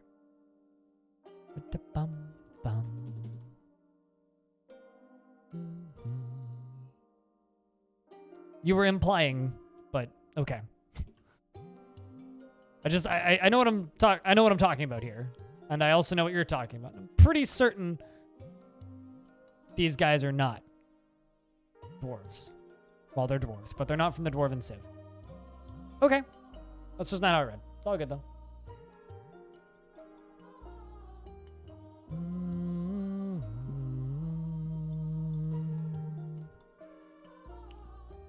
Also, these guys shouldn't be too hard to kill. I was kind of mad I lost one of my squad leaders. Such is life, though.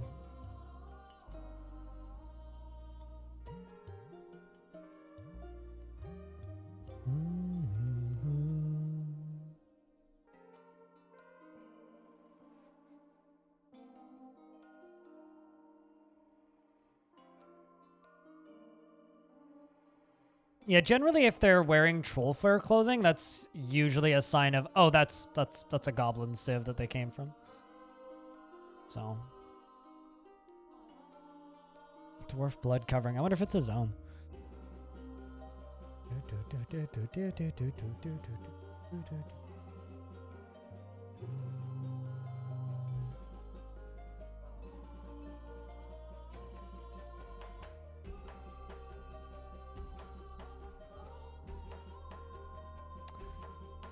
Kind of sucks having to fight dwarves, though. Although the nice thing about fighting dwarves is they bring lots of dwarven clothing. Like, I'm going to have more armor than I know what to do with after I fight more of these.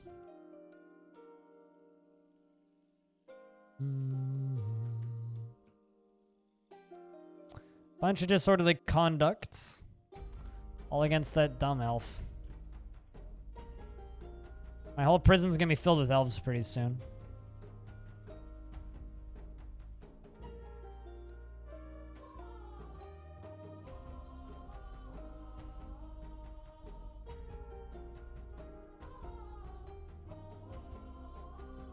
I thought I saw miasma up in the corner, but it was just the paused symbol.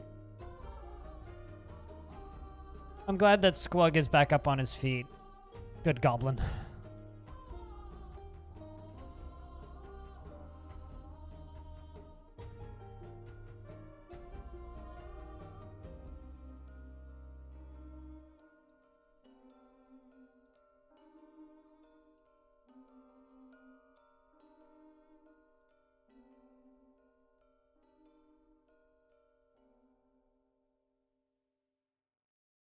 Lycaboo has cooked a masterpiece. Well, at least somebody's still working. Oh, Captain of the Guard goes and... Actually, how is Kibbs doing? Captain of the Guard. Seems to be in pretty high spirits still. Satisfied, is zealous after punching somebody with a beating, or punishing somebody with a beating. Good dwarf. Sad after being away from family for too long. You put them all in prison. Wants to practice a martial art. Maybe we should put you in the military for a bit.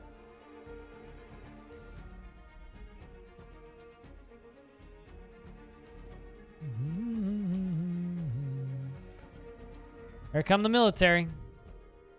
Chat, can I get a round of beers for all the dwarves about to fight? Hopefully casualties are minimal.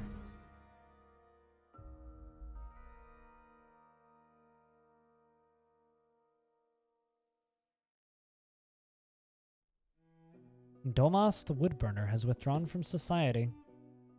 Terrible time to do this, Dwarf.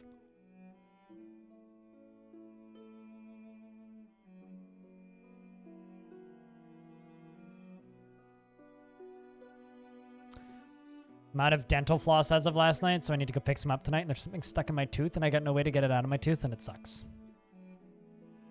Just thought you'd like to know that, chat. Looks like we were able to get some of those boulder traps reloaded.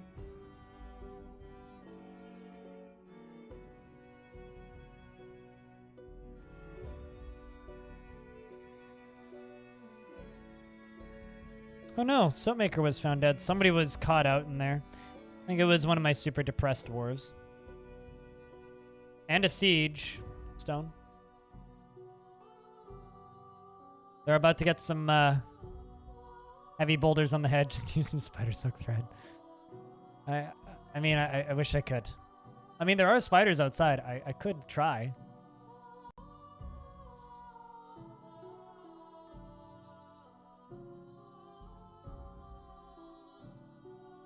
One of them got kind of big, too.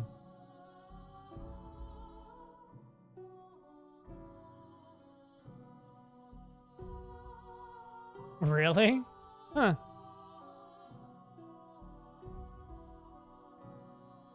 You've never paid... Yeah, I wouldn't want to paper cut a gum. That would suck. Ooh. Domas has begun a mysterious construction. I wonder what it was. Straight big dog bone, 2 granite, copper bars, quartzite blocks, buffalo leather, big dog leather, and rough gems.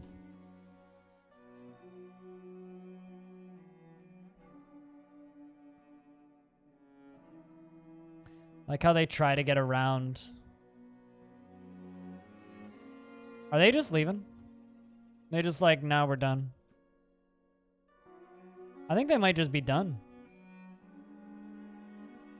Look at them run. Scared of a couple boulder traps, I think.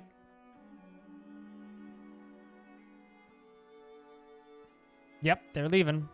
We'll just let them go.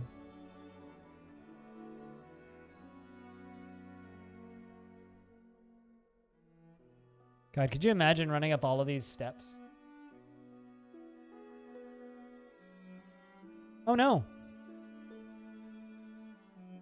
Game crashed.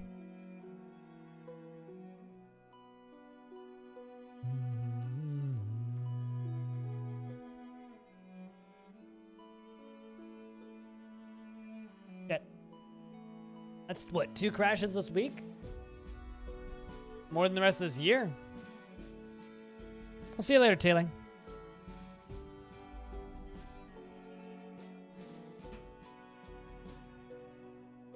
Okay, so it's saved right after the first expedition to Diverth. All right, well, we'll call it a bad dream. I wonder what caused it.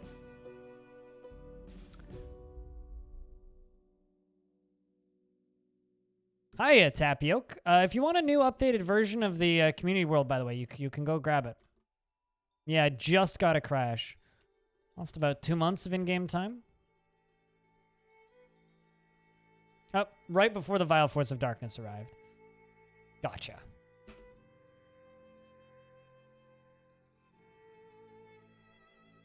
Maybe I can save Fogg's life.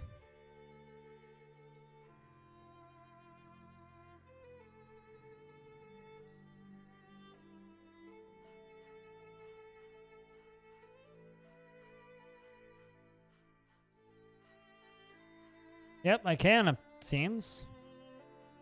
Get inside, dwarves. Come on, Rakist, get inside. Or don't.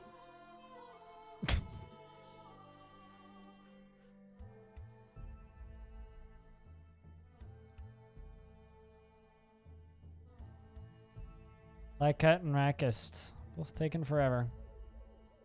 Don't you see those dwarves right behind you, Dwarf? Run!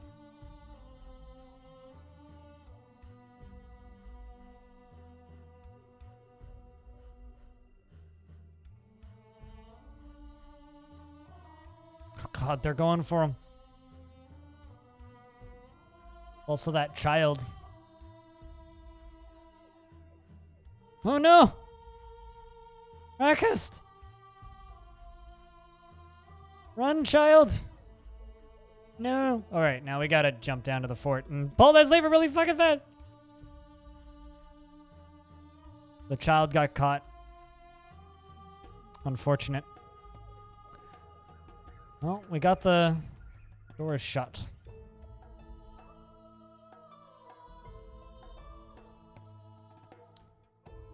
Horrible. What a tragedy.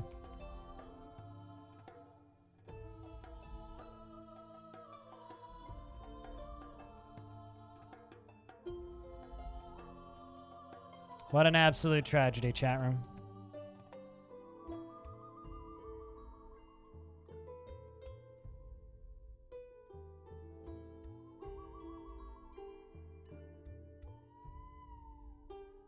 Here's the question. Do we trap them inside and murder them all? Or do we let them go? Because I could just wait until they all go through that door. And then close the trap, and then close the attack door.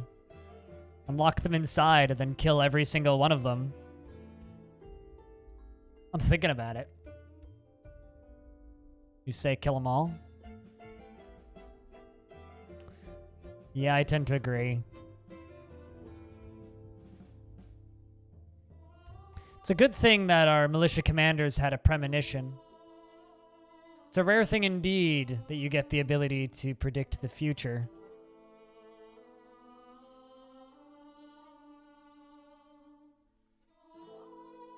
The late game doesn't have that many FPS issues, and usually when there is an FPS issue, there's a fix for it. So if you're used to playing the game, you can figure out the frame rate issues. I'm having no frame rate issues right now. Like, it's running, I'd say, about 10 frames slower than normal, but nothing that I would consider to be a problem. The game's very playable. Like, I had the one issue, but we solved it in a matter of minutes.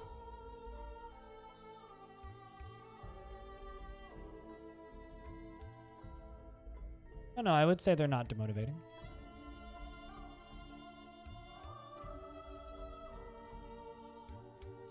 Sort of like asking anybody who enjoys playing City Skylines if FPS issues are demotivating. It's like, yeah, they can suck sometimes, but like, just you learn how to deal with them.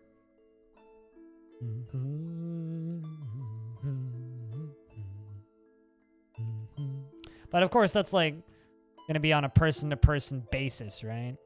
Like for me, I yeah, they don't bother me because I don't think the frame rate issues are as bad as a lot of people say they are.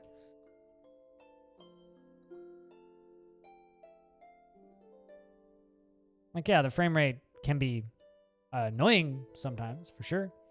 Won't deny that, but they're nowhere near as bad as some people say they are.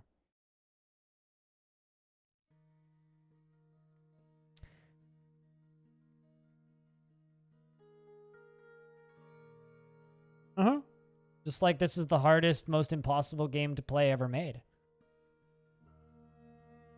I mean, it's a little finicky, but it's certainly not the hardest game ever made.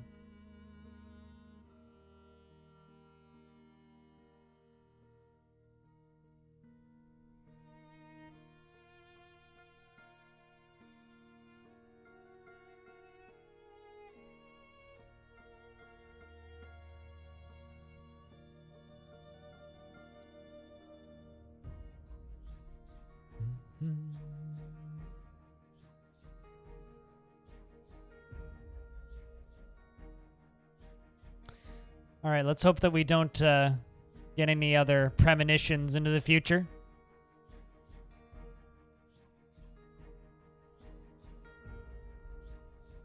By that, I mean game crashes.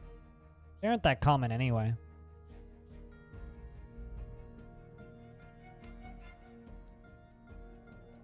Could you give us could you give me a link by chance? Jack Drink?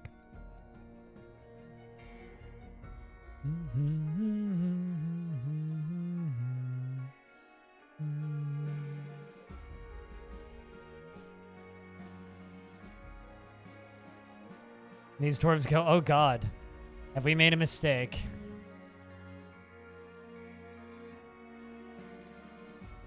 Because the answer is yes. Yes, you've made a very grave mistake.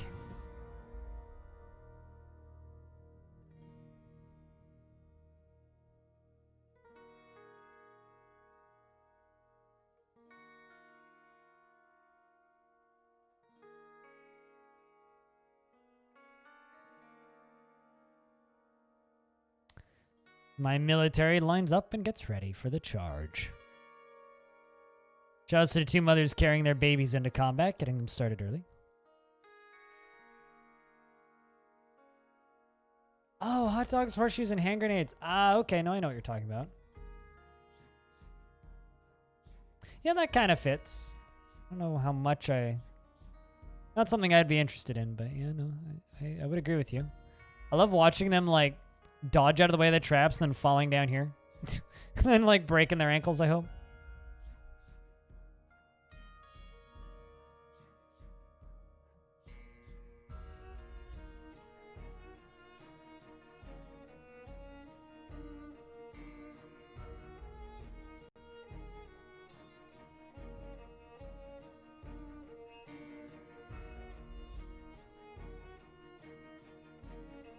All right, so I'm going to just station my military up here.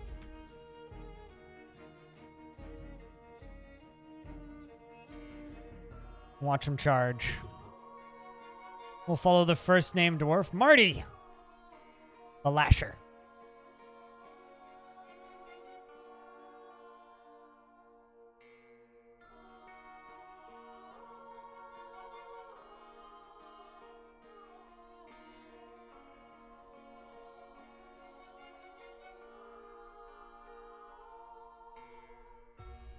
We begin just like steamrolling them. No one dead yet, but it's always a little scary when you see dwarves dying left and right. Omnivore was found dead. No!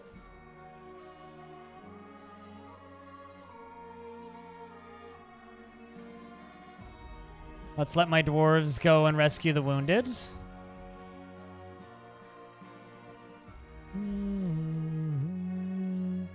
Arab was found dead. Man, we're actually taking casualties here.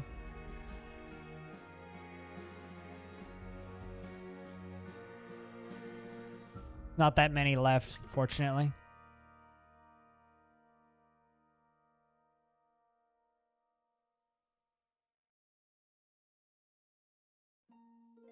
Tons of stuff in new modes. I don't know. That's just something that I love about I guess, indie games, is lower budget games where they, obviously still need to pay the bills, but don't need as much funding, and it's often a lot more viable for people who just really like making the game that they're working on, that just keep working on it. You almost always end up with a much better project long term. Or product, rather.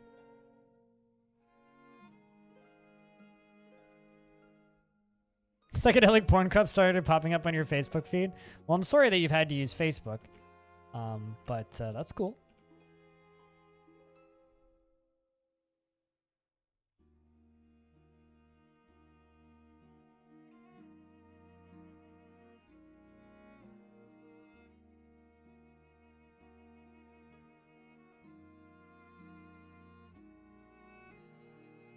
Man, quite a few injured dwarves.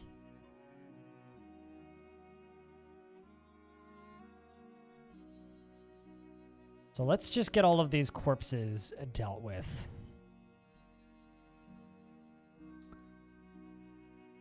Because the positive here is we're going to have a whole bunch of dwarven clothing when we're done with this.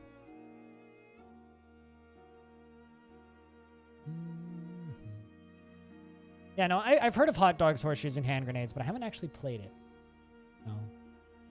Then again, I probably can't because it's VR.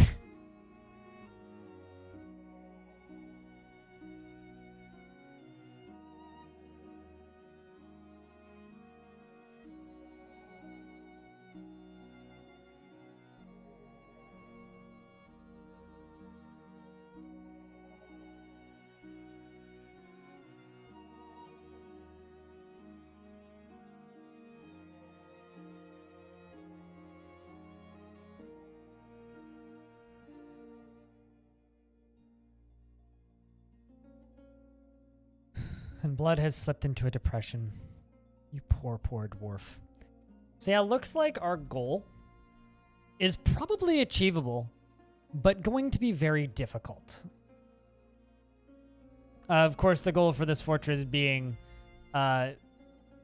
regain control over Diverth.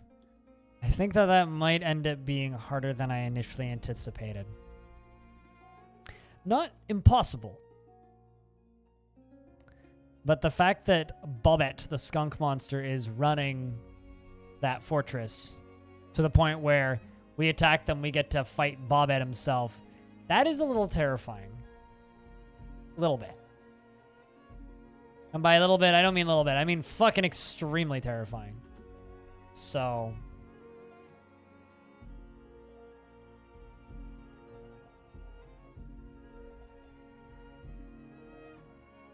But yeah, Gibbs, I'm glad that I could help you discover good music. Even if I don't actually have permission to play their music anymore and kind of shouldn't. Makes me sad, I'm not gonna lie.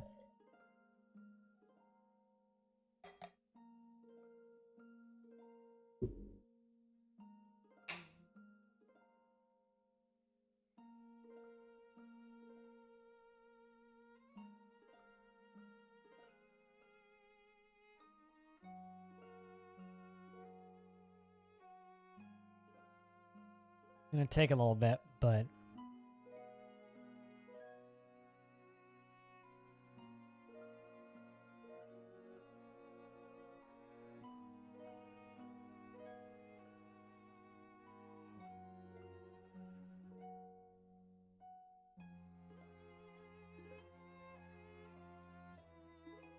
need corpses to get dumped.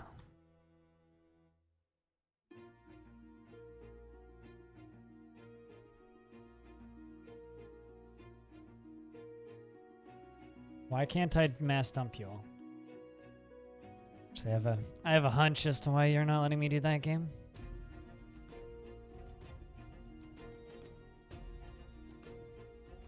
Just a hunch.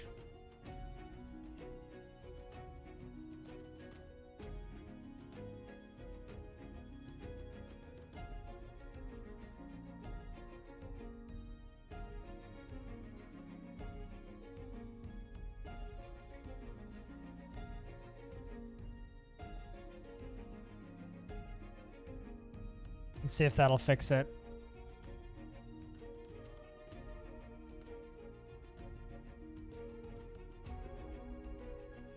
Okay, why aren't you letting me dump? I can forbid them, but I can't dump them. That's a little bit annoying.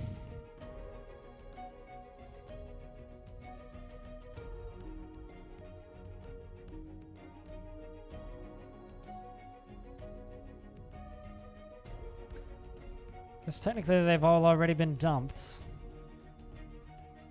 But I still see them. I don't know what's up with that. Don't have any burrows turned on.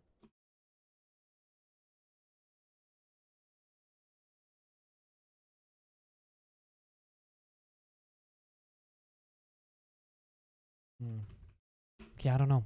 That's a little frustrating.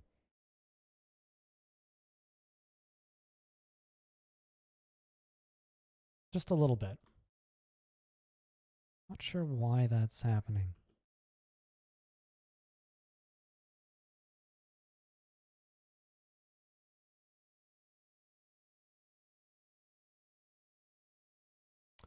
Well, hopefully they get dealt with quicker rather than slower. My music just ended. How long have I been streaming? Hours?